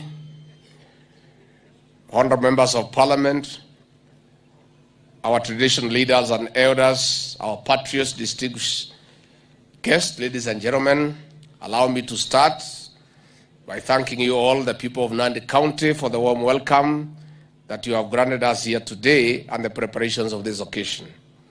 I wish to convey warm greetings from His Excellency President William Ruto. We all know the blessings you gave him here. The Talai clan took the lead in politics, and truly it has come home. This is a great doing of Almighty God. We meet here to celebrate a great man who lived and believed in freedom and in the future of the Nandi people, the greater Kalenjin nation, and the people of Kenya. This great man, Koitalel Arap Samoei, will be remembered by generations to come, and many will emulate him alongside other freedom fighters of our history and our republic. I note with appreciation that this day comes as Kenya is to mark Mashujaa Day tomorrow, as envisaged in our constitution, which we take great courage to protect and to live in its ideals as a government of Kenya Kwanza and the people of the Republic of Kenya. The Koitalel Samoei story, the renowned Nandi hero, remains great in the history of the Kalenjin nation, especially the Nandi sub-tribe. After the gruesome murder of Samoei in 1905, the British colonialists chopped off his head and fingers and took his leadership legaria, which included a headgear, a spear, a sword, and a pair of leather sandals, to their British museum until 2010, and which were brought back to Kenya, are currently stored in the museum in Nandi Hills. We are glad that these lyrics of our son are here at home. We continue to honor him all the time. I'm happy to note that he remains immortalized through this museum that forms a great cultural heritage, not only for the community here, but the world at large. As the Kenya Kwanza government, we shall continue supporting this endeavor for generations to come, to learn our history and our heritage. This painful part of our history must inspire us to protect our nation, our heritage that we have received from our forefathers. We have the moral duty and obligation to hand to the next generation a greater nation than we received. This will be a nation of free people, an economically empowered nation, and a nation of great heroes and heroines. As a government, we are keen to move away from this culture of inflicting pain and suffering on innocent citizens whom you differ with. Perhaps this bad culture was inherited from the colonialists. Governments exist to serve the people and not to cause pain and suffering. We must take a big leap from this culture. And as you have witnessed in the past few weeks, the steps that the president is taking spells a sure and sustained departure from this culture. To the people of Nandi County, I call upon you to take advantage of the great benefits you reap not only from the name of Koitalel, but the rich county you have in terms of agriculture, tourism, education, cultural heritage, peace, great infrastructure to better your lives. Let this inspire on this generation to build a resilient nation, a culture of hard work, a culture of peace and development. Take, for instance, the Koitalel Arap Samoei University College here in Nandi County. This is another great institution established to honor this great son of this land. Although this is an institution to serve the whole world, The people of this county must look at the greater picture to ensure you take your children to school and secure their future. This will be one of the ways to build a resilient future generation and to honor Koitalel. Aside, I challenge the University College to do more research and document the history of our great men and women in Kenya, starting with Koitalel Arap Samoei, General Baimunge, General Mariama, Mekatalili wa Mensa, Field Marshal Dedan Kimathi, Chief Kevoi wa Mwendwa, and no other unsung heroes and heroines of our pre-independence and post-independence Kenya. Ladies and gentlemen, we cannot celebrate this day with the mention of another great revolution of our freed as a nation. We remain greatly indebted to the Mau Mau revolt against the colonial rule from 1952 to 1960. It is an epitome of our history and the great heritage of our nation. Our fathers and our mothers watered this tree of freedom with blood. As a people, we will not forget the incarceration, the expulsion from their homes, the scorched earth policy, the Kipande rules, extortions, the brutal murders, the harsh colonial rules and systems our people went through. We recognize that our fathers stood firm, inspired by unity of purpose, fought with crude weapons. They got maimed, they got tortured, jailed, they got mocked for our sake. This was for our sake. Thousands of our people got brutally murdered. This is history. We cannot, however, ignore this fact. We must stand tall as a nation to honor our heroes and heroines. It is our duty and obligation as a people to honor these heroes by an enhanced social protection program to ensure those alive with us reap the benefits of the freedom they fought for. Ladies and gentlemen, moreover, our meeting today should not be taken as an ordinary meeting. We must remember as a people what freedom entails. Our forefathers fought for freedom in their days. Our independent Kenya fighters fought for an independent Kenya. Our multi-party heroes fought for a multi-party democracy. We who are here today fought for economic freedom in the just concluded general elections. And I'm glad that we have a freedom we fought for to liberate our people economically from the bottom of our economic pyramid. As a Kenya Kwanza government, our agenda to liberate our people, to have free nation, a nation of people free from poverty, free from insecurity, free from disease, free from all forms of discrimination, and free from bad governance. We remain steadfast in our agenda, and we shall not be distracted from this agenda whatsoever. As we retool our economy, which we are all aware is in a mess, I call upon every Kenyan to focus on building Kenya by doing the best we can to make our tomorrow better. As we promised during the electioneering season, we will be a listening government and a government for the common man. In every hustle we engage, there is enough space for everyone to participate in making our country greater as our forefathers envisioned. As I conclude my remarks, I call upon all of us here today to remain focused once again to build this God-given beautiful nation of Kenya. Thank you, and may God bless you. May God bless the people of Nandi and the people of Kenya. Asanteni sana watu ya Nandi. Mimi nimefurahi sana kuja hapa kwa sababu ile kilio mko nayo ya huyu shujaa wetu Koitalel Arap Samoei na wale mashujaa waliuawa kwa njia ya kikatili na mkoloni. Mimi mwenyewe, wazazi wangu na sisi ambaye tulikuwa pale kwa Mau Mau, tunaelewa uchungu wenu na yale mnayosikia na yale mliwapitia.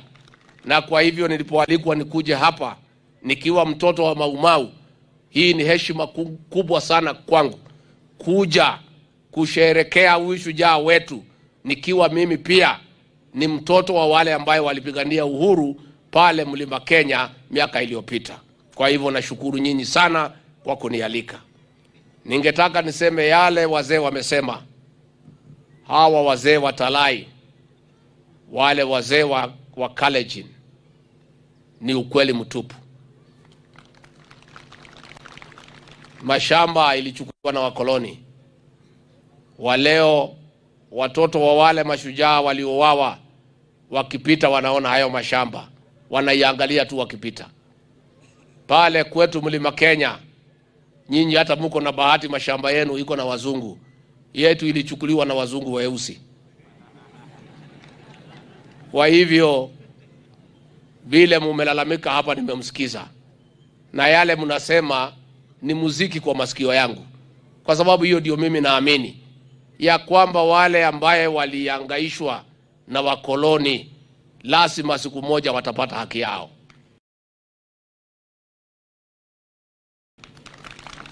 Ile tu ningetaka niombe hawa wazee watalai, hii familia ya Koitalel, wale wazee wa Kalenjin, mutakuja, gavana atamulete, tukue na mazungumzo ndani ya nyumba, kwa sababu hatutaki tuanike maneno yetu mbele ya watu ya magazeti. Watamwambia wazungu vile tutapanga, alafu wataenda mbele yetu.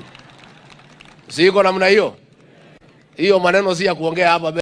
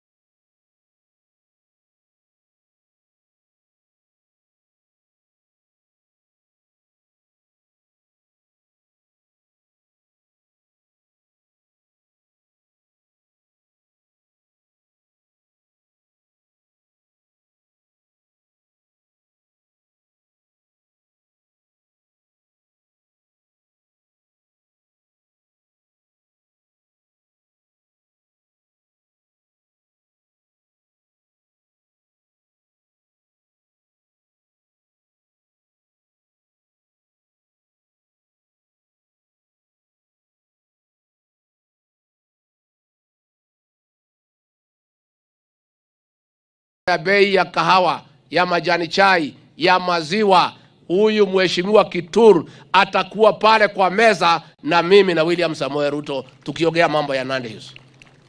Kama mungefanya makosa, mulete mtu ambaye hatakuwa kwa hiyo meza, mungezimia kama ile mzee ya kuzimia. Lakini nyinyi ni watu werevu, natolea nyinyi kofia. Na huyu mheshimiwa Kitur, vile nimesikia akiongea hapa, akifanya kazi namna hiyo, ni kijana ambaye ako na maono na ataenda mbele. Wewe mheshimiwa, ningetaka nikuambie, ako wapi wewe mheshimiwa? Mimi nilikutetea kwa watu ya Nandi Hills. Wewe uwafanyie kazi, usiniangushe. Usiende kukaa Nairobi. Ukuje hapa mashinani, nilikutetea kwa hawa wangwana wakanisikiza. Na wewe ukue kiongozi wa kusikiza wananchi ya kawaida. Basari upeane kwa kila mtu na upeane kwa haki. Mambo ya kujenga shule, tutakuonesha ujenge shule, uweke mpaka tiles, mtoto ya maskini na mtoto ya matajiri wasome pamoja na madarasa ambayo iko na tiles. Mungetaka tushike huyu kijana mkono, tumufundishe kazi. Na mimi nimemsikia akiongea hapa, nimeona ako na maono. Kaa chini na tutakuongelesha. Na wewe hatutawachilia upotee, kwa sababu ukipotea hao wataniuliza swali. Na mimi sitaki kujibu swali. Please sit down. Ningetaka pia kutoa shukurani kwa kukubali ombi langu na rais wetu William Ruto kumpatia nafasi huyu gavana Arap Sang aendelee tamu ya pili. Asanteni sana. Ningetaka pia kutoa shukurani kwa yule seneta wetu Cheraragai ambaye anatutetea kwa TV kila asubuhi. Asanteni sana.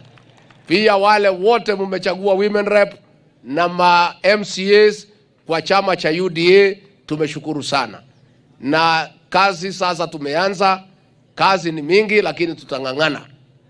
Simulisikia nikisema pale Kasarani, tuliingia pale tukakuta store, kufungua mlango hakuna chochote, hata panya walipotea kwa sababu hakuna kitu ya kukula. William Ruto rais wetu na mimi tumeanza kama vile boma kijana anaanza, hata hana pahali ya kukaa, hana bibi, hana sahani, hana chochote. Tumeanza kuunda hii Kenya mpya, na kwa hivyo tunaomba nafasi, mtupatie nafasi kidogo, pange, lakini mbele iko sawa. Tutaanza kurudisha uchumi, tunaanza kupanga maneno na itakuwa sawa sawa. Mambo ya barabara nimesikia, mambo ya kila kitu tumesikia. Hawa mawaziri wetu, huyu kiongozi wetu Kipchumba Murkomen alikuwa pale leo kuulizwa maswali, na tumesikia vile amejibu, amepita. Simulisikia vile alijibu? Walijaribu kumtega, wakiweka mtego wanaruka. Sasa hawa mtupatie nafasi waapishwe.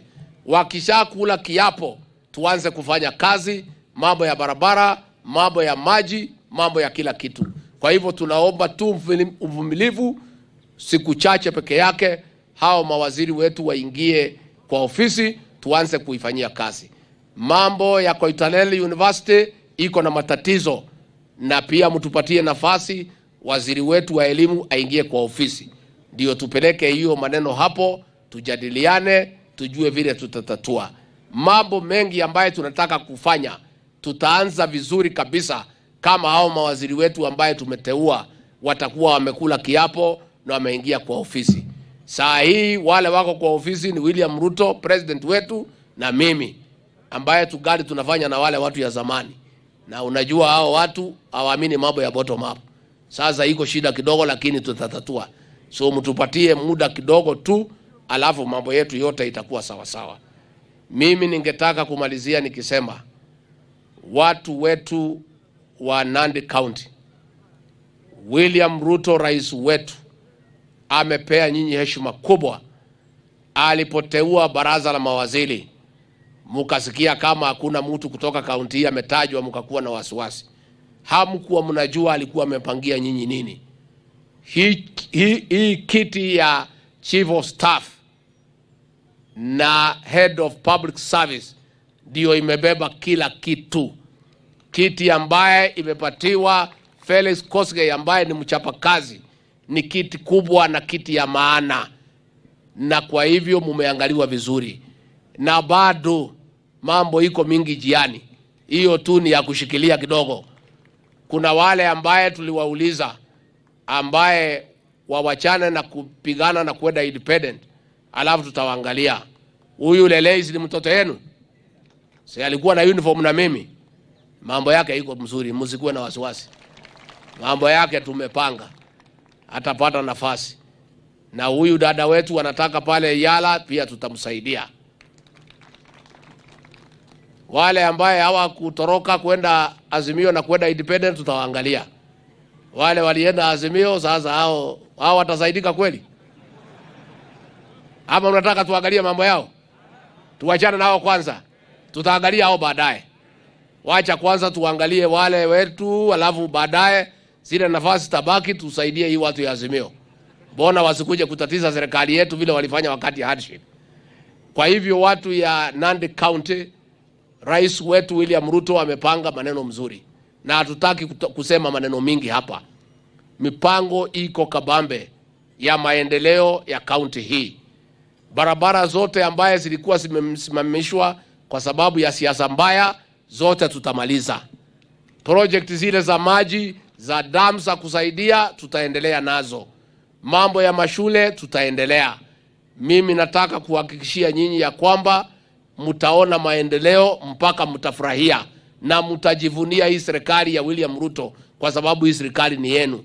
Nyinyi ndio mlitusaidia. Bila nyinyi tulikuwa na matatizo mingi, tulikuwa na shida mingi. Kwa hivyo tunashukuru sana, na tunataka kumwahidi ya kwamba tutamfanyia nyinyi kazi. Nyinyi watu ya Nandi County, mimi nafurahi kufika hapa. Nyinyi na sisi ni watu moja. Nyinyi watu ya Nandi, Koitalel, Arap Samoei, pale kwetu Dedan Kimathi. Sisi watu ya Nandi na watu ya Nyeri, si watu ya kuuziwa uoga. Hata tukiuziwa hatuwezi nunua. Ama nyinyi mnaweza nunua? Walijaribu kutisha mimi pale. Ati watanifunga, ati wataniua, ati wataninyang'anya mali, ati niwachane na William Ruto. Nikamwambia mimi ni mtoto ya Maumau, mtafute mtu mwingine ya kutisha, hapana mimi. Mimi nimekaa pale, nikaongea na watu ya Mlima Kenya. Wakalete dada wetu pale akawaongelesha. Watu wakazikisa, wakasema sisi ni watu ya Maumau, tutasikisa mtoto ya Maumau. Pahali anatuambia twende, hapo ndio tutaelekea. Na sisi pale kwa Mlima Kenya tumesimama na William Ruto. Hatujasimama na yeye kwa sababu alisaidia Uhuru Kenyatta, hapana. Hatujasimama na William Ruto kwa sababu ya ile udanganyifu ati ya 10-10, hapana. Tumesimama na William Ruto kwa sababu tumekaa na yeye, tumemsoma, tumemuelewa, ni mcha Mungu, ni mchapakazi na ako na maono ya kubadilisha maisha ya watu wa Kenya. Ndio tumesimama na William Ruto. Na tulikuwa na nafasi ya kufuata Uhuru Kenyatta, tufuate ile mzee ya kuzimia, tuzimie pamoja. Lakini tukamwangalia William Ruto, tukamsikiza, tukamwangalia, tukampima, tukamwekelea kwa kilo, tukapindua yeye kila pande, tukahakikisha ya kwamba kiongozi ambaye ako na maono, ako na mpango wa kubadilisha Kenya, abadilishe uchumi wa Kenya, aweke watu pesa kwa mfuko, ni William Samoei Ruto. Na ndio pale tukatoka asubuhi na mapema, saa 8 tulikuwa kwa laini, tukapiga kura yote kwa William Samoei Ruto. Kuna wale walikuwa wanataka kutuharibia jina, ati wa Kikuyu, ati hawezi pigia mtu mwingine kura. Si mlikuwa mmesikia hiyo fitina? Hiyo fitina nikapigana naye, tukaimaliza. Sisi ni Wakristo, sisi ni watu ambaye ni wa ukweli, sisi ni waangwana, sisi ni watu ambaye tunaweka maagano, na tukaweka maagano yetu na nyinyi na William Ruto, na ndio tukamchagua kuwe rais wa Kenya. Na mimi nataka kuuliza nyinyi kwa heshima, muendelee kumuombea William Ruto. Amepata nchi iko na shida mingi, ambaye iko na ukora mingi, ambaye anataka usaidizi wa Mwenyezi Mungu, ampatie hekima, ampatie ujasiri, ampatie maono, aweze kuongoza nchi hii na kulete maendeleo katika taifa letu. Mtaendelea kumuombea? Na sisi tumetengeneza urafiki na nyinyi. Tumetengeneza urafiki na nyinyi, pia ni waangwana. Siku nimeuliza nyinyi mtoke, mama, wazee, vijana, mpige kura kwa William Ruto na mimi. Mulitoka asubuhi na mapema. Nyinyi ni waangwana, tunapenda nyinyi, tumeheshimu nyinyi, na tutakaa na nyinyi miaka na milele. Na mimi pia nirudishe asanti kwa kunipatia kura nikapata kazi. Unajua nilikuwa mtu ya kuhangaika, ya kufungwa, si mnajua? Si nilikuwa kwa shida kabisa, nilikuwa kwa kona mbaya. Sasa nyinyi, mimi nikiwa hapa nasema asanti pia. At least mlitoka mkanipatia kazi, angalau sasa napata mshahara, hata mimi nasukuma mambo yangu kidogo kidogo. So nyinyi watu ya Nandi County tunamheshimu, na mimi nimemwambia mkae hivyo, na nyinyi mkuwe watu ya kusimama na ukweli, na mkuwe watu ya kupigania haki, tukifuatilia uongozi wa Koitalel Arap Samoei ambaye ni shujaa katika county hii, katika jamii ya Wakalenjin na katika taifa la Kenya. Na vile mumesema viongozi, ni kweli tunataka tuanze kufikiria huyu shujaa wetu atajulikana Kenya nzima namna gani. Pale Nairobi tuangalie barabara, nyumba, tuone ni gani inaweza kupewa jina ya huyu shujaa wetu, ndio jina yake iweze kukaa katika Jamhuri ya Kenya. Mimi sitaki niseme kuzidi hapo. Nimefurahi sana kuja hapa. Nyinyi na sisi watu ya Maumau, damu yetu ni moja, inachemuka the same temperature, si ndio? Ama nyinyi watu ya kutishwa? Nyinyi si watu ya kutishwa. Hata mimi tuko hapo, hata sisi kama tungekuwa ni watu ya kutishwa na William Ruto, tungekuwa mbali, hatungefika. Tulijaribu kutishwa, kuuziwa uoga. Oh system, oh sijui deep state, oh sijui machief, oh sijui nini. Tukakaa imara. Tukasema William Ruto ni mtoto ya Nandi, huyu Rigathi Gachagua ni mtoto ya Maumau. Unatisha nani? Hawa si watu ya kutishwa, kwa sababu pahali wametoka watu ya huko hawezi uziwa uoga, na ndio tumefika hapa. Na rais wetu amefanya mabadiliko katika kikosi ya DCI. Pale kulikuwa kumewekwa kikosi ya kuua watu na kwenda kutupa hao katika mto wa Yala, na wengine kutupa katika msitu ya Badea wanakuliwa na fisi. Polisi ambaye wanatakiwa kuchunga maisha ya watu wakakuwa ni watu ya kuua watu. Lakini tungetaka kuondolea lawama maofisa yetu wote wa DCI. Maofisa yetu wote wa polisi ni watu wazuri na hawana maneno na mtu yeyote. Shinda ilikuwa ni ule kiongozi alikuwa pale anatoa maagizo na kutoa order ya kuua watu. Huyo kiongozi ndio alikuwa na shida.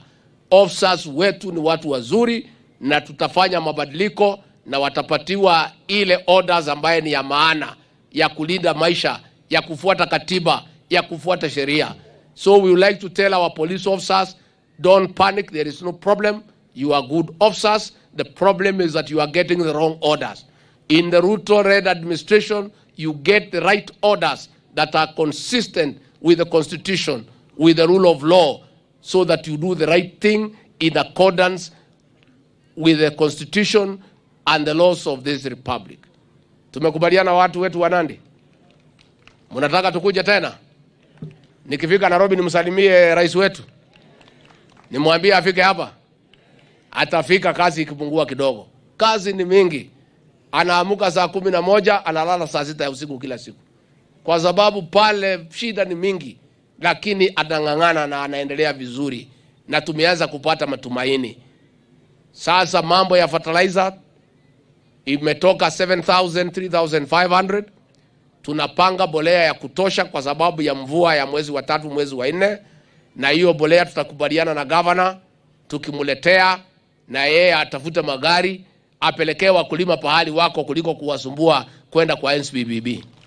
Kwa hivyo hiyo ni kitu moja tumefanya ndio muweze kupata nafasi ya kuboresha kilimo. Kesho nitaenda Nairobi kupokea fertilizer ya wakulima wa chai ya KTDA. Kesho hii saa 4, maroli zaidi ya 100 ambaye itaelekea pande hii, na kila pahali iko chai ambaye ni ya bei ya chini ndio wakulima wetu waweze kufanya kazi. Hao magavana wetu nitafanya mkutano na hawa na viongozi tuongee mambo ya mashini. Si ndio? Tuongee mambo ya mashini. Wewe gavana ya Kericho, hapana tagazia wazungu ile tunapanga. Wewe namna gani? Sio ni mambo ya nyumba ndani. Wacha tutaongea mambo ya mashini. Tutaongea na tutamjua vile la kufanya. Tutaongea mambo ya shida zile ziko area hii. Kwa hivyo mnipatie nafasi nikae chini na hao viongozi, tupange maendeleo, tupange vile wakulima ya chai watapata haki yao, wale wakulima ya maziwa vile watapata haki yao, na ile maendeleo itapatikana katika area hii ya Nandi. Kwa hivyo kwa hayo mengi, nikifika kule nisalimie watoto ya Maumau. Nisalimie watoto ya Maumau. Nimwambie nyinyi mgali mnapigania haki yenu. Mimi nitapigania haki yenu.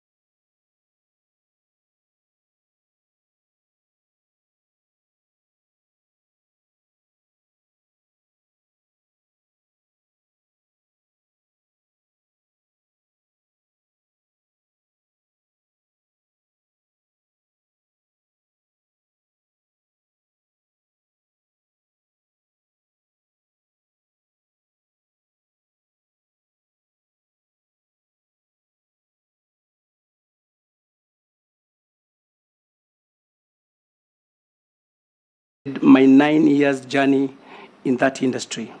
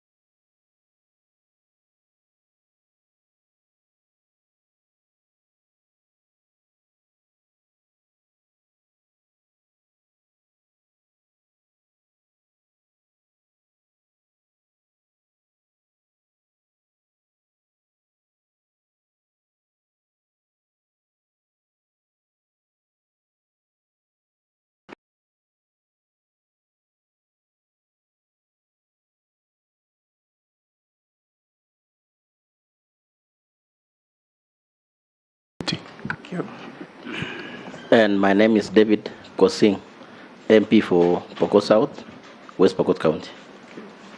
My name is Abdul Rahim Daoud, MP for North Imenti, Meru County, and a member of this committee. Honorable Mishimboko MP Likoni, a member of this committee.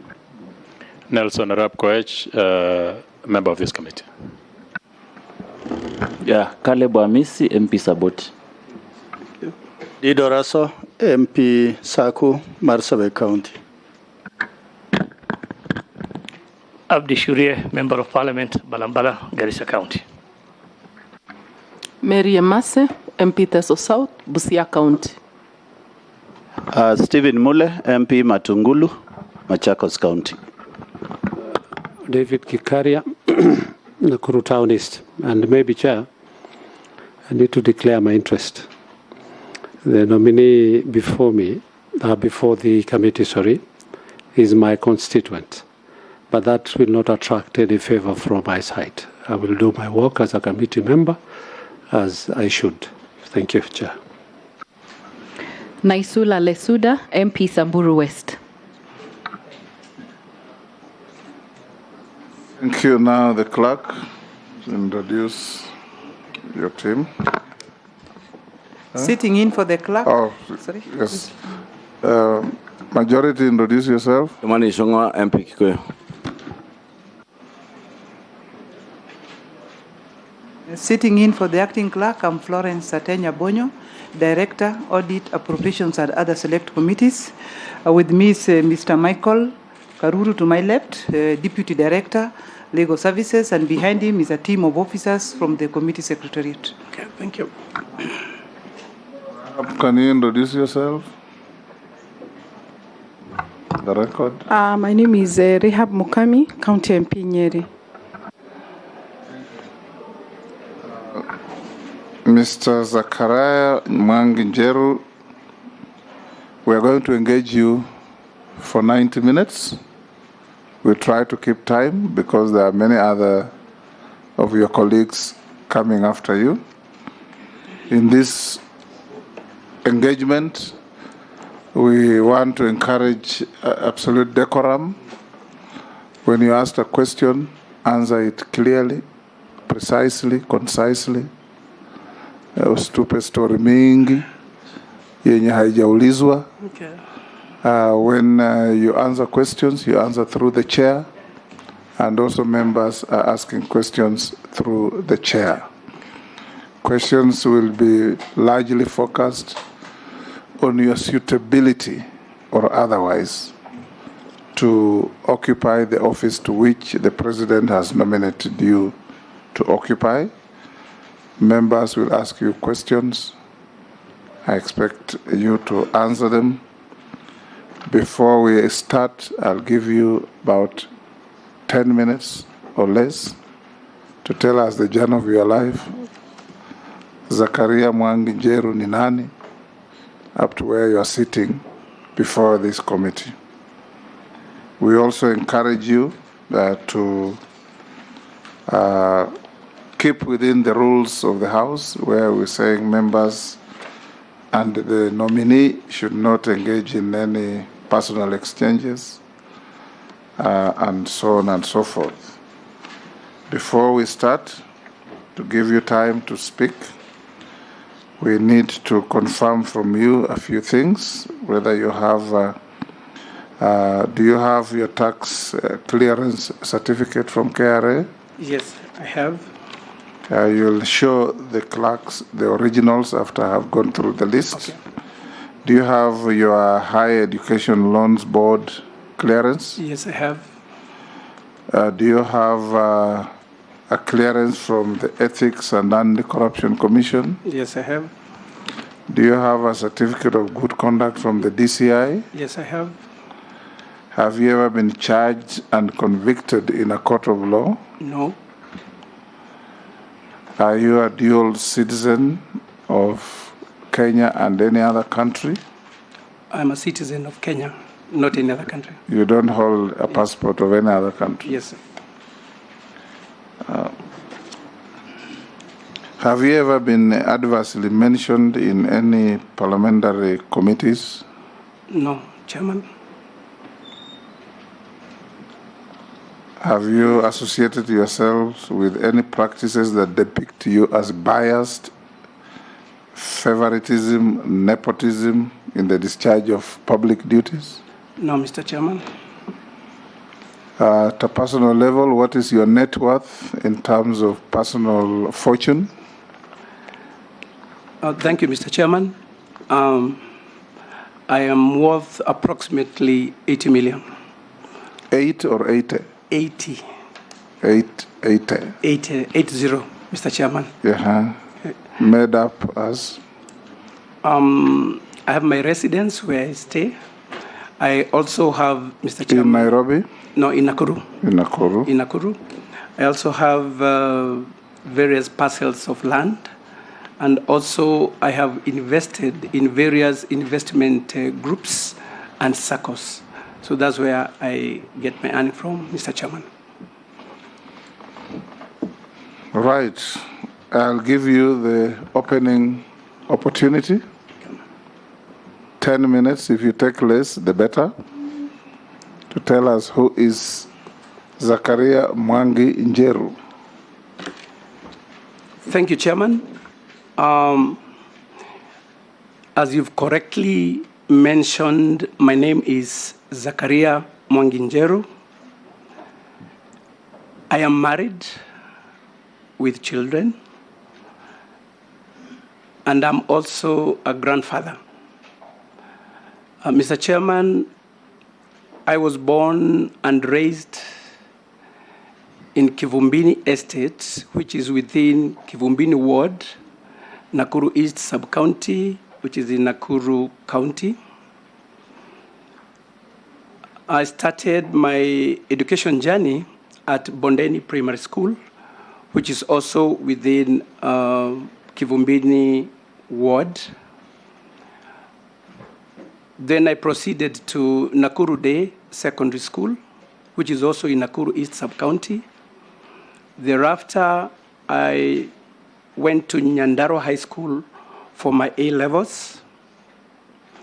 After my A-levels, Mr. Chairman, I was admitted at Moi University, where I pursued a bachelor's degree in information sciences.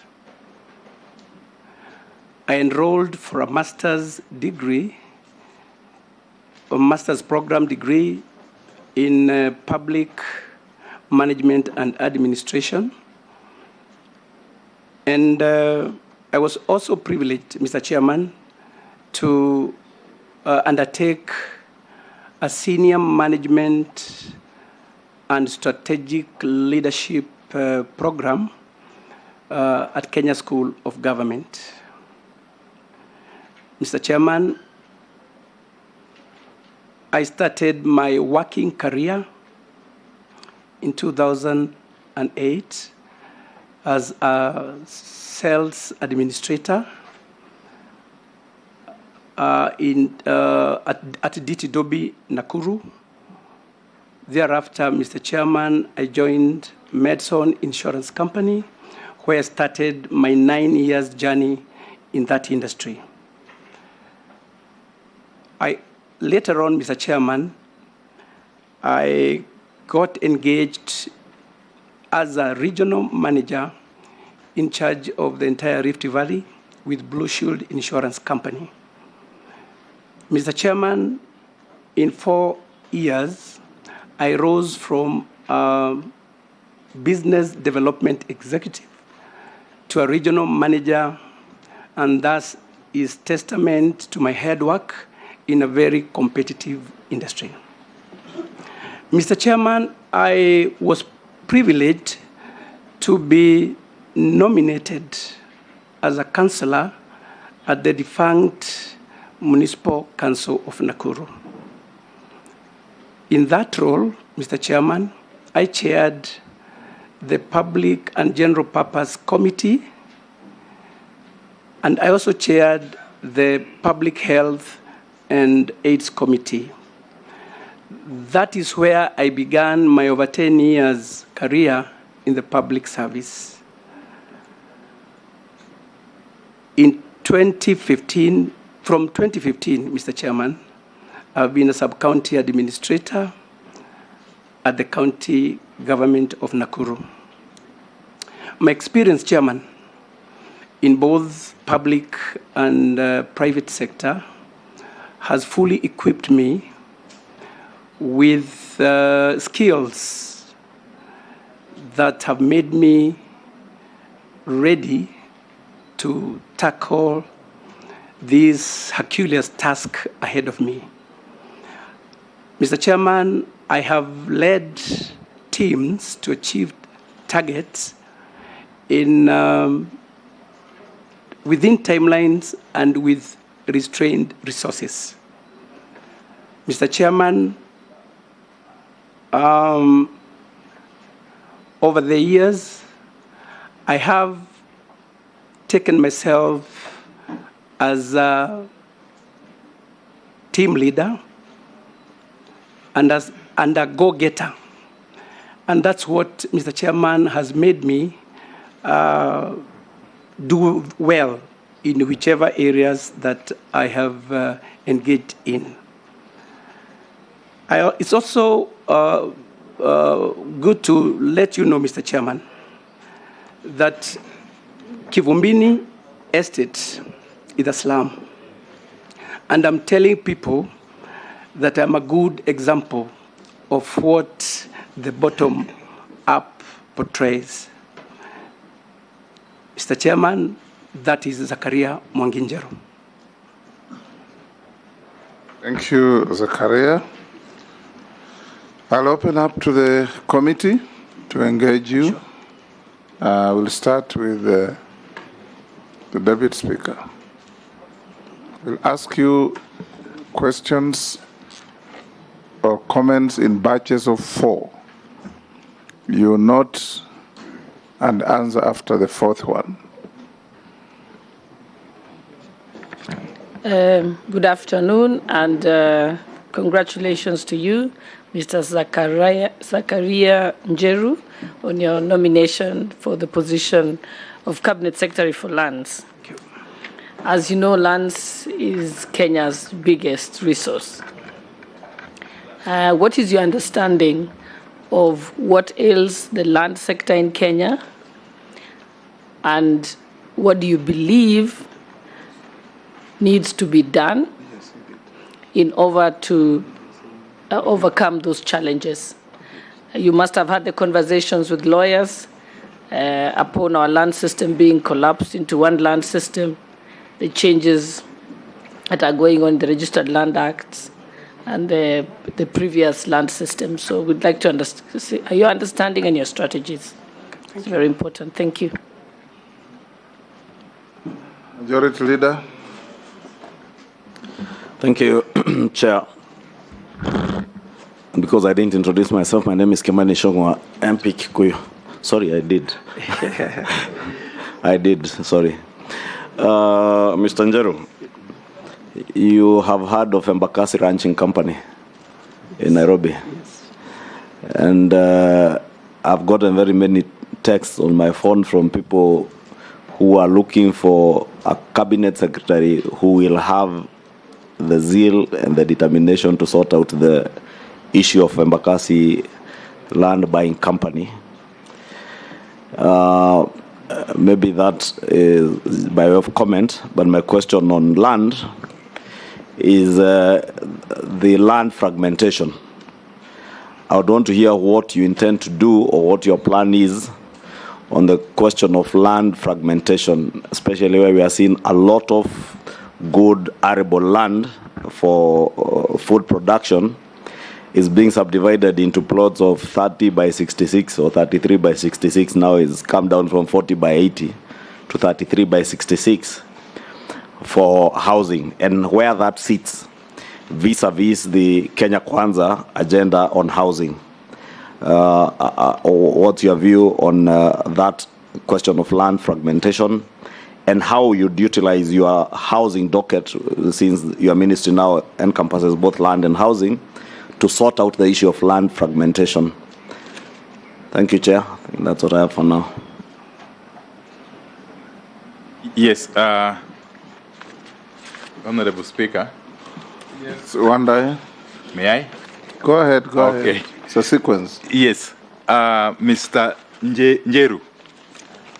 I've been trying to reconcile your background, both in academics and professional, with the fact that you've been nominated to lead this very vast and crucial docket of lands, housing, and urban development. And I don't seem to succeed in that reconciliation. Firstly, from this background of yours, which appears to suggest that you have got a fairly limited worldview. Because from DTW is insurance, and then County Council of Nakuru, and ward administrator. What competencies, what skills, what skill sets, what experience are you bringing on the table to be able to deal with this very complex docket in these very challenging times in our country? Secondly, in my search, because I tried to do some due diligence, I came across some matter here in the Court of Appeal, Civil Appeal number 9 of 2012. If it's not you, fine. But if it is you, it'll help us understand what it's all about. Zakaria Mwangi-Njeru, appellant, versus Joseph Wachira Kanoga, the respondent. This is a matter that was adjudicated upon and the judgment entered into on the 26th of June 2014 by Justice J. Wakiaga.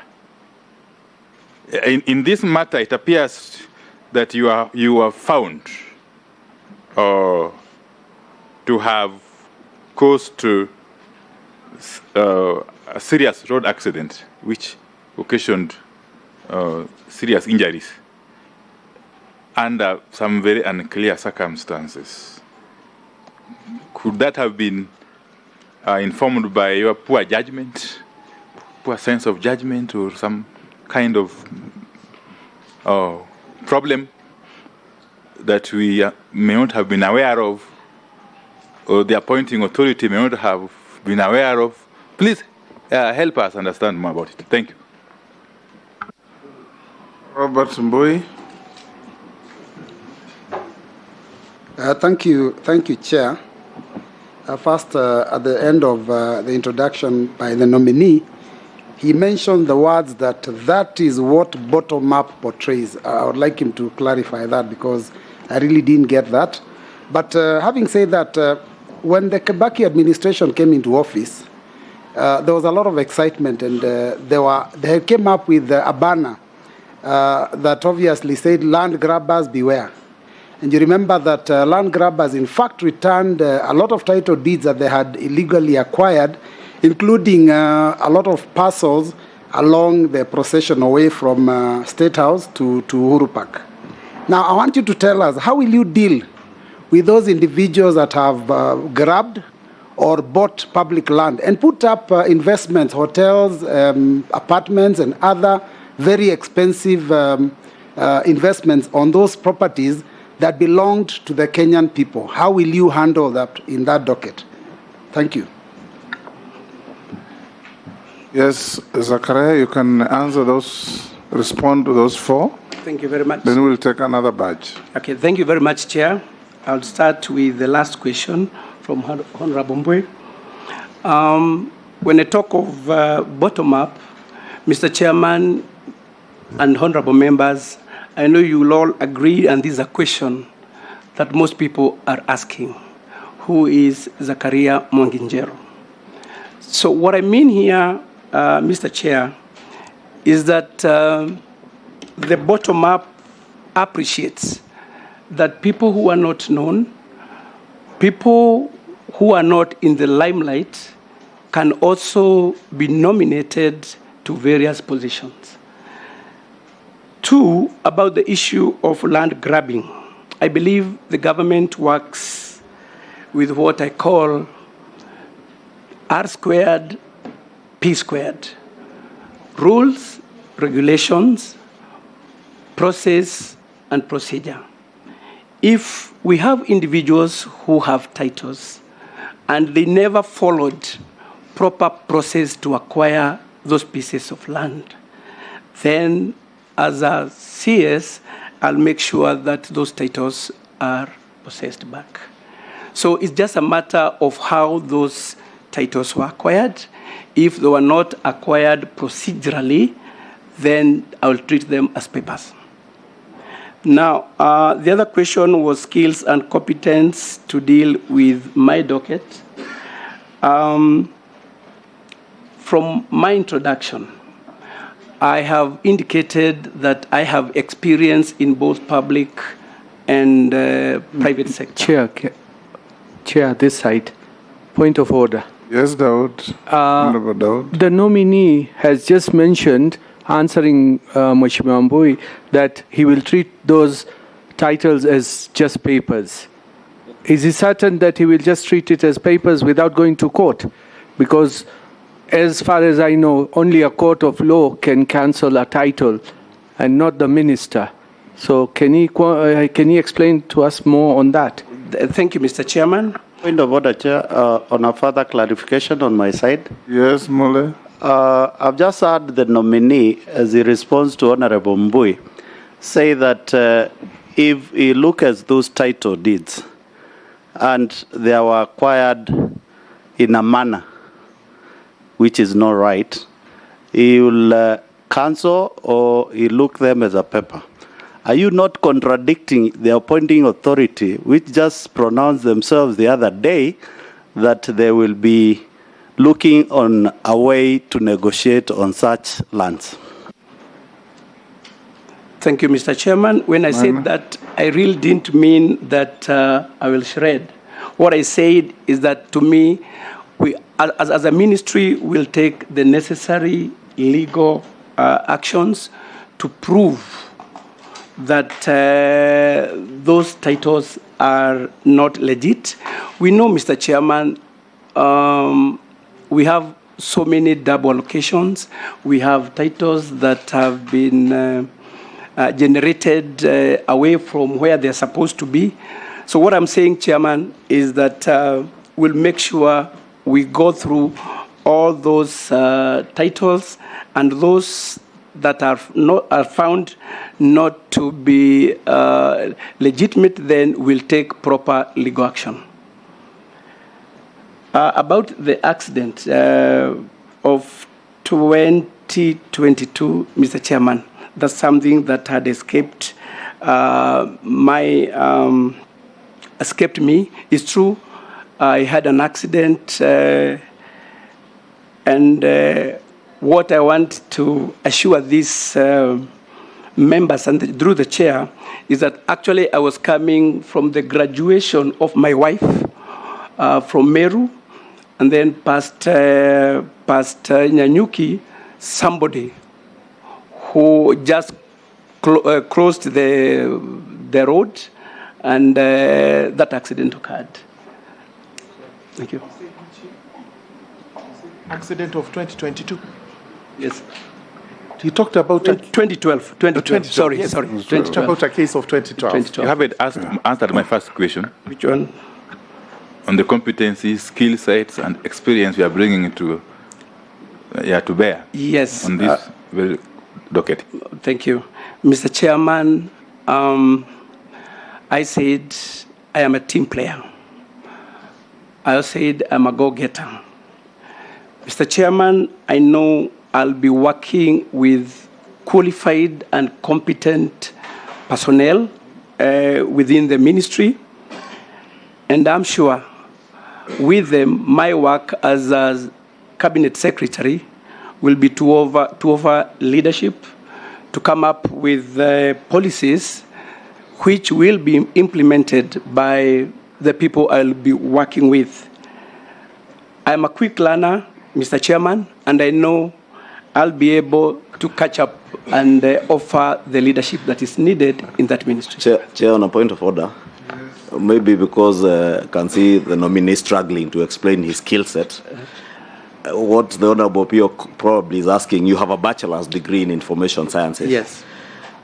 In view of the digitization program and processes that at the Lands Ministry, yes, how does that sit with your skills? Do you have the relevant skills? Yes.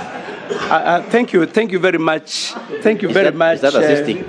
Thank you very much, Mr. Chairman. I want to explain a bit about this course, information sciences.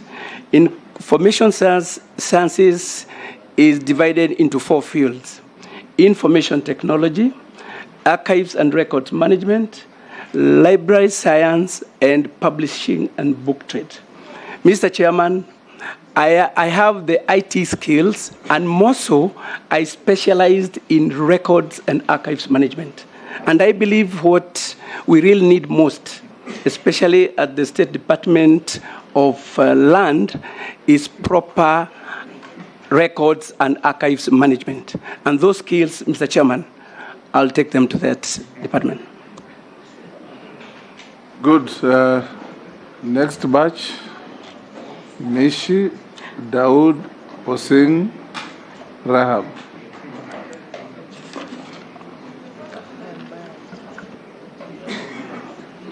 Had you raised your... Okay, I'll come to you. Thank you. Thank you, Chair. To the nominee, in this country, we have been hearing so many reports in terms of land issues, the Ndungu report, the Kriegler report, the Waki, the TGRC report. All these reports have come strongly because of historical land injustices. And even one of the reasons why we created National Land Commission was because of historical land injustices. So far, the previous regime have done little to address this issue. I don't know how different you're going to do in collaboration with National Land Commission to ensure that this issue has been addressed. The other thing I want to talk about, we have seen a lot of cases of fraud in terms of land. There's so many petitions lying in the Bunge right now. I've been in the Committee of Land for the 5 years. We have so many petitions, we have so many inquiries, and so many issues regarding land. One of the issues or the option which the previous regime opted to do to ensure that at least they minimize land fraud was the issue of digitization of the land registry process and also digital titling. I don't know whether the Kenya Kwanza government will still proceed on this option, and if they are going to do so, for how long will Kenyans realize this process, shifting from the analog, going to digital, so that at least we can have some efficiency? I thank you. Thank you, Chair. Chair, before I ask my questions, there is this CV in Mr. Mwangi's in the folder. I just want him to maybe later to tell us where it says salary remuneration. You have written negotiable. 2015 to date, you're still doing your master's. It's now 7 years down the road. Because I've done master's, I know it finished in 2 years. PhD is what is allowed 9 years. So I'm wondering, how long will this master's will you finish? The other thing is the past employment you have quoted. I've been a councillor myself, and you were a councillor. No, I was elected, you were nominated. But after 2007, when you were regional manager for Blue Shield, during your councillorship, because even Mayor is there, we still had our own businesses or we were working. So were you just a councillor completely without doing anything else? You have not quoted that. Now let me come to my question. In Kenya, we've got many, many informal settlements, and some settlements do not have even title deeds. Like mine in Meru, Shauriako. I'm not telling Shauriako, it's Shauriako. So, and there are informal settlements where we need, like Kibra, Mukuru Kwajenga, Majengo in Meru, Nairobi, and others in Mombasa, and all over the country, Mjini, Salama. What plan, if you do make it to the ministry, do you think you will have a slum upgrading project for those informal settlements? And what will be the result of the other housing which will be there in the counties as well? How will you do with the counties? Thank you. Thank you, Chair. The nominee. Again, I'm David Kosing, MP for Pokot South in West Pokot County. And Mr. Chair, this is a very fundamental ministry, monumental and controversial ministry. A lot of issues. Nominee, I wanted to prepare your mind on that one. And I saw the president moved housing from transport. It used to be in transport. And I used to chair a transport committee in Parliament. So it moved from transport to housing now, and lands and housing. Yes. And he went on to say he will be going on to do affordable housing. which is a very crucial thing in this country in terms of providing housing for the people of Kenya. Mr. Chair, my reading is, and I want to ask the nominee, how that housing, and it was there in last government, but mainly that housing will only benefit urban people, urban centers, towns, and maybe the low end will be municipalities. Most of us and myself, I represent rural constituencies. So what will it be for the rural people if this House finds you fit to approve you for this position? What will it be for the rural? Or shall we be then dividing our country into serving the urban people and forgetting the rural people? So what do you think will be housing for the rural people? Thank you, Chair.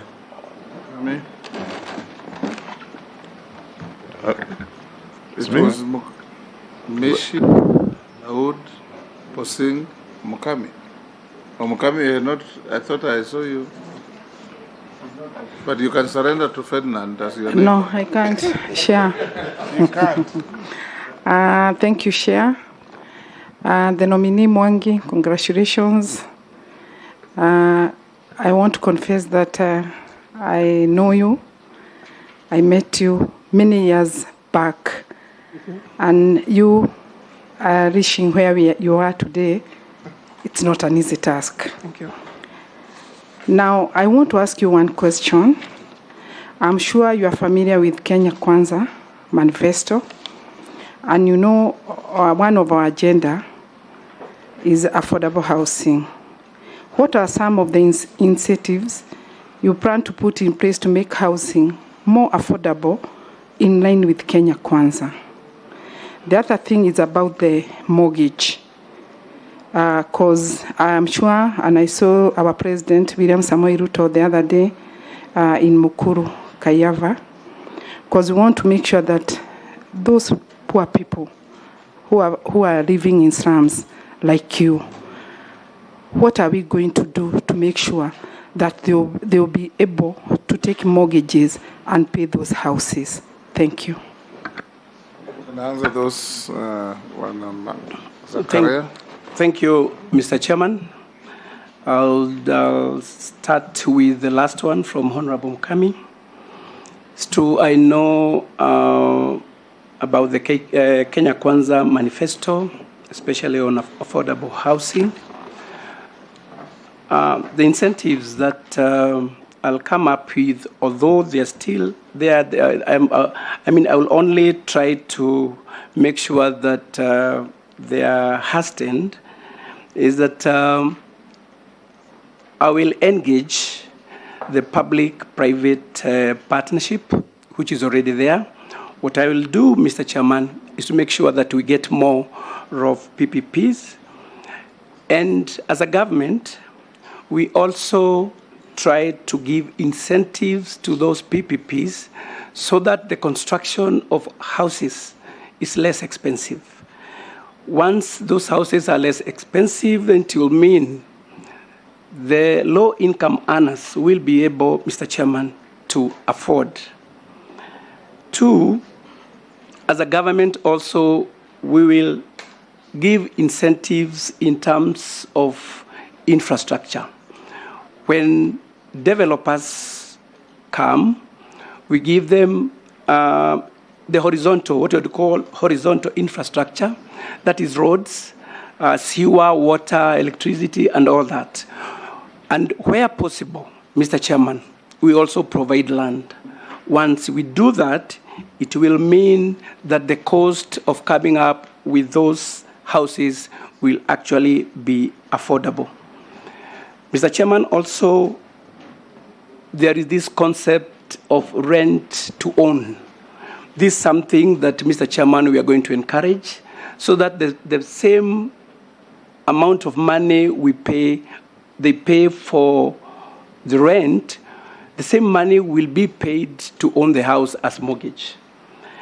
On the issue of mortgage, it is true this has become a problem and very costly, but we also engage through KMRC, that is Kenya Mortgage Refinancing Company. We try and facilitate that government agent to have more funds through pension funds. We can talk to the pension funds so that they can also help us come up with a fund that developers and financial institutions will be getting money from.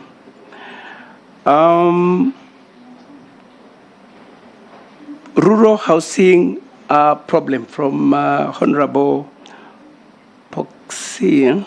It's a bit difficult to pronounce. Yes, of course, we have the Rural Housing Loan Fund, and which is actually it's managed by National Housing Corporation.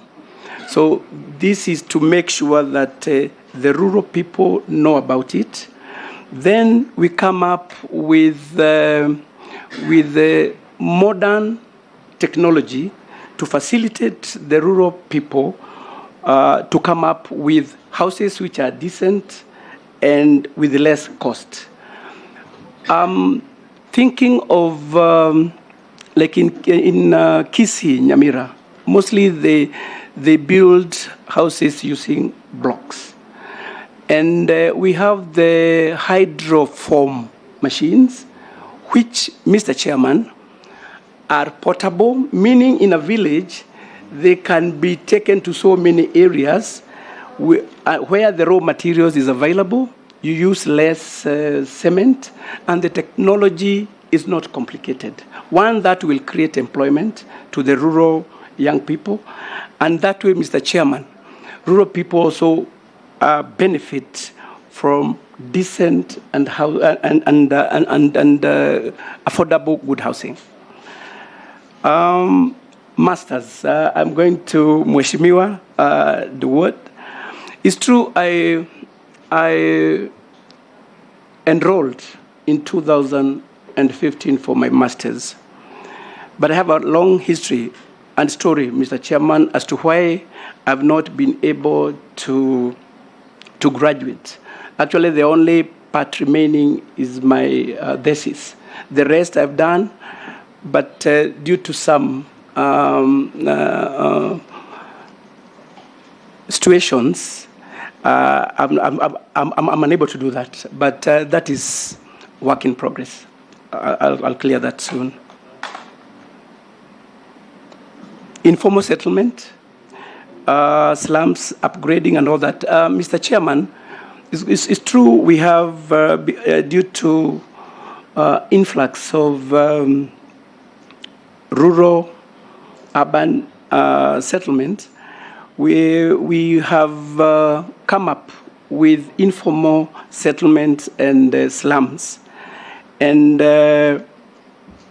one thing I'll do once this committee approves me to go to this ministry, I will support programs that are geared towards improving the lives of people living there. We have programs like KISIP, Kenya Informal Settlement Improved Programs. We have the KENSAP, Kenya Slum Upgrading Program. These programs, once they are supported, they play a big part in making sure that people living in those slums and informal settlements live a decent life. Also, the government should formalize, because once we should agree that most of these informal settlements, it's hard to get them away from that. So it's for the government. I will come up with programs which will upgrade in terms of infrastructure. We come up with good roads. We provide sewer and all that. So that is something which is doable. And Mr. Chairman, I will strive to do that. Thank you. Before I take another batch, did you answer the question from Ichungu about Embakasi ranching? And he didn't answer mine as well, Chair. Yes. Of title deeds. And Honorable Mishi. Yes. Title deeds. It's good, Zakaria, if you write the questions, yes, then you answer them. All right. Thank you. Yes. From Honorable Ishongwa, it's true I've heard about the Embakasi ranching scheme. Mr. Chairman, this is something that has been ongoing for long, and I promise once I am in office, Mr. Chairman, if approved, to take this docket. This is something I know it's a hot issue, and I promise to look at it and see how far it has gone. I promise to handle that once I'm in office. Yes, we'll take the next batch. There was also, Chairman, the issue of digitization. There was a issue of title. It's true, Mr. Chairman, the issue of digitization was raised by Honorable Mishi, and it is something that has started. I know there are people who might not be happy with it, Mr. Chairman, but when coming up with any new system, there are issues that stand out which don't necessarily please people. But at the end of the day, automation is the way to go. Digitization is the way to go. The hiccups which have been there, Mr. Chairman, I promise once I'm there, I'll do system audit, see where we are not right. And once that is done, Mr. Chairman, it will be the easiest way to do things, especially in the lands registry. So mine is to say that the process has begun. I know there are hiccups, but I promise to look into it after doing a system audit. Thank you very much. We'll have Owen Bayer, Ferdinand. Honorable Speaker, a very sensitive question has been missed in terms of answering me. The issue of the historical land injustices. I've talked about the reports.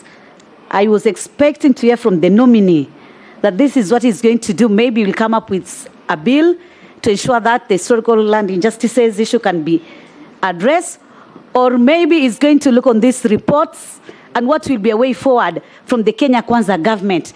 Because Kenya Kwanza government, during your campaign, you pledge a lot of things in terms of land, especially in the Rift Valley and Coast region.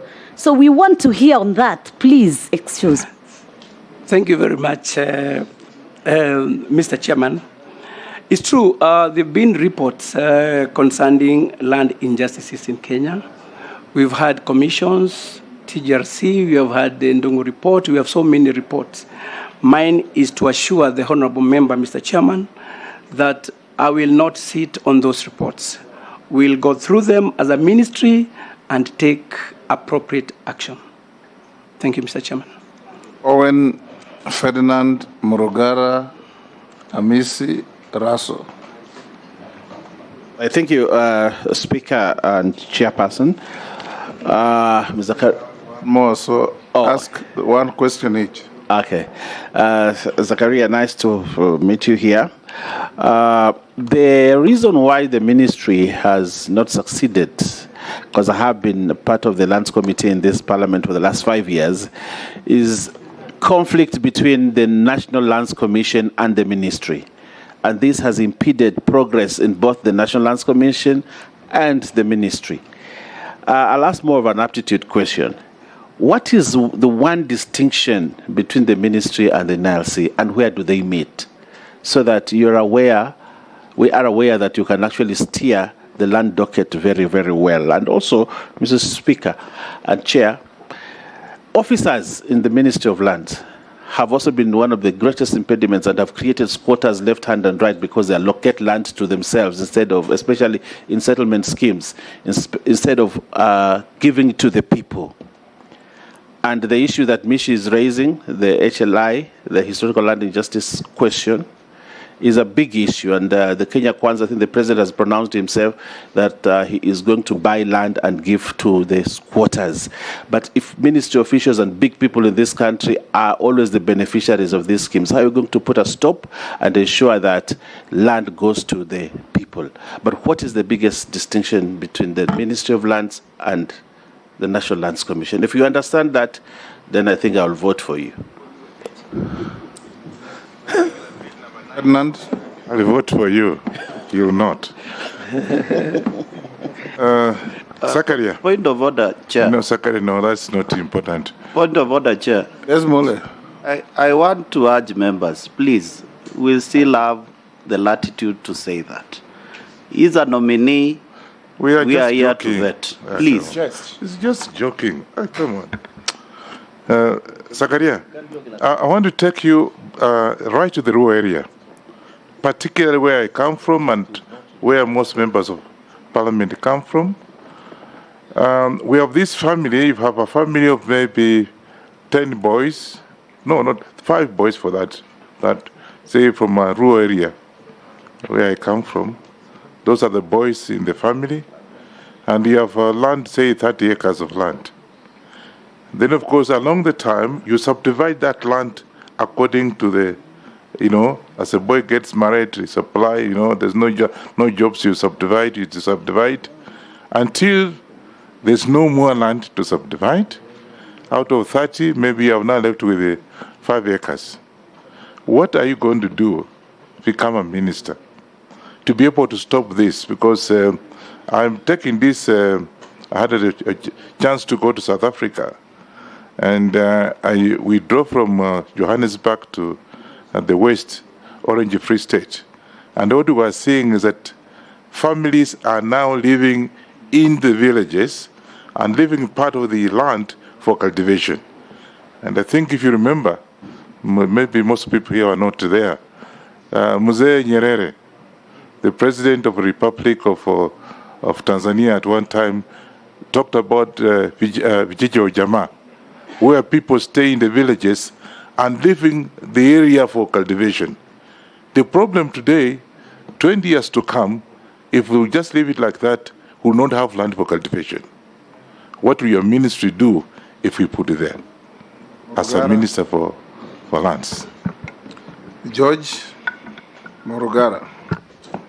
Thank you. Thank you very much, Mr. Chairman. Mr. Chairman, first and foremost, I think we need a clarification from him regarding the case and the accident he talked about.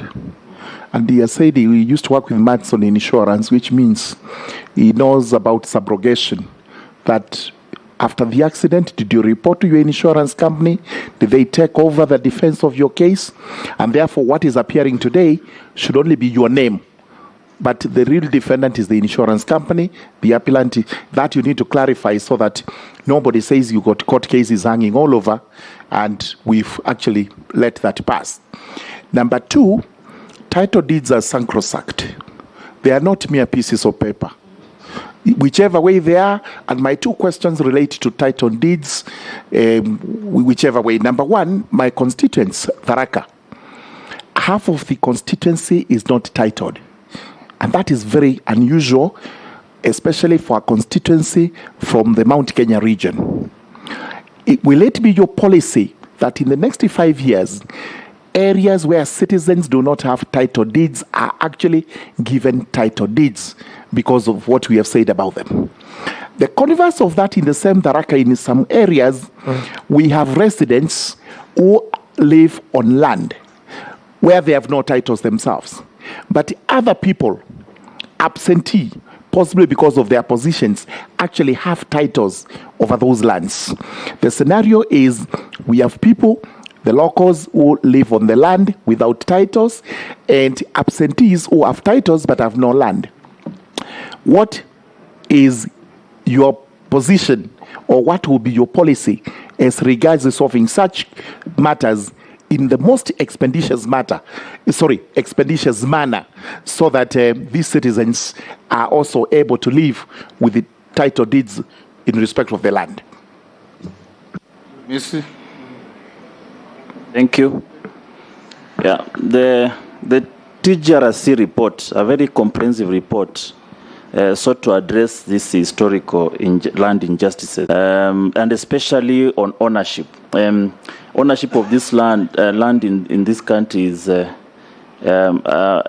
as some kind of unfairness where people just have large tracts of land idle. If you fly, I don't know if you've flown to Europe, if you are landing, you will see from above large fields of agricultural land and the patches of residential. so that land is left for agriculture. In fact, it is given to only individuals who can do agriculture. And if you can't do, the government does.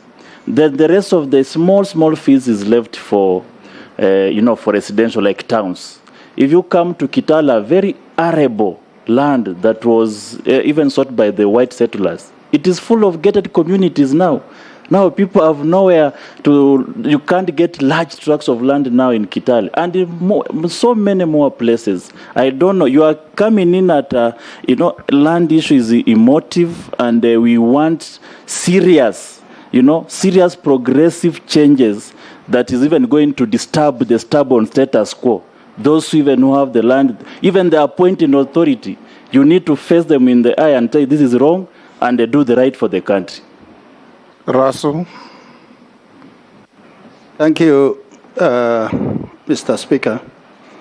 Mr. Njeru, if the House approves your nomination, you will be occupying one of the largest dockets in the land, where you will be addressing the issue of land.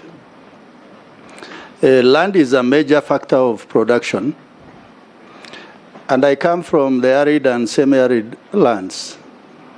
And I represent almost 70% of the landmass of Kenya.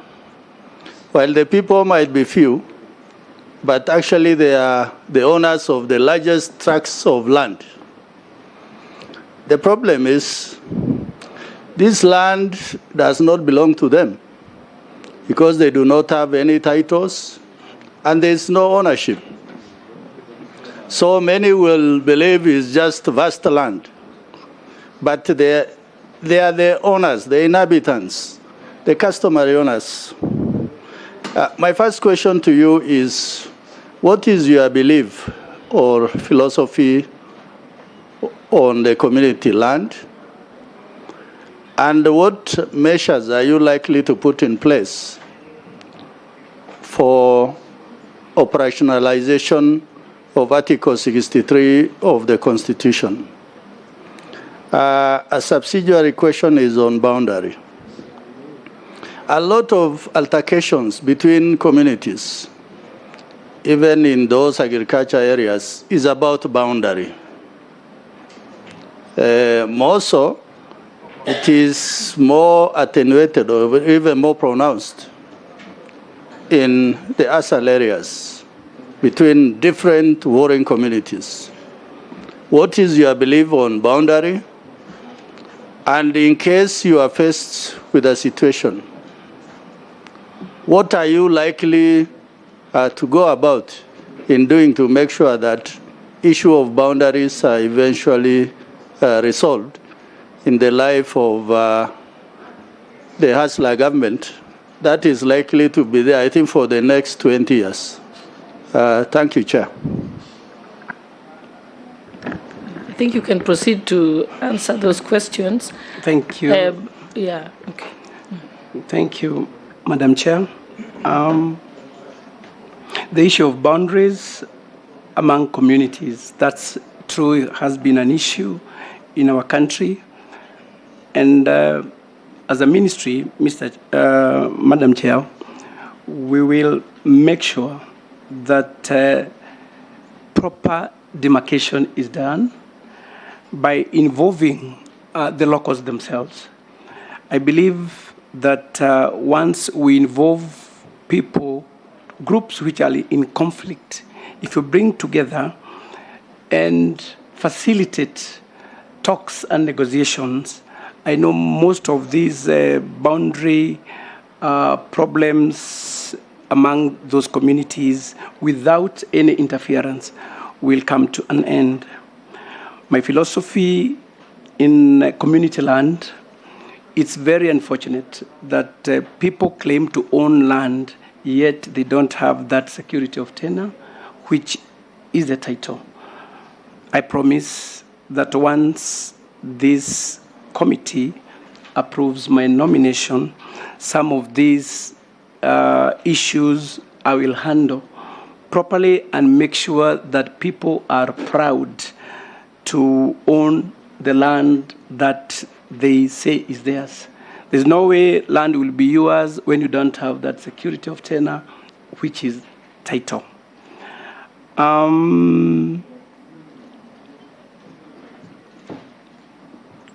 Maybe I just mention on my accident. It's true, when I got being an insurer, I know the processes that one has to do. Once you're engaged in any accident, the first thing is to report to the police and to the insurance company. So that was actually handled purely by the insurance company that had insured me. About titles, it's also unfortunate that people with big land and maybe even their absentee landlords have titles in Tharaka and many other parts of this country. While the hustlers, the people who actually are the majority, can't claim ownership of the parcels of land they live in, I am promising that once I get into the office, those are some of the teething issues that I will handle. Because with the title, people are able even to acquire funds to advance and do other things. So that one thing I'm promising you, Mr. Chair, that once I get into office, this is something that I will handle. About the subdivision of land, I know there is a national spatial plan, and it's for 30 years. I think it came into place in 2015 and supposed to run up to 2045. This national spatial plan is meant to organize and integrate planning nationally. So with this, I will work hand in hand with county governments to make sure that their physical department also, whatever they do at the county levels, conforms with what the National Spatial Plan says. That way, we'll be able to have areas set for farming and other areas set for settlement. Conflict between the National Lands Commission and the ministry. I know the purpose. The purpose of the National Lands Commission is to handle issues to do with historical injustices and also to be able to handle public land. I know there have been conflicts, but I believe the best way to handle this situation is to have a conversation because at the end of the day, we are there to serve Kenyans. So once we sit down, talk, we will agree to disagree, and finally we'll come up with gray areas and see how best we can sort out those problems. And because at the end of the day, there's no competition. We are all serving the same Wanjiko. Thank you, Mr. Chairman. We'll have the Deputy Speaker, then we'll have Junet, we'll have Naisula and Koech. Yes, Russell. Thank you, Chair. I think it is polite for honorable members not to remove the tags on their desks. Yes. The nominee actually is almost strange to know who is who. It is polite. That's why I said even when you raise your attention to the chair, raise your tag. I still see some of us raising our hands. Yeah, but there's a very important thing, Speaker. You know, some of us are short. And even the chairs, the way they are, they sink you. Yours is better. Our sinkers. So when you put here, nobody sees me. So I asked my colleague, Honorable Murugara, who is my lawyer, to remove his, and he did. So let him not return, Honorable Speaker. We can't see. Thank you, sir. In that order. Thank you, Honorable Chair. Mr. Njeru, I know you were at the Lands Office yesterday. Was it yesterday? Yes. And you went, looked around. Yes. As many lawyers will tell you in Nairobi, we've had great difficulty with the Lands Office. Conveyancing matters are not moving at all. One, because all the Nairobi registry files were taken to the 10th floor of Ardhi House and are being manned by KDF and NIS.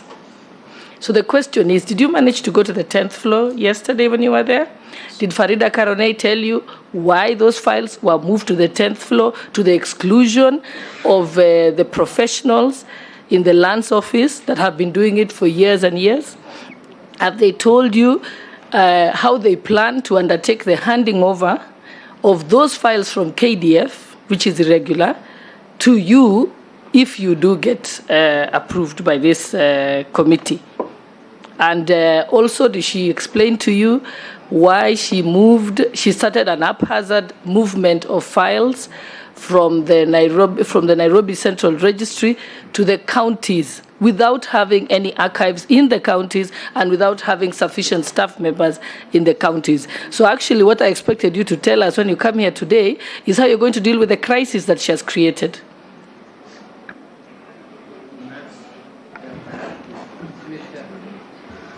Chairman. Jeanette. Thank you, Chair. Chair, what I wanted to ask the nominee is something that has really, or something that I was unable to understand for many years. Chair, in the registry, there is the National Land Registry at Ardhi House. And then there was district land registries. The question that I'm unable to understand, my father owns land in Migori. I don't know why that land is registered in Nairobi Land Registry. I don't know why. Every time he's traveling from there, coming with the money, with the transport, all the way to Nairobi to do search, to do all that kind of thing. Why is land in Mandera or land in Kisumu registered in Nairobi Land Registry? And I think that is the basis of land grabbing in Kenya. Somebody somewhere here in Nairobi, from independence up to now, wants to control the whole land of Kenya from Nairobi, so that he can choose which one to steal, which one not to steal, which one to leave for the public there. Me, I think that matter should be addressed. If I buy a piece of land in Migori or in Kakamega, I should be able to register my land in Kakamega, and I should get my title in Kakamega.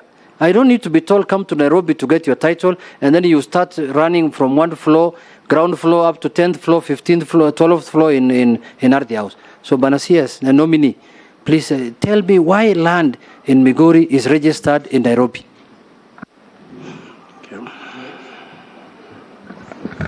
If shall I go first? Yes, go. Okay, thank you. If you look at I'm here, Banazak. If you look at the left, I'm right here. Okay. It will be helpful also if you look at the light. Okay, all right. It will come on. If you look at manifesto, the plan, the Kenya Kwanza administration has a plan of improving our mortgage from 30,000 people per year to about 1 million.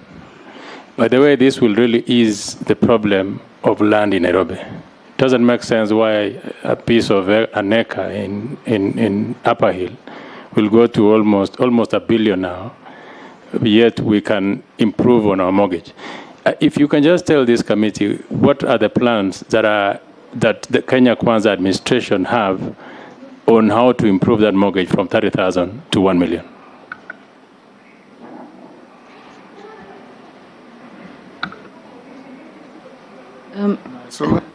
Thank you, Chair. And to the nominee, the immediate previous regime had a deliberate and intentional program called the National Titling Program under the leadership of His Excellency the President, former President Uhuru Kenyatta. And it was a deliberate move to see that parts of this country where people did not own titles actually have titles. As it has clearly been said, owning a title is a means of production. It helps in so many things. I cannot underscore the importance of it. And there's a lot of work that is pending in some of the counties that the program had started. I would like to know whether you have such plans to continue with the work that was started, and whether the Kenya Kwanza is willing to continue with the program, because for the first time in Samburu, women were able to actually own titles. And you might think it's a joke, but Maralal town, only 10 people, 10 people own titles, and the process was ongoing. I just want to know whether there are intentions to continue with the national titling program so that Kenyans can actually own title deeds.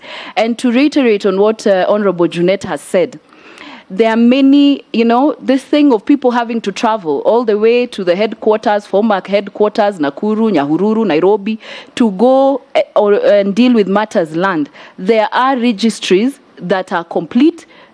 The only thing that is being awaited is the sending of officers, registrar. How fast can this registry be operational to avoid corruption? And lastly, Mr. Speaker, the issue of community land, just to ensure that the unregistered community land is registered so that we can safeguard the community land. There's one question a Kenyan has sent me on corruption in the Ministry of Lands. There are so many officers who give good searches for fraudulent land. I mean, I think the most corrupt, and that is what that Kenyan is saying. You go to the Ministry of Lands, you give somebody kitu kidogo, and you get whatever search you need. How will you streamline this, and how will you ensure that those who are caught culpable actually pay for those damages, and action is taken against them? Master? Just a point of information. Yes, Chair, I just want to warn the minister that nominee for the ministry. Yeah. What's wrong with you? Why warn him? I just want caution or warning? I want to caution. I didn't warn. I want to caution. I didn't say I want to warn him. That it was out of wisdom, and I can tell you, because there's a corrupt in this country. You can imagine if files were at the district level, and you can see today we have problems even at Nairobi. So if the files were at the district levels, the kind of corruption that you'll see, people selling, changing titles here and there, I think it will be worse. So, nominee, you look at it critically and with wisdom, because if you say you remove this and take them to the provincial headquarters or regional headquarters, you will see for yourself the kind of problems you get into. Of information. Let's have a master. I have the floor. Thank you, Speaker. I think it's tight a little bit on my question, but I want it the answer clearly brought out.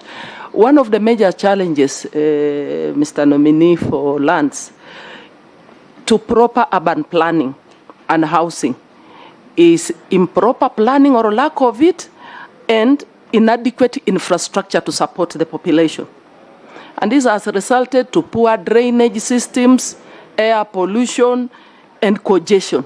If you come to a town like Busia, in fact, most of the times, we get people calling us to ask, it's like I've reached Busia, but where is the town center? So you will appreciate what it means to have proper planning for our urban centers. So what are what will your ministry do if we approve you? What will you do to address these challenges? Thank you. You can answer those, Zachariah. Thank you, Mr. Chairman. 5. Thank you, Mr. Chairman. I think I'll start with the last question.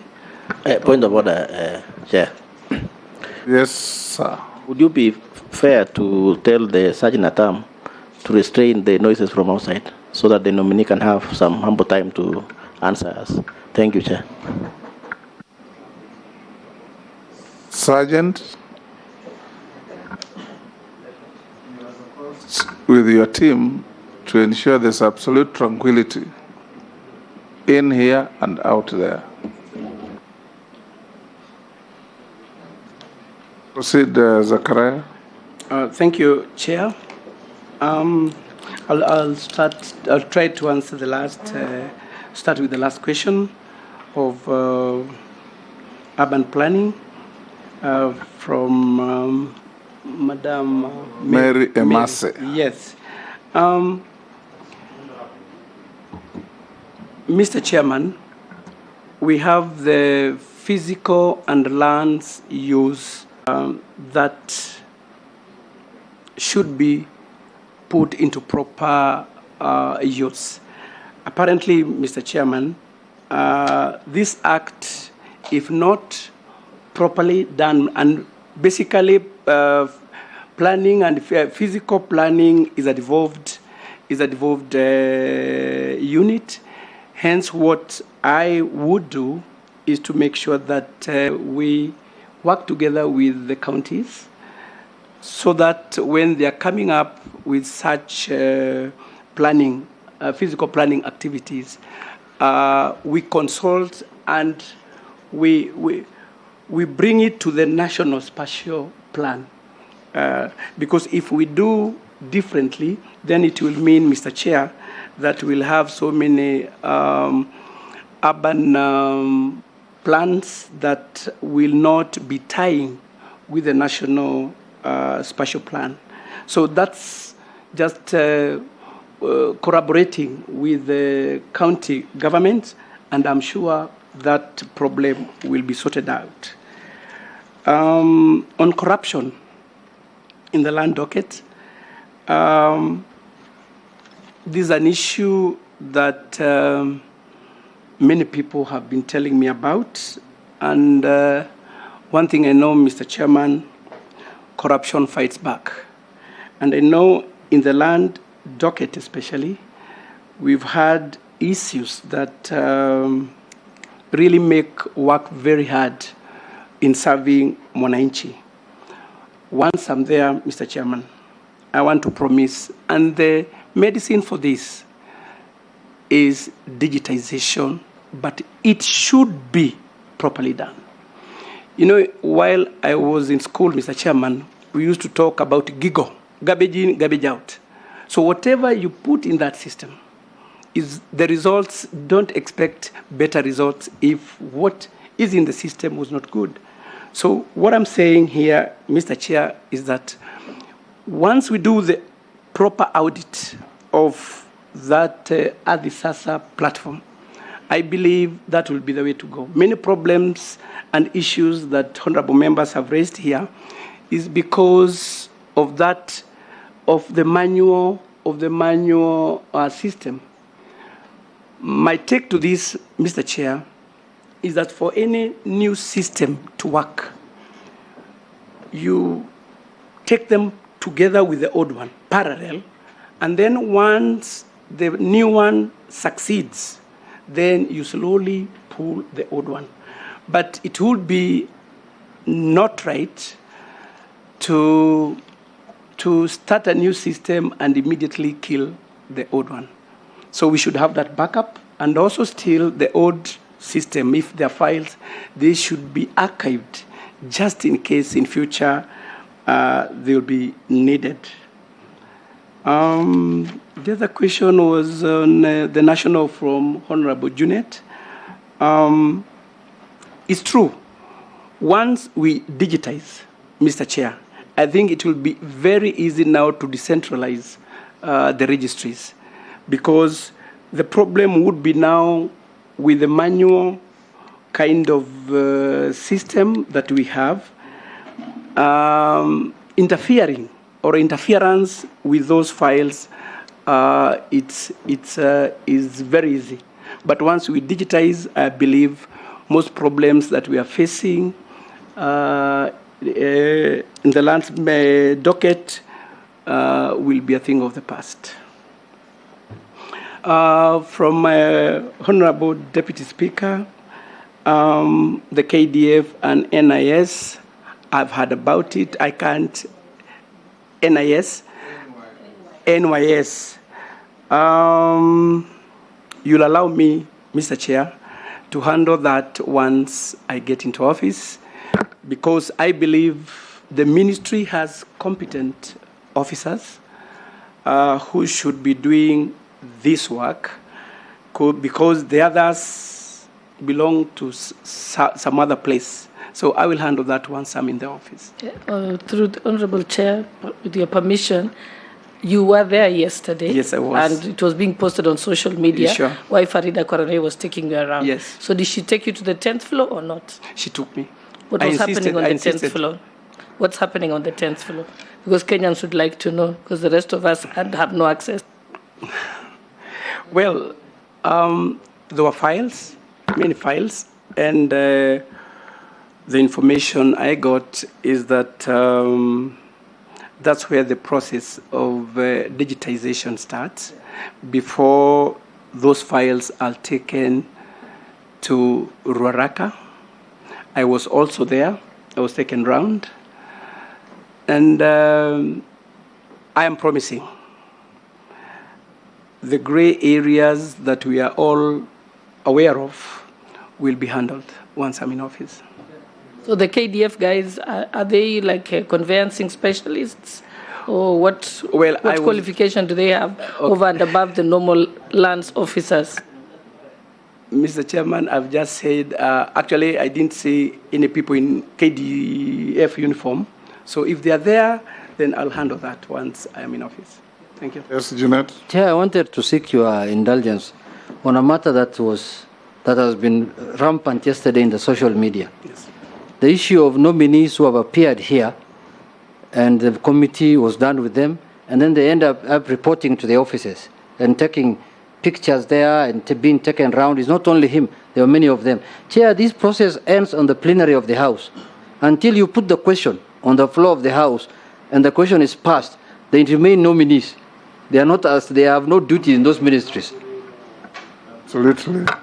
Absolutely. All nominees coming before this committee remain as such nominees, subject to the report of this committee, presentation to the plenary of the National Assembly, and a vote taken on each and every one of them. Thank you, Chair. Yes. Excess enthusiasm may not be helpful. Yes, can we have the last batch? Mole, Gikaria, just the two of you. Thank you very much, Mr. Speaker. And this goes to the nominee. I've heard you talk about lands, I've heard you talk about urban development. But there's an issue whereby I want to hear from you, which regards land which was owned by corporate society of our old generation in this country. For example, what Ichungwa started with, the Mbakasi Ranching Cooperative Society, Matungulu Cooperative Society, Kayata Cooperative Society, Koma Ranch Cooperative Society, and many, many ranching societies and corporates which owned huge chunks of land in this country. And because the other citizens of this country, maybe they are passed on, their generation, some cartels within the Ministry of Land and outside the Ministry of Land have decided to descend on these properties owned by the older generation in this country. I want to hear your view. Are you going to do a mop-up of registry of all the society-owned land in this country and make sure that they benefit the right beneficiaries of those grandpas and grandma who spend a shilling or two to buy that land from the white settlers? I want to hear from you. If you do that, God will bless you forever. Ikaria. Thank you, Chair. Mine actually is not it's just a comment, Chair. It's just like when Honorable Soipan came, Sholei gave a good account of Soipan. We were together with the nominee as councillors. And by the time he was being nominated to the seat of finance as a chair, the municipality then, the workers had not been paid for 9 months. And within 1 year, Honorable Chair, Zach Njeru was able to negotiate with banks, and so he's a performer. He can be able to. That's all I'm just trying to say. He's an A student, and he can be able. And I know once given this opportunity, he will be able to perform. Thank you, Chair. Yes, Zakaria, we've come to the end. Okay. Answer Mule, then we close. Okay. Okay. Yeah, the issue of cooperative society. Mr. Chair, maybe I will establish, if approved, whether these cooperatives had titles. If not, because I believe maybe those which had no titles are the ones that have been invaded by outsiders. One thing I want to make it so clear, Mr. Chair, is that cartels, if they are working in cahoot with officers in the ministry, I can assure the honorable member that, Mr. Chair, that thing will be handled. I'm going to map up all those cooperative files and make sure that that land remains with the right owners. Thank you. Mr. Maina, in case you are Njeru, sorry, in case Zakaria Mwang, in case you are approved for this nomination, several things you need to address. The integrity of the title deed in Kenya. Why would one parcel of land have a title upon another title and a third one upon the first two titles? You have to sort out this. Excessive land fragmentation, especially in high potential agricultural areas, is compromising our food security. Reckless development in mushrooming urban areas without proper planning. No sewage, no roads, no services. You have to address this.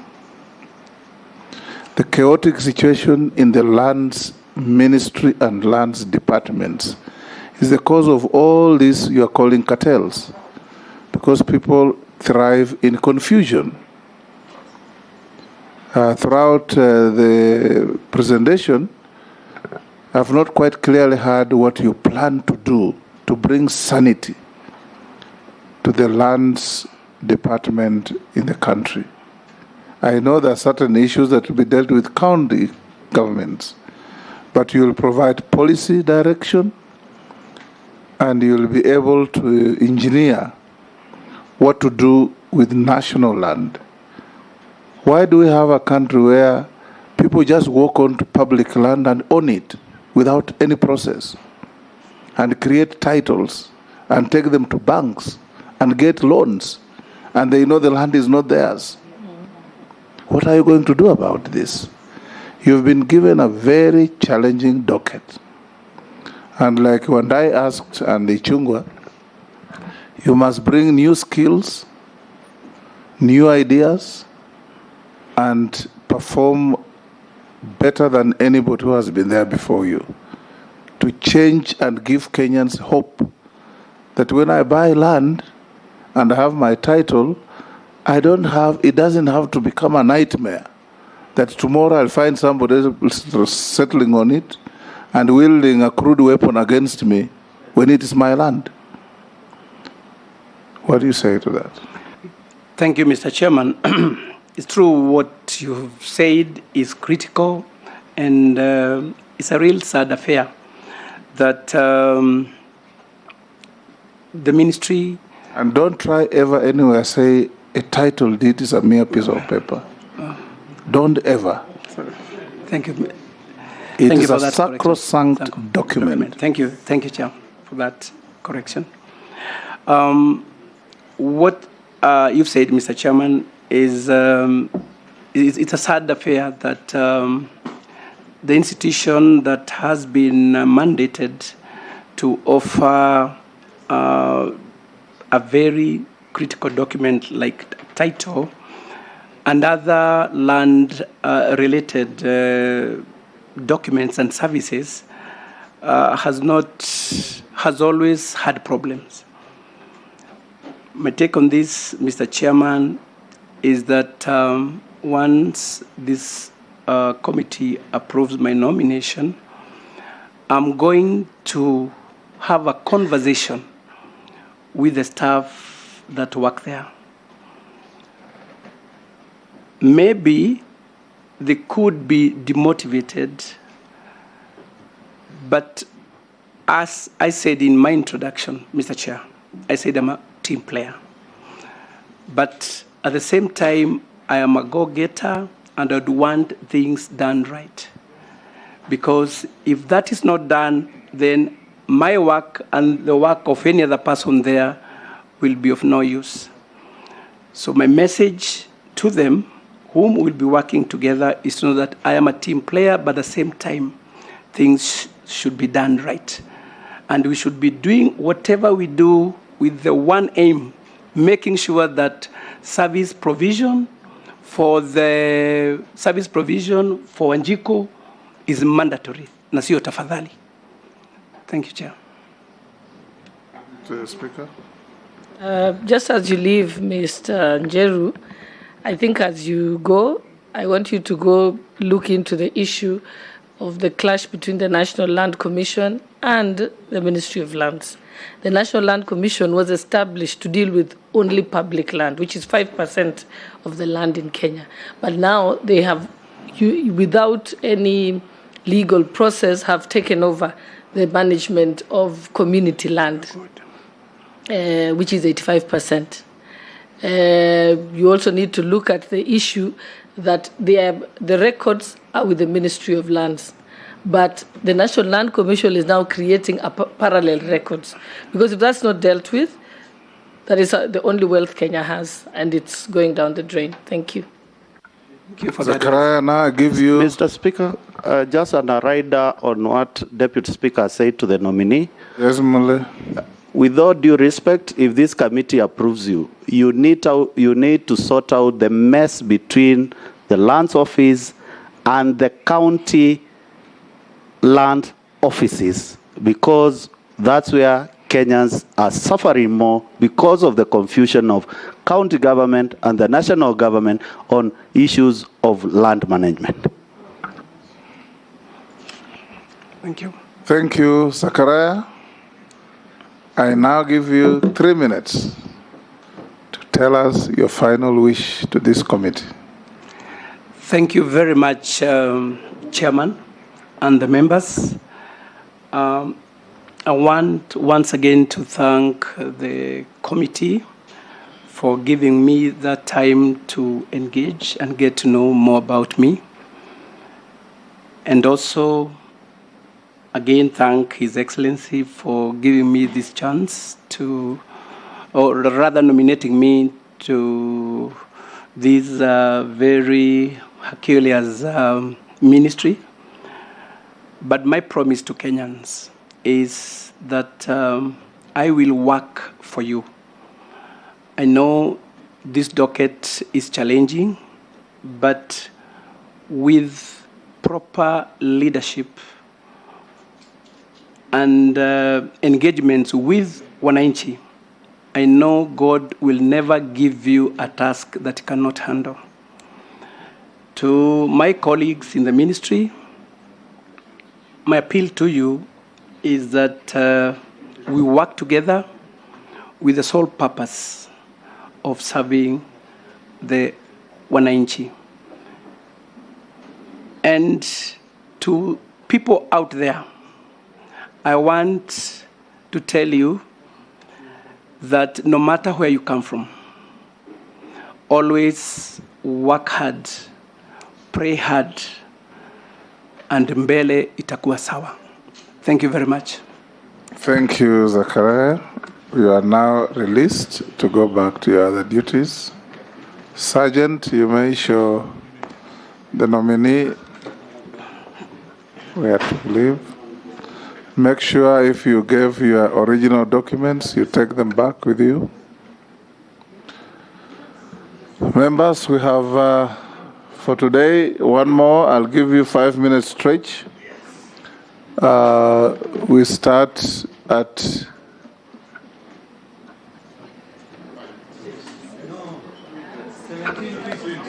at 17:51.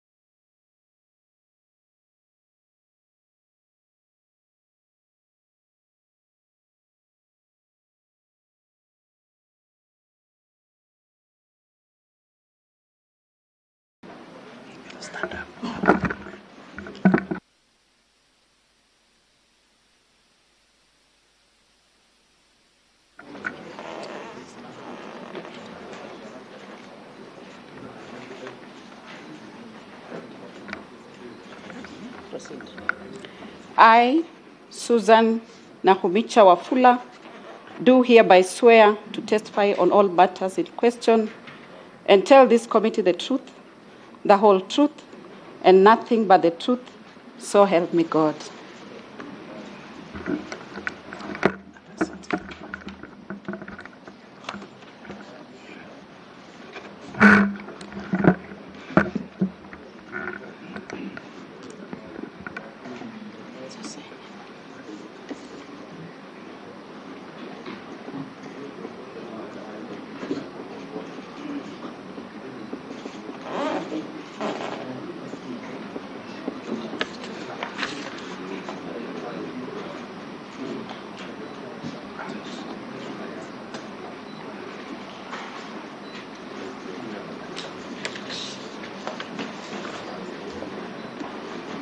Honorable members, we'll now have our last appearance of the day. I'll start by informing the committee that I know the nominee pretty well. She has worked with me and for me in part of my political work.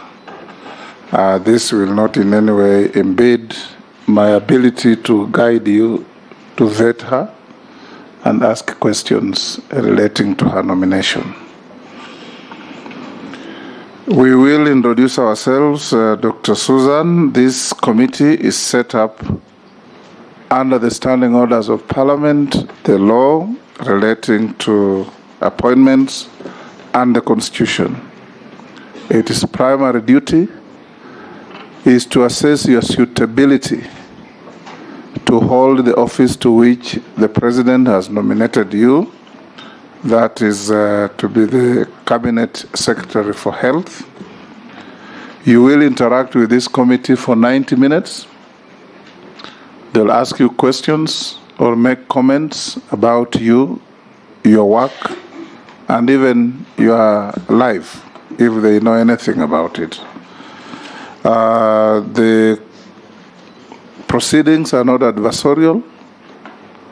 You are encouraged to answer questions through the chair, and members will routinely ask questions through the chair. We will introduce ourselves to you.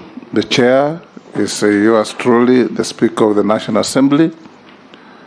I'll invite the Deputy Speaker, and upon introduction, I want to inform the House that apart from the members of the committee, we have allowed in one member as a friend of the committee, the Dr. Nyikal, member for SEME in Kisumu County, who has a rich history of having been a doctor, a DMS, a PS Health, but above all, he commands tremendous respect from both sides of the House in his conduct as a member.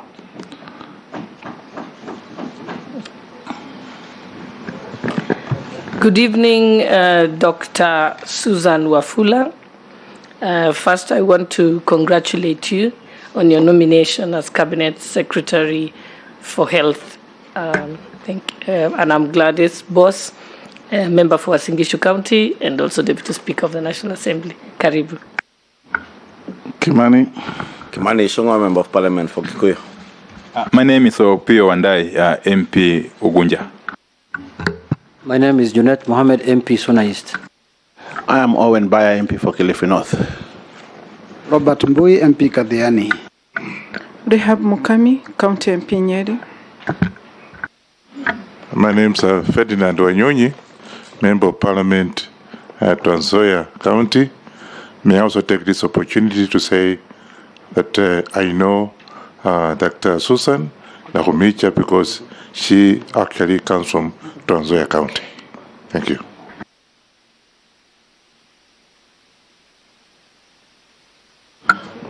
Thank you, Chair. George Gitonga Murugara, Member of Parliament for Tharaka Constituency in Tharaka Nithi County. David Kosing, my name, MP Pokot South, West Pokot County. Abdul Rahim Daud, MP for North Imenti, Meru County, and a member of this committee. Honorable Mishimboko, MP Likoni, also a member of this committee. Nelson Rapkoech, MP Belgut constituency.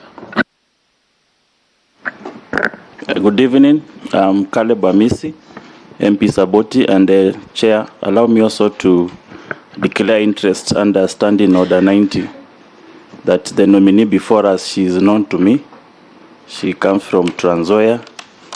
We've also done a lot of political activities during the CORD coalition and later on NASA, where you are the principal. And I've also seconded to Kitale National Polytechnic because of leadership skills. Thank you. Dido Raso, MP Saku, Marsabit County. Well, thank you, Chair. Abdi Shurie, MP Balambala, Garissa County. No interest to declare. Emma Semeri, MP Teso South, Busia County. Dr. James Nikal, Member of Parliament for Seme constituency in Kisumu County, and a friend of this committee, attending mainly because of my special interest and passion in matters health. Thank you. Thank you. Stephen Mule, MP Matungulu. I'm glad to sit with my senior and my mentor. My name is Gikaria David, Nakuru Town is constituency. Naisula Lesuda, MP Samburu West. Thank you. Susan Nahumicha, we will proceed as follows. We will give you, after going through some documentation checks, an opportunity of not more than 10 minutes, the lesser the better, to tell the committee the story of your life up to where you are sitting. Upon doing so, we'll open the, sorry, I have not invited the clerk to introduce her team. Florence, I keep on forgetting. Thank you, Honorable Speaker. Sitting in for the acting clerk, I'm Florence Atenya Bonyo, Director, Audit, Appropriations, and Other Select Committee. Committees with me is Mr. Michael Karuru, immediate left, the Deputy Director, Legal Services, and behind him is a team of officers in the committee secretariat. Thank you. So we'll give you 10 minutes to tell us the story of your life, whereafter we'll open the plenary to the committee to ask you whatever questions the members desire to ask you. But before that, let's do some check on your documentation to confirm. Do you have your tax compliance certificate from KRA? Switch on the microphone. Yes, I do. Do you have your Higher Education Loans Board clearance certificate? Yes, I do, and I was not a beneficiary. Do you have your clearance with the Ethics and Anti-Corruption Commission? I do. Do you have a certificate of good conduct from DCI? I do. Have you ever been charged and convicted of an offense in a court of law? No, sir. Are you a dual citizen of Kenya and any other jurisdiction? I'm only Kenyan.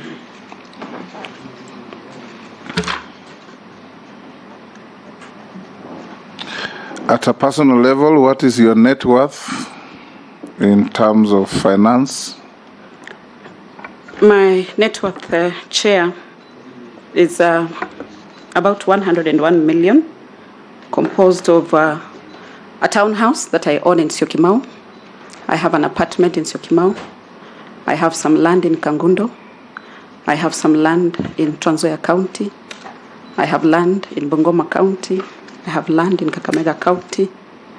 I have shares and deposits in SACCOs, 2 SACCOs, Nominee SACCO and UN Women SACCO. I have dividends from where I have placed my shares, one of them, Cooperative Bank of Kenya. Thank you, sir. We'll now open the conversation with the nominee. I'll give the first shot to the Deputy Speaker. 10 minutes first. Oh, my. I'm so sorry, members. I think diminishing returns are setting in. Speaker, it's 6:15. It's allowed. Yeah. But maybe there's something she said. You said you have shares in Cooperative Bank of Kenya or dividends as part of your declared wealth. Shares. Shares. Yes. And that come after her 10 minutes? Yeah. Okay. You can interrogate her on that after her 10 minutes. You have now your 10 minutes or less to tell us the story of your life. Thank you, Chair, and honorable members, for giving me an opportunity to appear before you this evening and tell the committee members and the Kenyans at large the story of my life. I was born in 1979 in Kericho, specifically Londiani, to a policeman and a policewoman. And later they moved and we settled in Trans Nzoia County in a place called Sihendu, where I largely grew up in that area. Members and Chair, as you are aware, policemen and policewomen in this country are people who are moved from one station to another. So my parents were being moved from one station to another to work. And it's that time that I was taken up by my maternal uncle, who I lived with during my primary education, which I finished at a school called Baraton Primary School. It is in Kiminini constituency in Trans Nzoia County in 1992. And I'm happy to tell honorable members that in the KCPE exams of 1992, I was the best student in then Trans Nzoia district. After that, I joined Mary Hill Girls High School, a national school in Thika, where I did my secondary school education. While at Mary Hill, I was engaged in several leadership positions, one of them chair of journalism, and then I thought that I would end up in media. And after Mary Hill, immediately after, I got a call from KCB Bank to join them and work for them. And it was basically because I was very good in volleyball, so they were recruiting for their team. And my mom was like, who does volleyball for a living? So I did not join the commercial bank. So then I moved to MTC, Kenya Medical Training College, where I trained as a pharmaceutical technologist and graduated in 2000. Just to let members know that while at MTC, my parents, a policeman and policewoman, could not afford much. So from the second year of MTC, I did odd jobs to pay my school fees. After MTC, I managed to get a job in one of the pharmaceutical retail pharmacies in this country, where I worked for a period of time. During that time, I was also doing a degree in pharmacy, online degree from EG University in Turkey, where I completed. However, I did not get registered as a pharmacist because of the difference in legislation, the difference in the number of years covered in Turkey and covered in Kenya. But after that, while working, I proceeded to do a degree in procurement and supplies from Jomo Kenyatta University. And by the time I was doing that degree, I was working at Mission for Essential Drugs and Supplies. Chair and members, I stopped working in the pharmacy. My last stage as a pharmaceutical technologist was in charge of AAR Healthcare in Kisumu County. So when I joined MEDS, I started as a junior operations officer. But while working as an operation officer, one of my responsibilities was to consolidate orders and send medical supplies to faith-based hospitals in this country.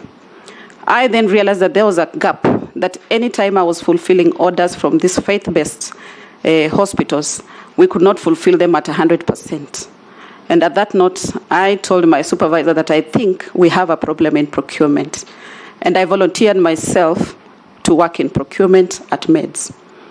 When I volunteered to work in procurement, that is when now I enrolled again for my master's degree while working there. And I ran through the ranks in procurement as an officer.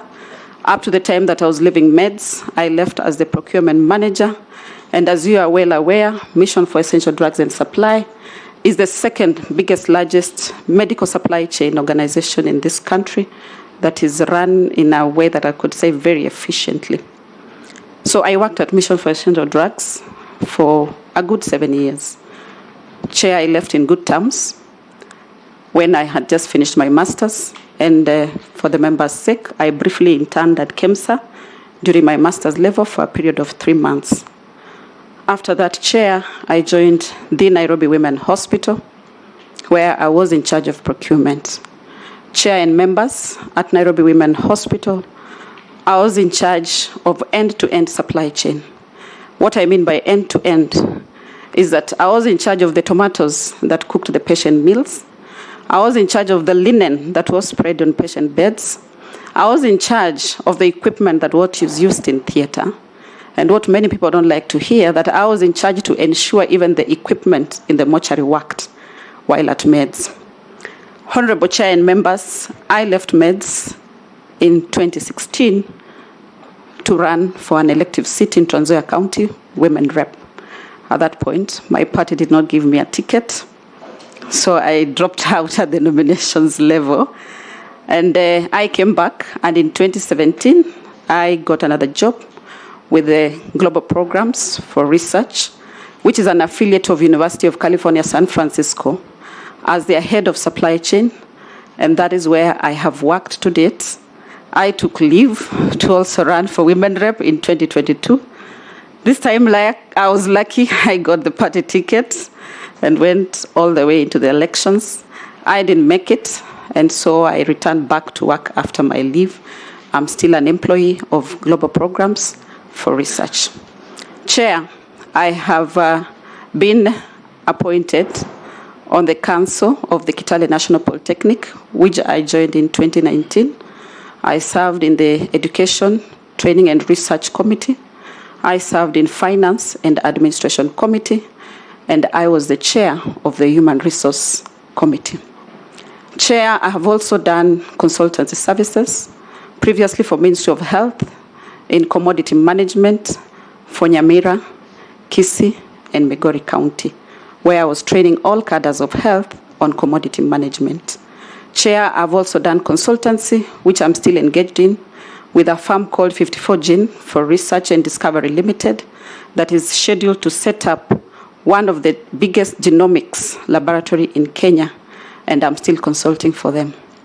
Chair, that's the story of my life, but I also need to say that I am married.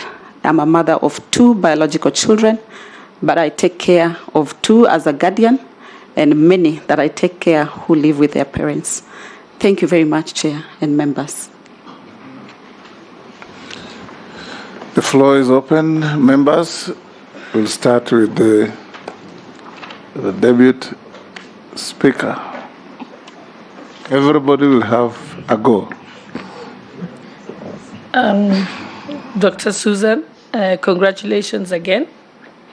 I want to ask you this. As you know, we've had very many overlapping and fragmented schemes. In the health sector, there is NHIF, there is Linda Mama, the civil servant scheme, the school children and elderly support schemes, and also some other types of social health insurance. The Kenyan Kwanza manifesto seeks to provide NHIF for all Kenyans without exclusion in a policy called Leaving No One Behind. What interventions will you propose to streamline NHIF and all these other schemes? You will take 4 questions and answer them in the order that you desire. Kimani Ichung'wah. Chair, maybe she would first begin by clarifying, because I had Honorable Anyonyi refer to her together with the Deputy Speaker as doctor. whether she's a doctor, because when I'm going through copies of the certificates in our files, I don't see anything that has to do anything with a doctor other than the diploma in healthcare from Kenya Institute of Management. Maybe that would be the first clarification, because even the degree from Turkey is not in the file.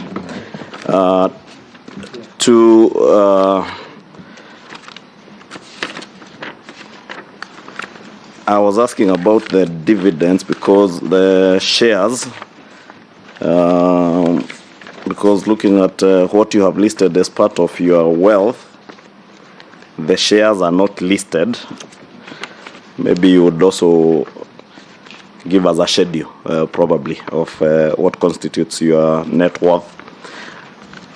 But on to health issues, and I must indicate, sorry, I'm forgetting, Nakumicha. I am rather impressed by her background in relation to what you have been nominated to do, especially on matters to do with procurement and logistics. And it's good that you have also interned at KEMSA. I hope that was not during the COVID KEMSA billionaires scandal. But having worked at MEDS, and you say it's the second largest, I believe, after KEMSA in the country, I would want to hear what is it that you will come to do at the ministry, that you streamline operations at KEMSA and make it more efficient, more cost-effective for the people of Kenya in terms of procurement and delivery of cost-effective drugs to both our public and private hospitals in line with our Kenya Kwanza manifesto. Two, the issue of community health volunteers in the country is an issue that has been debated over the years. I would want to hear your thoughts on what you want to do with community health volunteers that volunteer in our communities. Then eventually, finally, there are about 514 healthcare practitioners. If you may not know, you could or you may not know, I'm sure you've done some research at the ministry, that were interviewed in 2021 and they were given appointment letters by the Public Service Commission in December of 2021. Up to date, the ministry is yet to give them the appointment letters. I have not less than 15 WhatsApp and text messages from young Kenyans who had been given those appointments and now waiting for their letters. Do you imagine if you get approved and you take over the ministry that you will ensure these Kenyans get the appointment letters? Or from your initial analysis of ministry, is it that they don't need these young Kenyans working there? Do we have enough healthcare workers and practitioners? Thank you. One day, Miss Wafula, in the last term of Parliament, I happen to have interacted closely with the Ministry of Health as chair of the Public Accounts Committee, largely dealing with their audit reports. So I happen to have a rough idea of what goes on in the Ministry of Health. And you'll also recall that the current CS, because they haven't left office yet, the current CS, Mutahi Kagwe, when he came into office, promised to dismantle the cartels at Afia House. As to whether he succeeded in dismantling the cartels, the jury is out there. But coming back to you,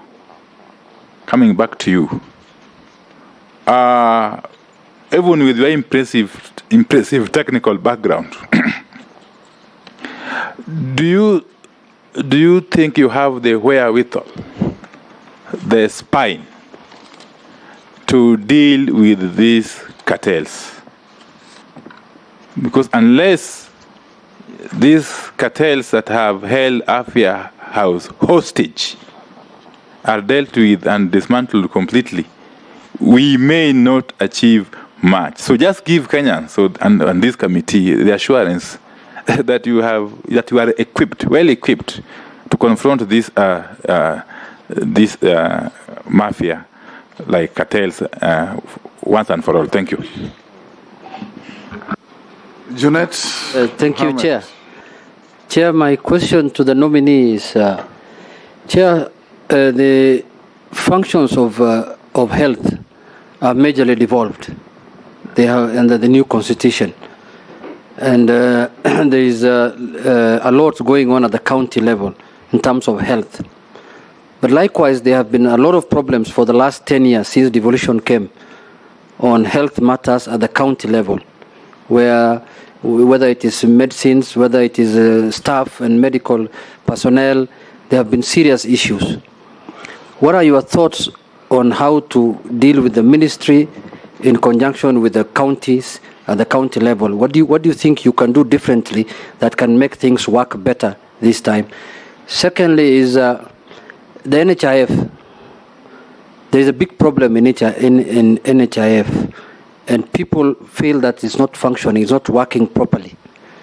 What do you think you will do differently that will make NHIF work like any other national insurance scheme, like the way the private ones perform for their clients? And lastly, there was this medical equipment leasing that was started by the last government, and it involved a lot of money, 40 billion, I think, and it was imposed on the counties. And we normally deduct that money here when we are doing the division of revenue at the parliament level, at the source.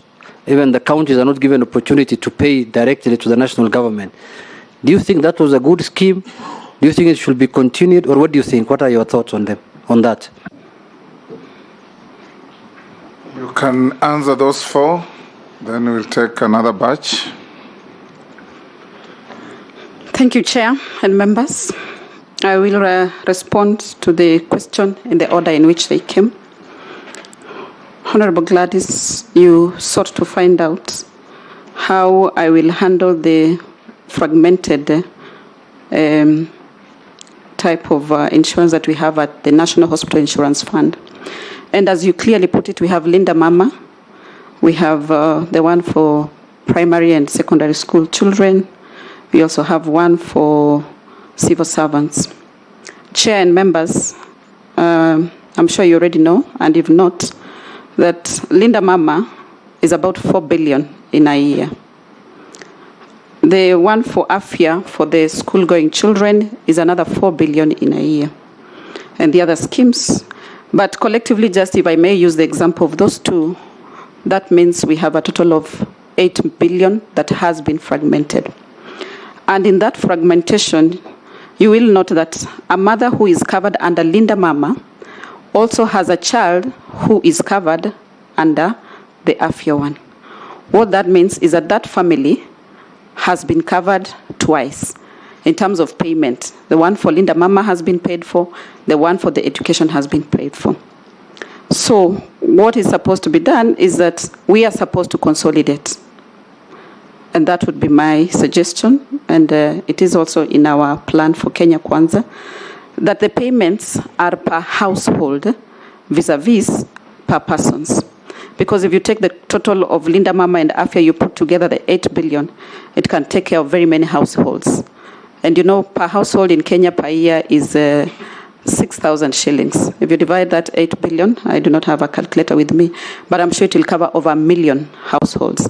So I will be suggesting that we move and consolidate these schemes so that then we accrue a lot of benefit from it. And as you may be aware, members, is that insurance works on the premise of the more the better. So I believe with that intervention, we shall be able to streamline. Honorable Kimani, you sought to find out why the chair referred to me as Dr. Susan. As I said in my introduction, that I did a degree in pharmacy from Turkey. But I also said I did not manage to get registered by the Pharmacy and Poisons Board because of the difference in regulations. While I was doing that degree, I was working. I was required by the Pharmacy and Poisons Board and the regulations in this country to do another 1 year round internally, which I was not able to do because at that moment I was still working. I had a life to live. I had beneficiaries that I had to take care of. So I wasn't registered. And because of that registration, I have always not placed my degree document in my folder so that then questions do not arise. You also sought to find out whether I have shares or dividends in Cooperative Bank. I believe, Honorable Kimani, you have better prowess in matters finance. Probably I was referring to dividends, whatever it is, but not shares. But I stand to be corrected, and I think my document shows whatever it is that I have. You also asked, based on my experience, how I plan to streamline KEMSA, the cost of drugs, and the issue of community health volunteers. As I said in my introduction, I intend at KEMSA briefly. Yes, Kimani. Sorry to interrupt, but dividends are from Cooperative Bank or a SACCO? Because there's a reason I was asking that, because I see there's somewhere you've put dividends of 1.5 million and dividends of that amount from a bank that is probably paying 10 shillings a share. Would be a very huge investment, and it then would have to reflect in your list of assets. But maybe if it's a SACCO. Thank you, Chair. I have shares and dividends from 2 SACCOs, and that is what makes up the 1.5 million. Back to your question on how I plan to streamline KEMSA. Having interned there, I have a view of what it is that happens at KEMSA as a public institution. And as I said, I also worked at MEDS, which is a faith-based institution. And what then I bring to KEMSA, which I'm sorry to say, but most of the public institution, there's some laxity in terms of operational efficiency.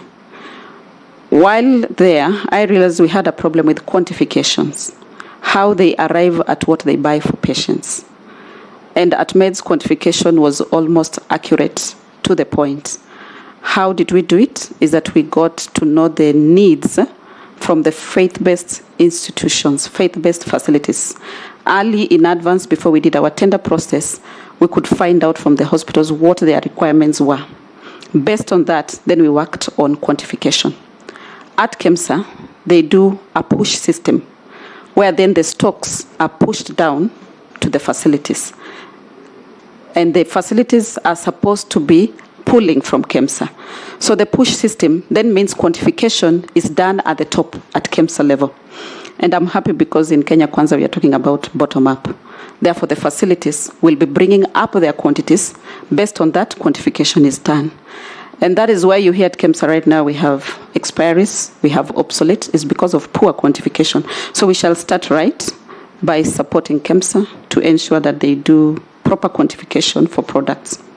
Regarding cost of drugs, is again because of not quantifying properly, you end up buying wrong quantities at the wrong prices.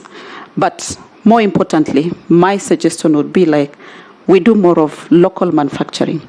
We have molecules that can be manufactured in Kenya. For example, I'm yet to understand why we still import paracetamol. Yet we have companies in Kenya who are manufacturing paracetamol. If we were to buy from these locally manufacturing companies, definitely the cost of paracetamol will be much lower than the imported one. Honorable Kimani, the issue of community health workers in this country is that there are some success stories with community health volunteers. And I'll give an example of Kisumu County. They are moving on very well because they are giving stipends to their community health volunteers. And because this universal health care, they were doing some tests on a number of counties, then we should learn from the success stories like the one for Kisumu, just to find out how has it worked. Then that is what we can move to the rest of the counties within the country, that these community health volunteers then get a stipend, and it can be done on a matching basis, that as much as they are employed by the county governments, then the national government can match that stipend just to make them do more work. Then you spoke about the 2021 healthcare workers, and members through the chair, as you may know, as much as health was devolved, on Schedule 4 of the Constitution, there's distribution of functions. There's what was left to the national government and what went to the county governments. Recruitment of healthcare workers, most of it is happening at the county government. So then I shall be working with the county governments, and it's supposed to be collaborative. And I am aware there are structures that have been put in place to ensure that the county governments are able to work with the national government. Then is to ensure that these healthcare workers are absorbed in their respective counties.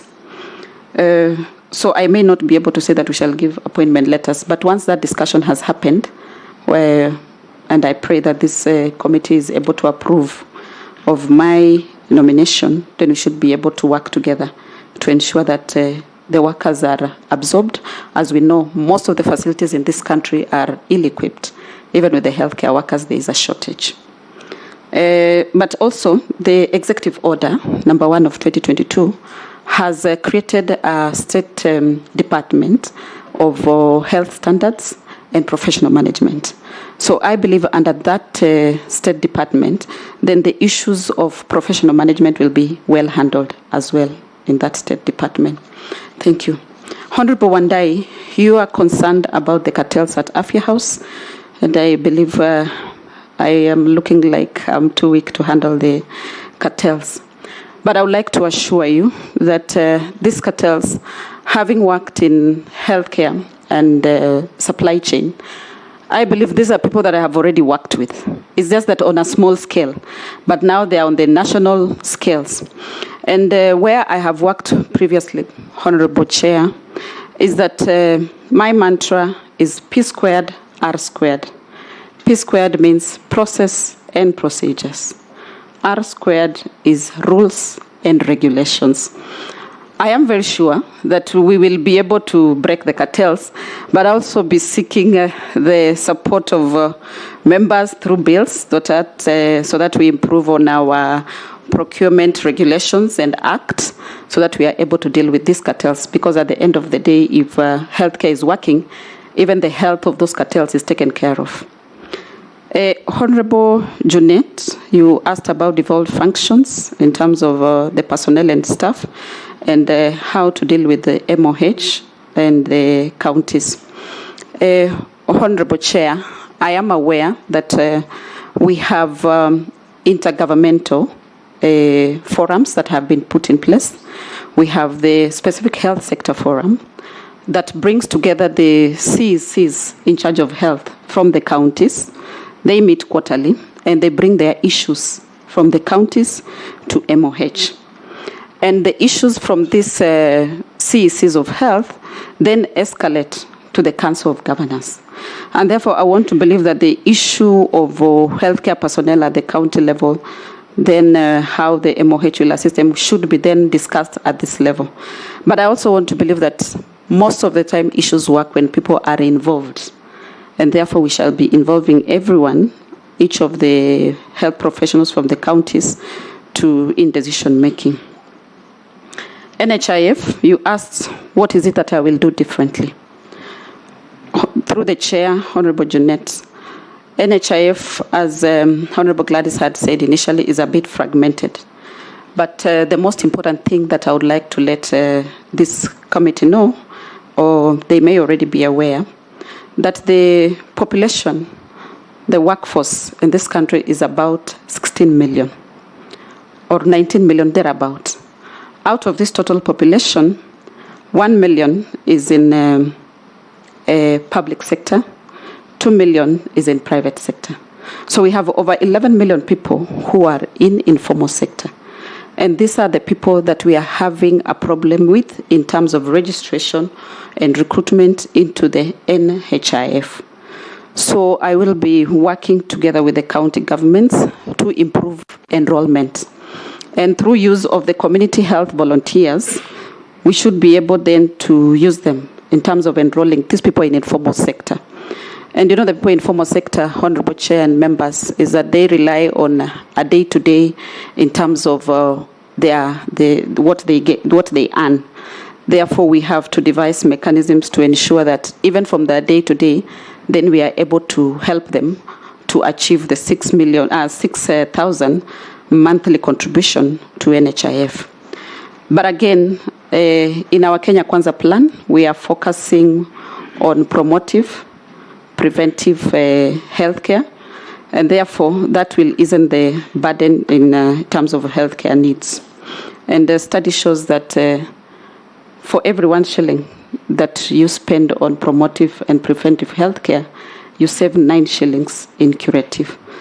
So as an agent of the government, I'll be ensuring that then we focus more on promotive and preventive healthcare through the NHIF, where they can even have wellness schemes where people go for screening once in a year just to check their health status.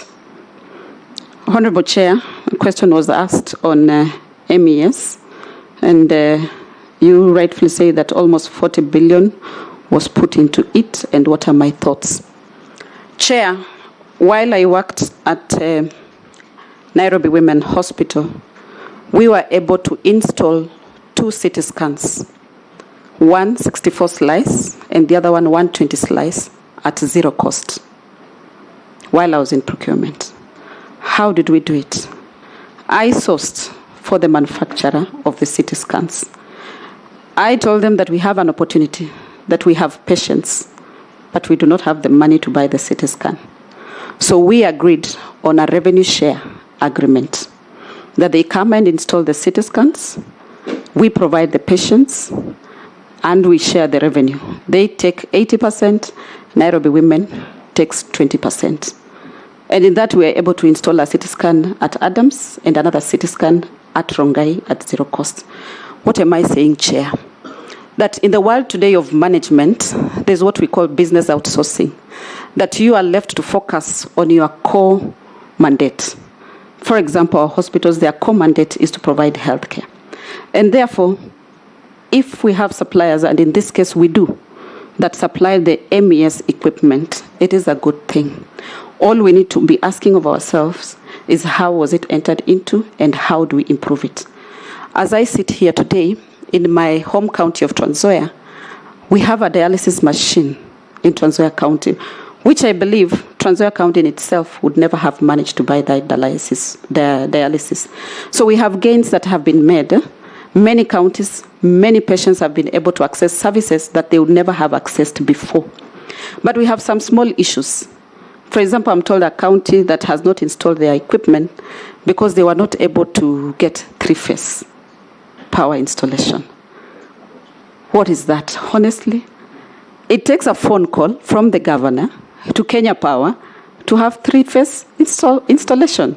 So why should we keep equipment wrapped in a box waiting for 3-phase installation? So I believe there are a lot of discussions that need to go into that we look at the bigger picture, which is the benefits that have accrued from this equipment.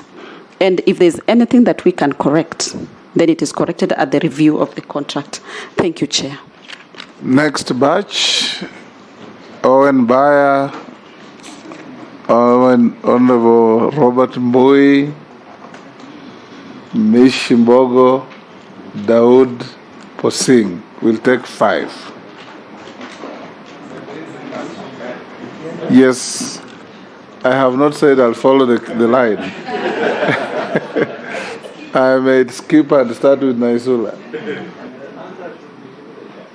Okay, thank you, Speaker and Chair. Wafula, Susan, nice to meet you. I just have 2 questions. One very simple. If you look at Schedule 4, which you referred to, and Item 23, it talks about referral hospitals. That referral hospitals are managed by national government. But the practice in this country has been that referral hospitals, like the Moi, the Kenyatta University, the ones that are built by university, are actually managed by university. But we have a very controversial issue at Kenyatta University and the referral hospital, where the university has actually been denied a chance to run the hospital and to manage it, and that other board members have been nominated by the minister and put in charge of the university, and they've been told this is a national referral hospital, and therefore even students at KU cannot access that facility. They have to apply like any other, and there has been a lot of controversy about that. As you step in, or if you are confirmed to step into the shoes of CS Health, how are you going to solve the problem at at Kenyatta University Teaching and Referral Hospital. Also, a health commission has been demanded. The health commission has been demanded to bring in all these services together, and we have a health commission in this country. It was one of the items on the BBI. And doctors and practitioners in the health sector have demanded that counties should release the function and that we have a health commission, just like we have TSC and other commissions to manage medical services in this, or health services in this country. What are your thoughts on this? Do you think that's the way to go, or we allow counties to manage the health sector and also the national government manage another sector? I thank you, Chair. Thank you, Chair. I would like to say that switch off your mic. This nominee has been very clear in answering questions, and in fact quite impressive. Only that she repeated the P square and R square. I think it's a Kenya Kwanza new slogan. We had that earlier. But Chair, I'm aware that Chair, on a point of order, Kenya Kwanza had no such slogan. Chair, you have to tell the honorable leader of majority to relax. Sometimes you must you don't take everything too seriously. But anyway, it allowed you to fish far and wide. So we are in agreement on that, Chair. Chair, thank you. Chair, the Ministry of Health has in the past been a bit apprehensive about the introduction of genetically modified.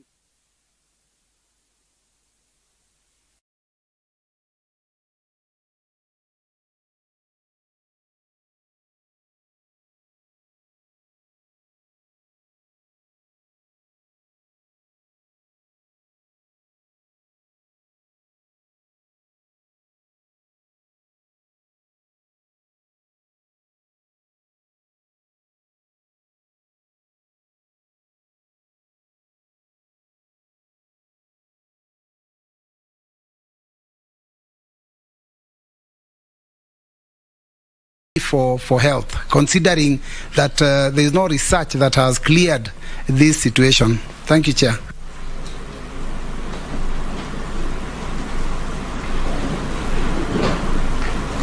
Yes, Mishi Mbogo, the Honorable. Yes, thank you, Honorable Speaker. To the nominee, you sound very conversant on this area of health, but my question will just be not to be compromised, but the many cartels in the MOH, NHIF, and other hospitals. That's just a comment on a light note. My question is on mental health. Currently, it seems our government has not taken a lot of care in terms of mental health, and they have not even prioritized it. I'm looking for an example in Mombasa County, where the population is over 1 million people. And we only have a very small center at Portrees Hospital for mental health. Recently, we have seen so many incidences occurring from our public sector, be it the military. We have seen some soldiers killing their families, committing suicide. We have seen in our university, in our schools, and yet nothing has been done to ensure that we have access to mental health. This is high time that we need to take adequate steps, and we want to hear from you. What are your plans in terms of mental health? My other issue is on counterfeit drugs. Counterfeit drugs, how are you going to prevent them coming to our country? Thank you. Thank you. Dawood? Thank you. Everybody is interested in asking, so I encourage us to have one question each. Thank you, Chair, Speaker. Congratulations, Dr. Susan. And you've said, you've talked about your degree in pharmacy, and the board has not approved it. Because you're in the department now, I think you should make it easier for everybody else. You will be, hopefully, if we pass you. I'm sponsoring 2 bills in Parliament regarding, one is the cancer bill and another one is the health amendment bill, where it says before you take anybody out of the country for medical treatment, you have to go through a panel so that we see if that person can be treated in this country. It would be much easier and cheaper. But if he or she has to go out of the country, then the treatment there should be up to standard.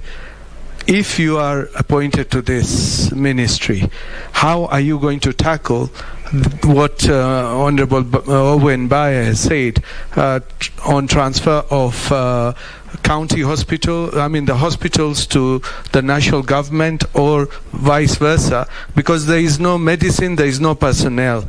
The public health officials are there, but they're not enough or they're not promoted. So how are you going to handle the public health issue together with the hospitals which do not have medicines? If you will take them over, or what will you do? The Honorable Posing. Thank you, Chair. As the Chair said, Ms. Nakumisha, I'm Honorable Kosing David, MP Poko South. And should you be approved by this committee and the House, there is something which is very serious in this country, particularly health. And if you look at this committee, there are members of parliament here who represent urban centers or urban population. There are also others who represent the rural population like myself.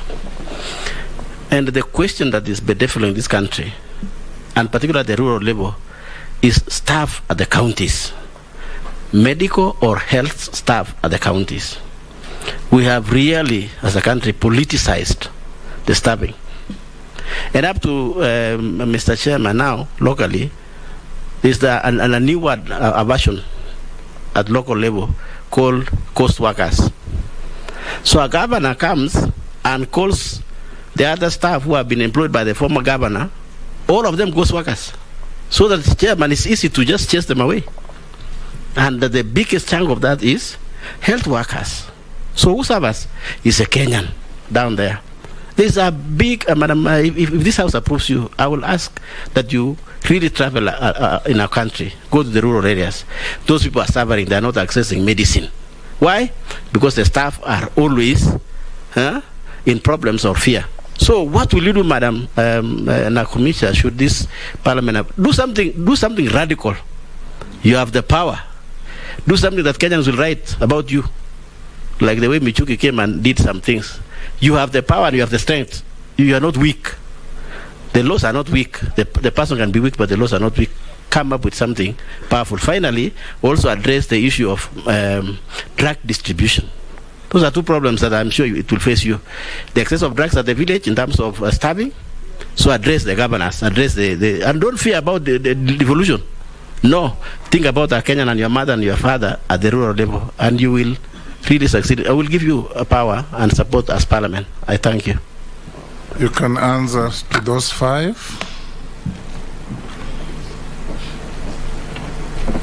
Thank you, Chair. Honorable Baye is concerned about the Kenyatta University Teaching and Referral Hospital and the tussle between the university and the Ministry of Health. Honorable Baye, as you may be aware, the matter is before court and it is yet to be determined. And therefore, where I sit, I may not have a conclusive answer. But mine is just to suggest that there must be collaboration, because the population that the university wants to serve and the population that the Ministry of Health wants to serve is the same. So there must be collaboration and issues discussed so that then an answer that fits the majority of the population is reached.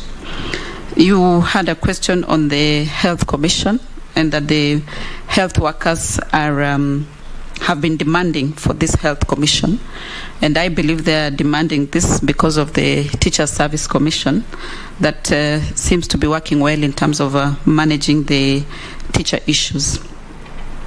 This Health Service Commission, as I had said earlier, in the Executive Order number 1 of 2022, there was the creation of the State Department in charge of standards and professional management.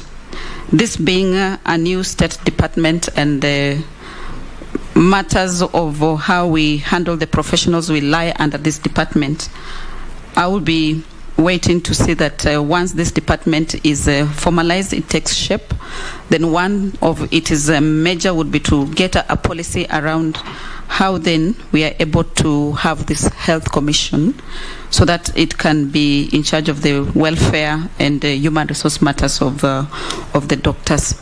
And I'm happy to say that once we have this, then you will see that there is a harmony. Because at the moment, you realize that there are some counties that have excess resources of personnel, while some counties do not have. I'll give an example of neighboring counties. For example, West Pokot County and Trans Nzoia County are neighbors. If there is an anesthetist, an extra anesthetist at Trans Nzoia County, through this health commission, that extra anesthetist should be donated to West Pokot if it does not have. But at the moment, counties are managing on their own, and it becomes very difficult that a theatre in West Pokot is not operating, yet a theatre in Trans Nzoia County could be having excess personnel. So then this is something that I'll be looking into. Honorable Mbui, you spoke about the GMO foods, and in terms of if they cause my concerns about that. And you said again there are some religious organizations that are saying that these foods are not fit for consumption. Honorable Chair and Honorable Mbui, myself, I'm religious. I'm a practicing Catholic. And the issue around GMO foods, we just had our president lift the ban on GMO. And therefore, there's a lot of conversations that are still going to happen under this GMO. But one of the things that I'll be ensuring it happens, and I'll be seeking the help of the House, is that we are able to move our Pharmacy and Poisons Board from just being a Pharmacy and Poisons Board, but to more in terms of a regulatory, even in terms of food. In the US, you find there's the FDA, Food and Drug Authority. So they are able to look at it wholesomely in terms of medical and foodstuffs. So these GMOs then, if we are able to have our Pharmacy and Poisons Board scale to that height of an FDA, it becomes an authority of food and drug, then they should be looking in this and advising which would be the best way to go. Through the chair, Mheshimiwa Mishi, you requested that I should not be compromised. As I sit here, Mheshimiwa Mishi, I have had over 20 years of experience in procurement. And none of the organizations I have worked for, I have been let go because of procurement. One of my supervisors used to tell me, Susan, procurement is a dirty job, but it got to be done. And therefore, where I sit, I know there are issues in healthcare, the mafias, the cartels and all that, but work got to be done. And I'll be seeking the support of honorable members and members of the House that when we make the radical changes that we need to make to ensure that healthcare in this country is not compromised, then you support me. Mheshimiwa Mishi, you talked about mental health. This is a big concern at the moment. While working for global programs, in one of the programs, we happened to go to the coast to address issues of mental health. And I think it's the county with the largest population of people who are involved in drugs, especially, and therefore leading to stress issues and many mental disorders. So what am I going to do about this? While preparing myself, I got to learn that only 14 out of the 47 counties have facilities that have mental health departments. And therefore, I would be seeking, first of all, is an integration of mental health in primary health care. That the community health workers that was talked about earlier, then when they go to a family in terms of looking at their health, one issue would be screening for mental health. That then we are able to know who are these who have mental health issues. While they screen for them, then they move them through the levels of healthcare, level 1 to level 6 if need be. But most importantly is integration. Because you know, health, mental health is like almost the basis of everything. Even for one to be socially fit, you have to be mentally fit. For one to engage in economic activities, members, and through the chair, you have to be mentally fit. So I'll be seeking that. But again, of important is that mental health has been neglected. And it's because of the stigma and this discrimination that is around mental health. Actually, in this country, if a patient is referred to Mathare Hospital, you know, many people will be running away from that patient saying, "Uyo ni mwenda wazimu." Yeah, so the first thing that we are going to do is even to rebrand Mathare Hospital, so that then people don't start seeing you as a mwenda wazimu once you are referred to Mathare. Maybe we'll give it a better name. Yeah, so that then that is not there. Honorable Mishi, you are worried about counterfeit drugs. While working at Mission for Essential Drugs, before listing a drug, it had to go under rigorous lab testing. And I believe the laboratory at Mission for Essential Drugs is the biggest in terms of quality control checking on pharmaceuticals. Not even the National Quality Control Laboratory is to that extent. So I am aware that we have institutions in this country, that is the NQCL, and through partnerships, public-private partnerships, then some drugs can be checked. Not even some, actually all of them, at the point that they are being enlisted on the Kenya Essential Drug List. They should be checked and determine that the molecule are good enough for human beings. And also the Pharmacy and Poisons Board has to step up in terms of what they do in registration of drugs, the rigorous exercise they undertake, the good manufacturing practices that they check before drugs are allowed to be registered. Thank you. And Honorable Dawood, thank you very much. You said you have brought to the House a cancer bill and a health amendment bill, and your concern was the public health in terms of those two issues. So public health is under the Schedule 4. Of course, in terms of policy, then it remains at the national level. But in terms of implementation, then it is at the county levels. And as I had said earlier, this calls for collaborations. And Chair, in this country, we are not short of regulations, but we are short of implementing the regulations and the good things that have been put in books. So I am seeking that if this committee approves me and eventually I get to be the CS, is that we shall not now spend a lot of time in developing policies and documents, but we look back and now implement that has already been developed. Honorable Kosing, your concern was regarding staff, and you spoke of ghost workers, that the new governments have, the new governors, most of them are regarding the existing professional workers in the hospitals as ghost workers. I do not have a direct answer to that, because when a new administrator arrives, they have their style of doing things. But mine is just to say that everything that is done, it should be within the law, and regulations must be followed.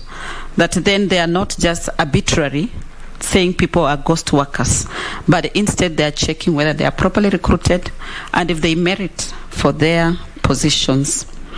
You spoke about traveling. Chair, I think the nominee, what I was looking at is not for you to administer the governance, is what do at the national level. You need to do something at the national level that will be able to manage even the staff.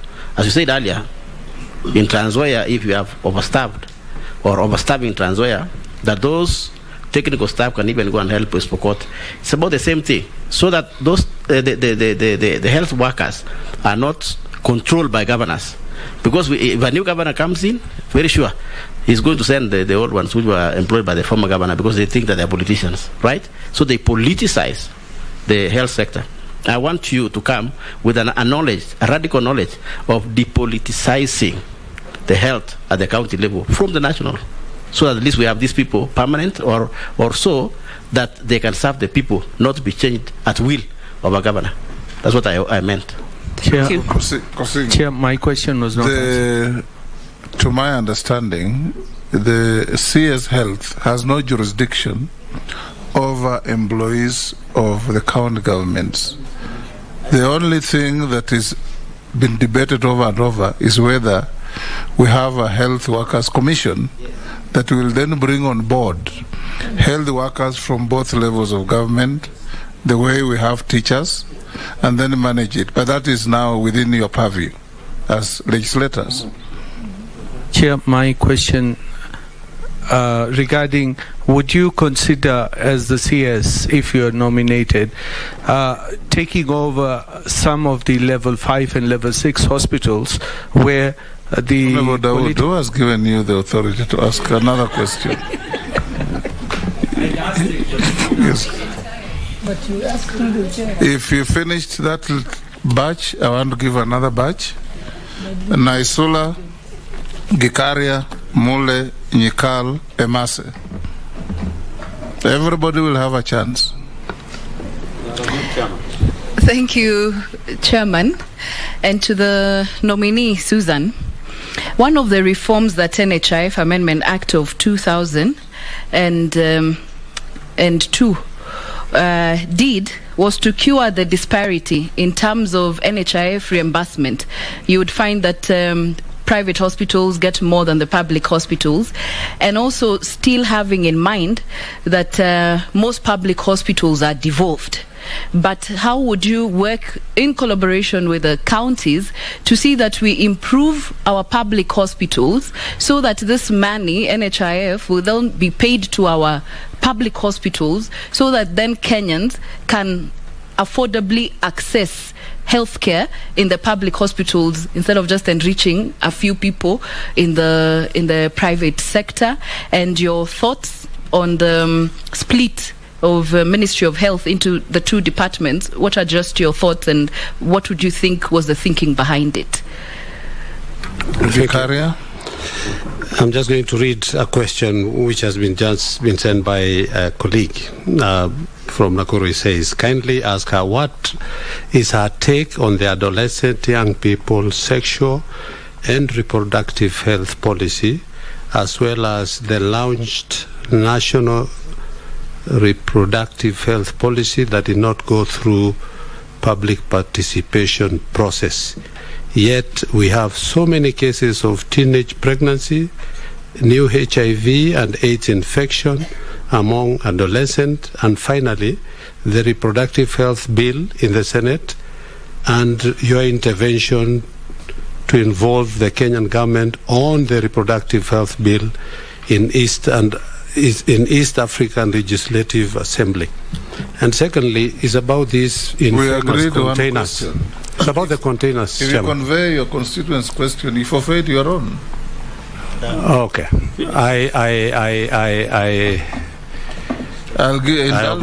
I'll indulge you, but if you convey a question from a person who is not in this room, then you surrender your right to ask your own question so that we can make good progress. But you've given me... I've indulged you, yes. Thank you. And I know that's why my vote went to the right place. To my dear sister, the infamous containers which were brought or bought by the former regime, and they landed at Mombasa at the port. I don't know whether they were taken out to the Naivasha inland place. I don't know what is their case. I've never followed after that. Thank you. Thank you, Chair. Chair, just yes, 1 minute. Isula? Yeah, I just wanted to correct something because we are on Hansard. I said that it was the NHIF Amendment Act of 2002, while I meant to say of 2022. 2022. Okay. It's corrected. Thank you very much. Thank you very much, Speaker.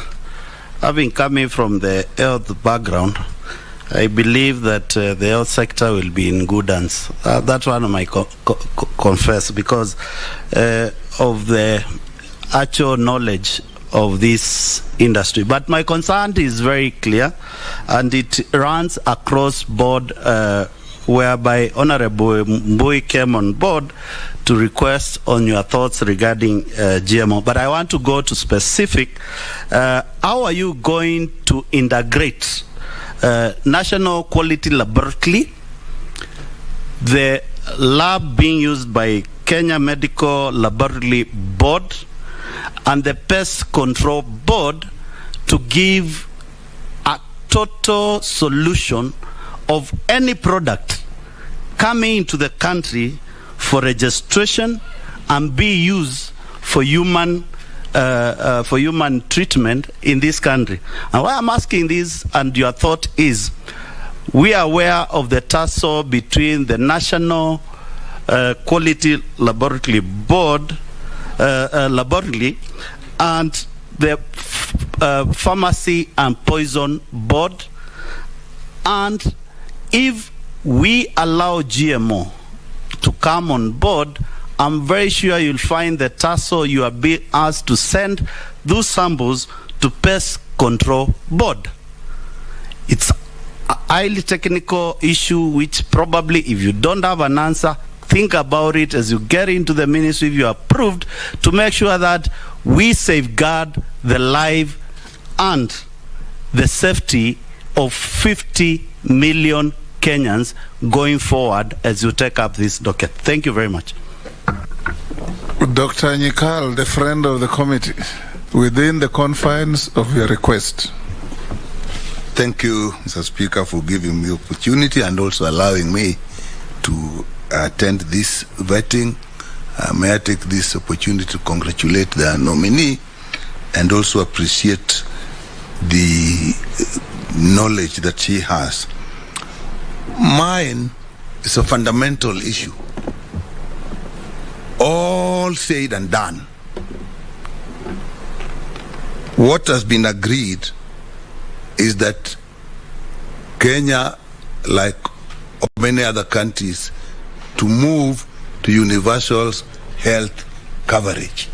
I know many of us may not even know that the concept actually originated here. That's for another day. And we have agreed that this will be done in the context of universal with the social health insurance as a funding mechanism.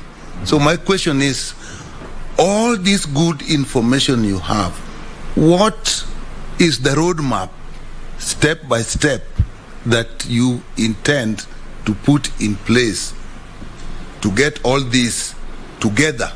All these are in bits, but it has to be together for the people to benefit and get health services at a cost they can afford and not paid for at the point of delivery of care, particularly in emergency care. Many people die because when at time of emergency care, people are waiting that they pay. And how are you going to face the challenge? How are you going to address the challenges? Some you have addressed very well, to my mind: the human resource, the procurement, the cost, the component are drugs, the hospitality, the professional costs, and the cost of equipment. How will you put that together, particularly the professional costs, the cost of drugs? And this is in the context of a devolved system where the policy you evolve are national, but you're going to implement them at the county's level, where you will find that sometimes the authority is not there. I noticed that a department has been created of standards, but you also mentioned in the Constitution there is intergovernmental relations structures. So those, to me, that broad issue, if you can get over it, I would be most grateful. And just brief us on it. Thank you, Mr. Speaker. Mr. Speaker, my concern goes to how the nominee is going to improve service delivery to the level 2, 3, 4 hospitals, especially in rural areas. because majority of us represent constituencies in the rural areas. And my attention is drawn to the issue of conflict of interest that exists between patients go and they are given prescriptions. Again, they are directed to pharmacists that belong to some of these very professionals. So I'm wondering, what is the nominee going to do to ensure that you improve on service delivery?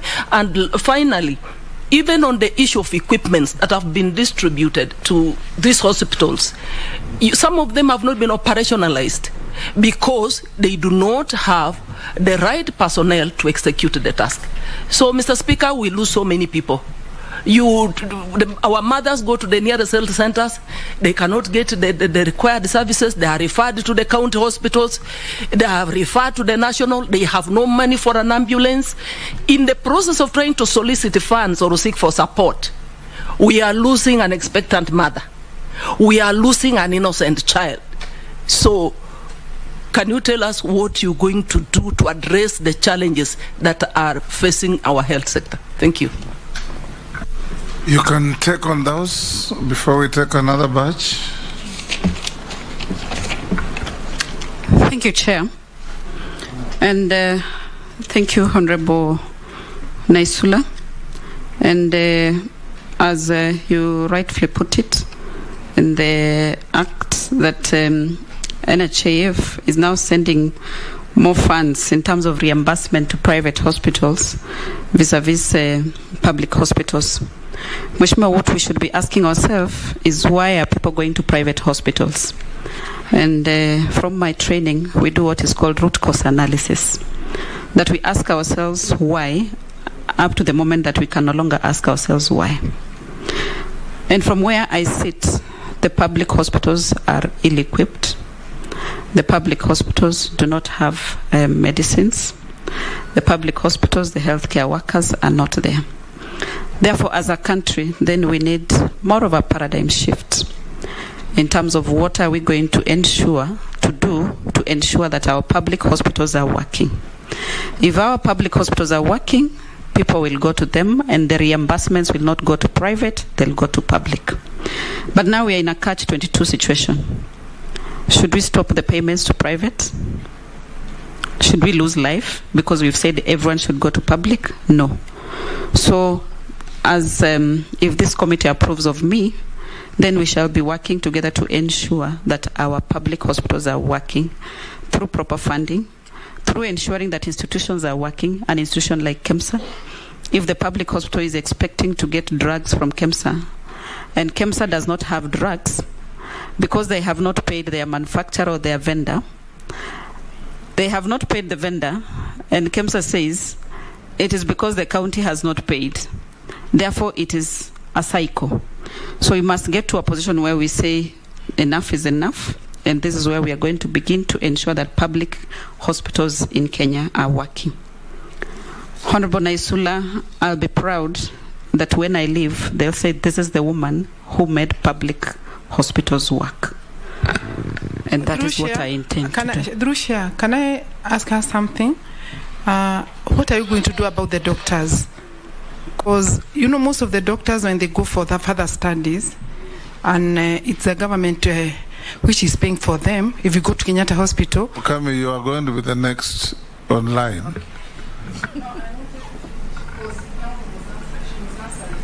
The reason why the people are not going to the public hospital. Make your intervention and demand no more after this. Okay, sure. Congratulations, Susan. My concern is the doctors. What are you going to do about the doctors? Because most of the government doctors, when they go for further studies, they don't go, when they graduate, they don't go back to the hospitals. They start their own clinics. And that's why if you go to Mama Rusi, you get to Kenyatta Hospital. If you go to Nyeri Provincial Hospital, there are no doctors. What are you going to do about it? Continue, Susan. Thank you. And Mheshimiwa Naisula, I think your other concern is the split of the Ministry of Health to have two departments. And from where I sit, I want to believe that in our Kenya Kwanza plan, we said we shall take services to the people. And therefore, this split is just in ensuring that we meet our promise of taking services closer to the people, and that the lesser a department has in terms of focus, then they are able to do it better. The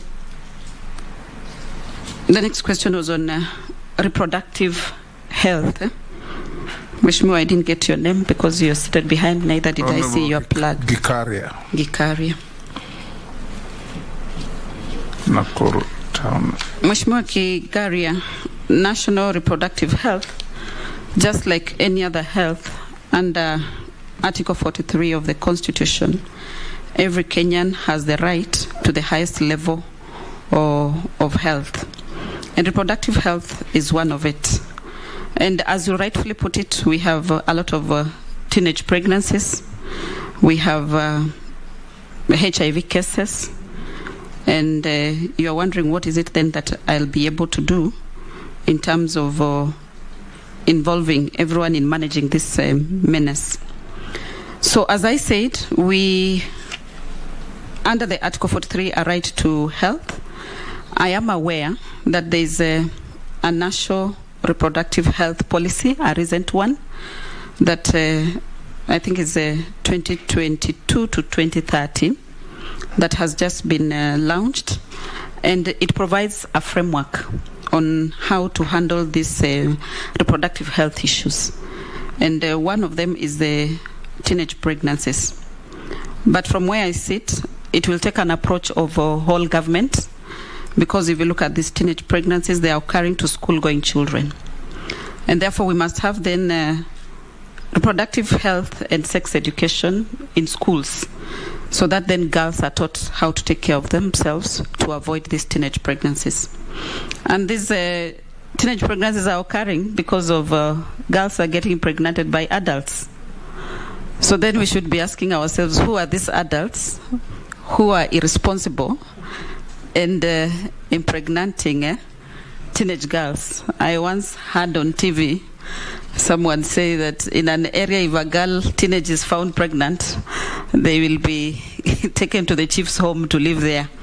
Therefore, it is, for me, I'll be advocating for whole government approach in ensuring that we have sufficient adequate sex education in both primary and in secondary schools to avoid these teenage pregnancies. And on matters HIV, I am aware that the prevalence level is coming down. The national prevalence level at the moment is at 5%, and therefore we have gained heavily from donor funding. And I'm happy that one of the organizations that I've worked with, Global Programs, is heavily involved in research of HIV, AIDS. Therefore, I'll just be seeking to build on what has been done so far in terms of managing this. I am also aware that there is a national institution, Syndemic, that has been put in place to take care of HIV, malaria, and TB. Mheshimiwa Gikaria, about the infamous containers, I do not have sufficient information to respond to you. But if allowed, once I get into office, I should be able to respond to that. Honorable Mule, thank you very much for noting my, I want to believe, my suitability for this position. And it is, I think the infights between NQCL and the Pharmacy and Poisons Board may not be known outside here, but for those of us who are in the sector, we know about them. And the issue of registration of products. We have put the mandate at Pharmacy and Poisons Board. The testing is elsewhere. So there is a confusion there. And that is why in my earlier response to another question, I said, it is high time then we moved our Pharmacy and Poisons Board to a Food and Drug Regulatory Authority. It will take care of the fighting that is in there. But as people in the sector, that is something that we can discuss further and look at the best way possible.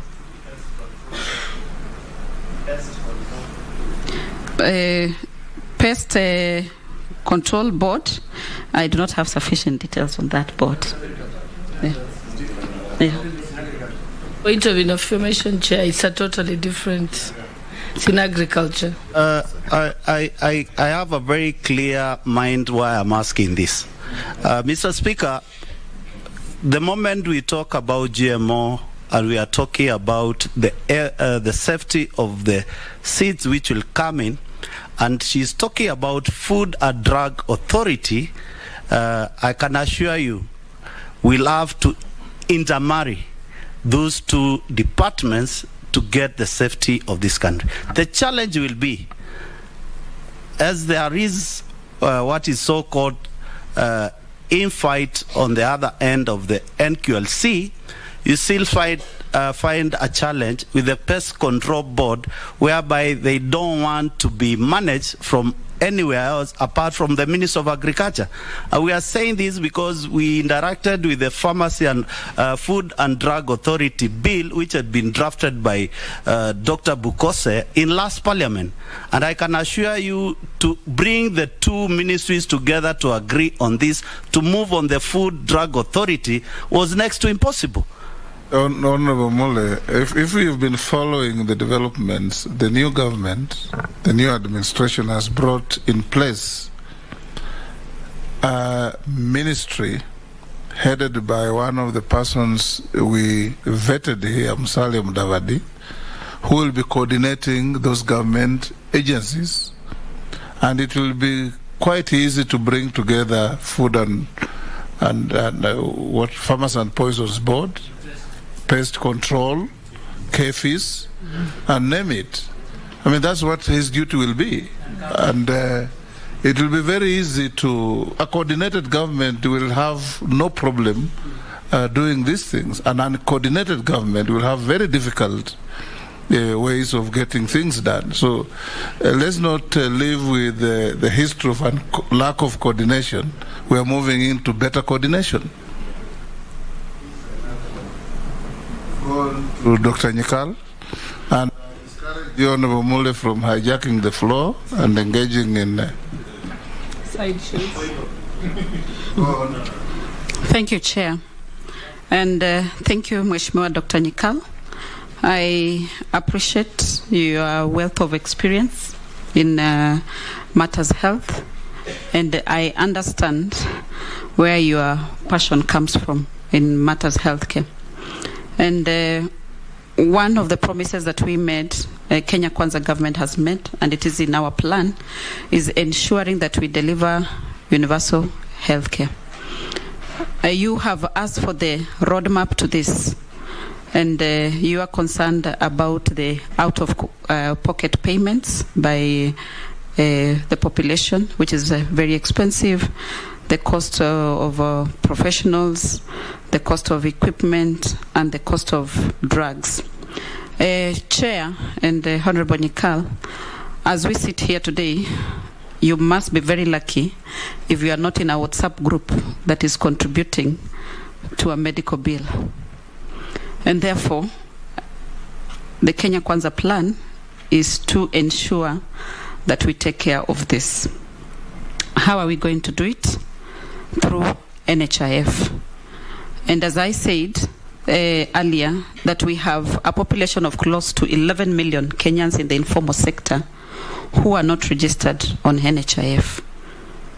Therefore, my plan, one of it is to start an RRI, Rapid Result Initiative, in terms of ensuring that the people in the informal sector are then registered on NHIF. How are we going to do this? Is through the county governments. I'll just take an example of my county of Trans Nzoia, that we have a population of about 1 million people. 1 million people, and in averagely, if we work with 5 persons per household, that means we have 200,000 households. These 200,000 households is easier, and I'm saying 5 people because I'm taking cautious. I know Western, there are some households with 10 to 20 people, but just for the sake of understanding, 5 persons. It will be 200,000 households. If we put this in at the community level in terms of recruitment, members and through the chair, you are aware that Nyumba Kumi is working, where matters of security are handled through the Nyumba Kumi. And therefore, if we collaborate very well with the county governments, we shall also have our own Nyumba Kumi in terms of the community health group, where such then they'll be following up in terms of recruiting people into the NHIF. And once we have majority as insurance operates, then we should be able to take care of these people in terms of costs. You've talked of the cost of professionals, which is, I know, regulated by the Medical and Dentist Practitioners Board. However, the cost of drug is not regulated. Chair, while working for Mission of Essential Drugs, I visited India just to check on their manufacturing for pharmaceuticals. And one of the things happening in India is that any drug that is out for consumption, it has something written on it called RRP, Recommended Retail Price. And therefore, you can never pay more than that because it is in public. I know that price regulations in Kenya are not there, but with the support of the House, we should be able to get to a certain level, because these are necessities then where the cost of drugs is regulated. And if we focus more on using locally manufactured drugs for the molecules that can be manufactured locally, I believe we should be able to bring down the cost of drugs, Dr. Nikal. I may not be able to draw for you an exact roadmap in terms of how we are going to achieve UHC, but it's clear on top of my mind that it's going to be progressive. And after some time, we shall have achieved the UHC. And Honorable Emase, you are concerned about service delivery at level 2 and level 3 hospitals. And 4. The Kenya Kwanza plan is to focus on primary healthcare, which is promotive, preventive, and rehabilitative. And once we focus on this, I can assure you, Honorable Mercy, that if we take care of the primary health, most people will not end up in hospitals. And even if they did, that we have then empowered the community health volunteers to take record of the health status of their community, then even the referral systems will be working from one referral, from one level to the other in terms of cases that complicate. It is unfortunate that in this age and time, we talk of mothers who are dying on the road while delivering. But I want to believe that once we put in place the NHIF and we have systems that are working bottom up, we should be able to take care of these issues. You've talked of pilferage and of medicines at the local places, and you say most of these are diverted into private practice. Honorable Emase, while working at the Nairobi Women Hospitals, as a member of management, once a month, you are required to be on rotational, where you are in charge of the whole hospital. And it had many outlets. So you could be sent as a member of management to be in charge of the Rongai unit. And you'd be taking care of the hospital from end to end. And one of the things was to know if doctors have clocked in and not. So I want to believe that based on my knowledge from there, this is something that we can scale up. That the doctors are not just paid a salary in public service, but there is an incentive for how many patients they have seen, actual work done. So that you just don't come and drop your jacket and leave. And I want to believe that with the recommendation that doctors are bringing of the National Health Commission, we should be able to handle most of the human resource matters around the doctors. The issue of equipment not utilized under the MES due to lack of personnel. One of the terms in the agreement was training of the personnel, and I want to believe that we shall be focusing more on this, that if adequate personnel have not been trained, then what do? We have many people who are graduating from KMTC. So it's just to ensure that these graduates then are properly deployed, and that is in collaboration with the county governments. Honorable Mukami, you talked about doctors, when they go for further studies, they don't come back. From my experience, and as I informed members earlier, Chair, while working at Mission for Essential Drugs, I got a loan which I paid for my degree and master's. And one of the conditions from the loan from the Organization for Mission of Essential Drugs is that we were bound for a certain number of years. And I want to believe that works, that once you have sent a doctor, then they are bound for a certain number of years, that then, even when they come back, they are able to work in the public sector. And if not, then they make a refund of the investment that has been put in them, so that then that investment can be transferred to another doctor. Thank you, Chair. Yes. Clarification, sir. Pardon? Just small clarification from her. Yes, Dr. Nyikal. Thanks a lot. I appreciate the response.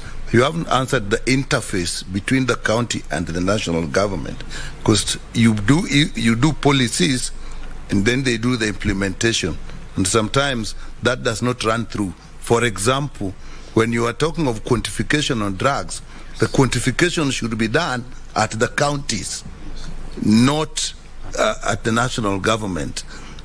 So when you look at what's happening now, some counties are doing very well, particularly with infrastructure, but others are not. How will the ministry make that, using that interface, if you see how you can maybe think about it? I'll just Chair, take that as a positive comment. Mary, please. Clarification on my question. Let me give others as well. Dr. Nyikal, thank you. I take that as a positive comment that the nominee should take into account going forward. Thank you so much. Shuria, Raso, Amisi, Koech, Ferdinand, and George. In that order. Mary, if there is time, I'll give you a minute to clarify what you want. But let others also have a bite. Thank you. Asante, Chair. Ameni. Swali yangu ni moja, lakini naona kuna constituents hapa mmetuma swali ama anahitaji usaidizi. Soma ya constituent, wacha yako. Asante, Chair. Yes. Madam Nominee, my constituent here is asking if you're aware that most of the staff at KEMSA were sent home since November last year. And some of them had nothing to do with what was happening because they're working in departments like HR. So he's asking if you're aware of this, if you get the approval of the House, what would you do about KEMSA staff? Thank you. Excellent discipline. Thank you, sir. I have to take the instructions of the Chair. Well done. Raso. Thank you very much, Chair. Susan, congratulations on your nomination. I come from Marsabit. There's something called level 5 and level 6. For those of us who have been marginalized from the beginning, I think even with devolution, we are not yet at level 4. What will be your initiative in terms of actually bringing those hospitals up to the necessary level where the population can get adequate support? When I look at your CV, a very colorful CV, procurement and supply chain manager. I don't want to speak for the appointing authority, but they have in mind healthcare and also how you can make healthcare cheaper and accessible. With this, I want your mind in terms of ICU. How can we make ICU cheaper? Because today, if a Kenyan is admitted in ICU for just 2-3 days, they are likely not to pay less than 1 million shillings or 2. It means majority of people will die when they should actually be accessing the necessary health service because of affordability. Finance Bill 2021. That bill exempted laboratory equipments and certain drugs and reagents on page 34 and 35. Maybe you should be aware of that particular bill. But it has since the VAT has been reversed silently. What would that be in terms of the cost on health? Thank you, Chair. Missy. Thank you, Chair. And because you had given Gikari a chance to say something about the nominee earlier, I could also maybe start there that when we worked with the nominee during the politics and she didn't make it through the party denied her ticket, ODM was gracious enough and we seconded her to the Kitale National Polytechnic as a NASA sibling. And Chair, I'm saying this because together with the council that she chaired at the National Polytechnic, we were able to get 100 million for that polytechnic through Magoa. Getting 100 million from Magoa, is not a walk in the park. So I think she's capable of doing miracles. But to my question is, this issue of Cuban doctors, there's a complaint on the local doctors that the Cuban get more remuneration and more perks than the local doctors. You're going to reconcile, and especially the formation of Health Service Commission. We have Teacher Service Commission that has been able to take care of interests of the teachers, but the doctors have a need a Health Service Commission so that this issue of Cuban doctors on the street striking in this country is not healthy. I remember, Chair, when I went to a hospital and the doctors were on strike, and he asked me whether I'm a politician. I didn't even answer the question because I didn't know how painful that injection will be. The problem is that all the problems of the country, from the doctors to the teachers, are always blamed on the politician until you can fear going to the doctor when they are on strike. So it must be a Health Service Commission in place. Ms. Nakumincha, I'm happy to note that Kericho County, my home county, gave you the first breath. Mine will be a question from someone who is watching this interview, and he's talking about the taxation of medical equipment and medical drugs. Actually, it's a proposal that if you are confirmed by this House, that you get into tax framework so that it becomes an intervention, because with those taxes, high taxes, the price of healthcare increases. So what will be your plan as asked by this person watching us? Thank you.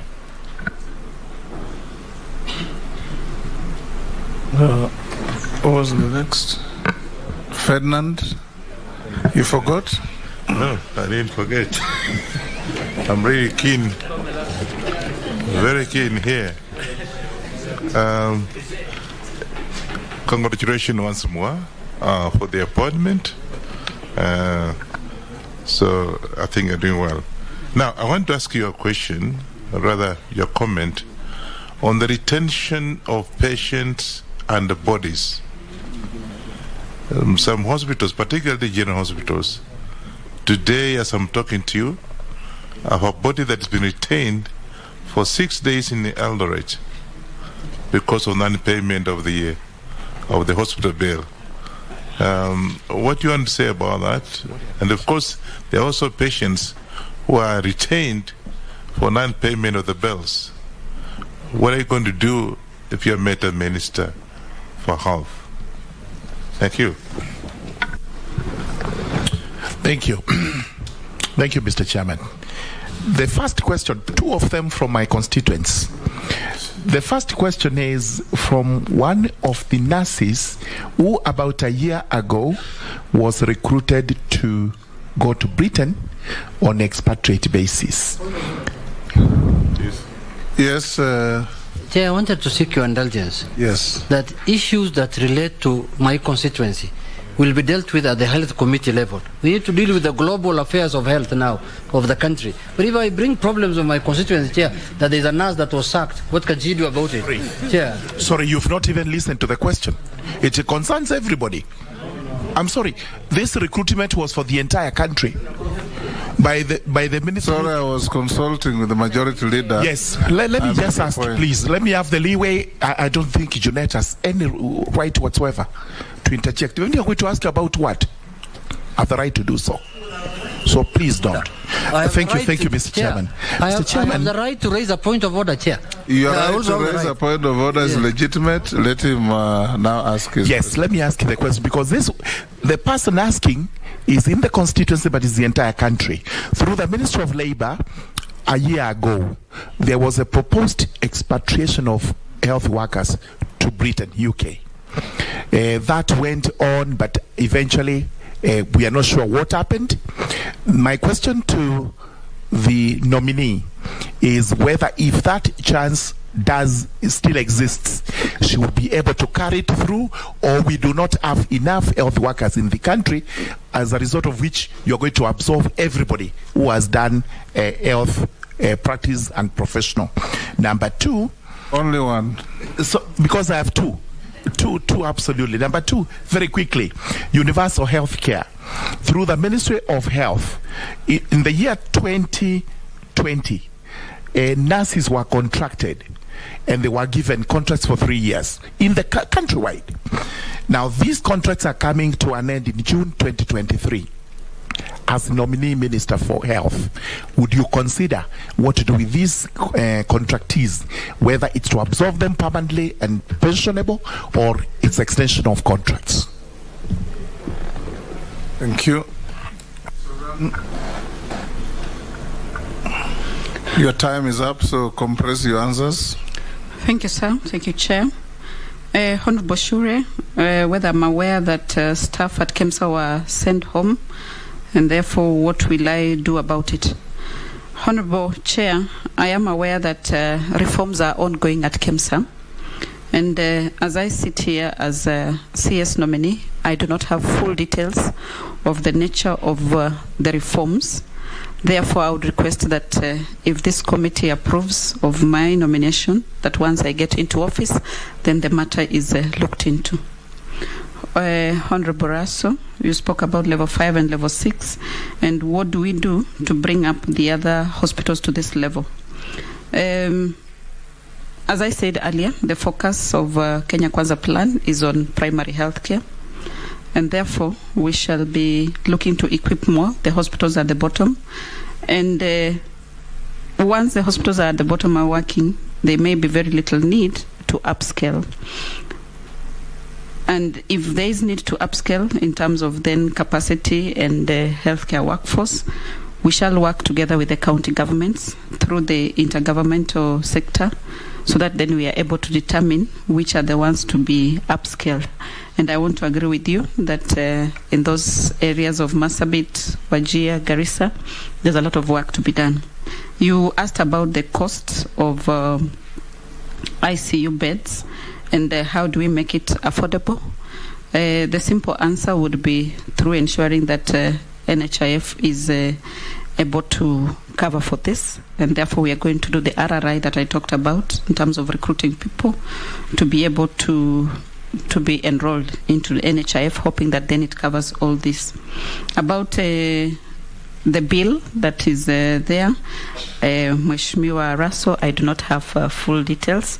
I request that you give me time, and if this committee approves of me, then we can have that discussion. Honorable Caleb, thank you very much for sending my name to being appointed as a member of the council to the Kitale National Polytechnic. And you've asked about the Cuban doctors. This Cuban doctors, it was a short-term contract. and it was a bilateral agreement. Therefore, there are benefits that were to accrue to Kenya and benefits that were to accrue to Cuba. And one of the benefits that was to accrue to Kenya is that then we are able to bridge the skill gap that exists. I am aware that the first cohort of doctors that was sent to Cuba, out of the 50, 47 already graduated, and therefore we have 47 family physicians who are going to be absorbed. So in terms of their remunerations, why Cuban doctors are remunerated more than the local doctors, matters of remuneration are discussed by the county governments when they employ the doctors. But again, I'm aware that there are collective bargaining agreements that have been signed by unions and the county governments. Therefore, for the national government, is just to ensure that there is collaborations in terms of discussing regarding the remuneration. Honorable Koech, regarding taxation of medical equipment and drugs. I am not a finance expert, and therefore, if this committee approves of me, I'll be working with the CS Treasury to see then on how we work on the tax regimes to ensure that the cost of healthcare then comes down. Mheshimiwa Ferdinand, you have passionately talked about retention of bodies and patients in hospitals due to bill payment. I do not have the magic bullet, but healthcare has to work through NHIF.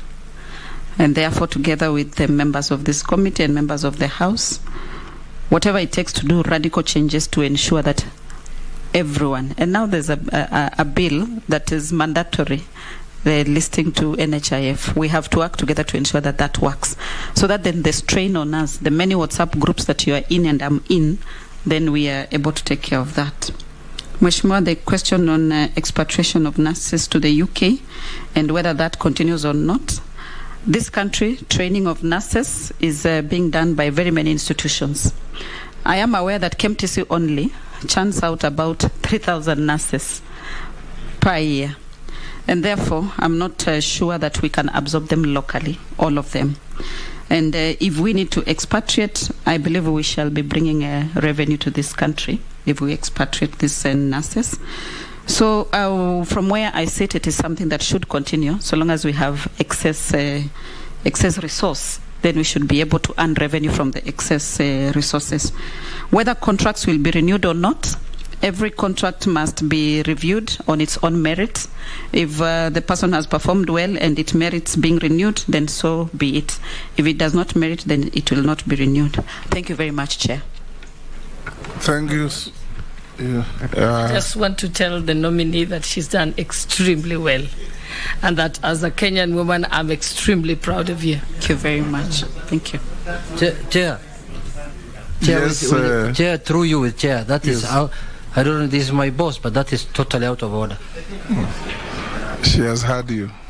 I'm allowed to be out of order. Dr. Susan, thank you for your appearance and answering questions.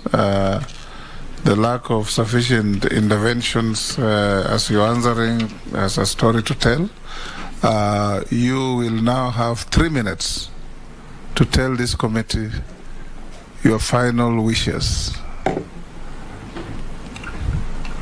Thank you very much, Chair. I want to thank your leadership and the honorable committee members for the interactive session that we have had. I want to believe that I've been able to demonstrate my suitability, maybe not at 100%, but to a good extent. And therefore, I'll be seeking the indulgence of members that when my issue comes up, that you be my ambassadors in terms of ensuring that then I successfully get to be your CS for Health and we move together. But I also want to take this opportunity to thank His Excellency William Samoei Ruto for living up to his promise of bottom-up. As I sit here, the day my name was mentioned, many people were wondering, who is this Nahomicha? Whether she's so-and-so's girlfriend, whether she's Chepkati's daughter. But I want to believe that I have been able to demonstrate that I merit for this position. And I am looking forward to serve Kenyans in this position I want to call upon all of you and to pray to Almighty God that we make a difference in the health of this country. Thank you very much, Chair. You are released to go back to your other duties. As you do so, the Secretariat will check with you on one or two of your documents.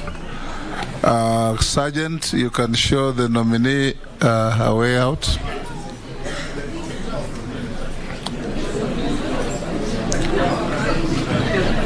Yeah.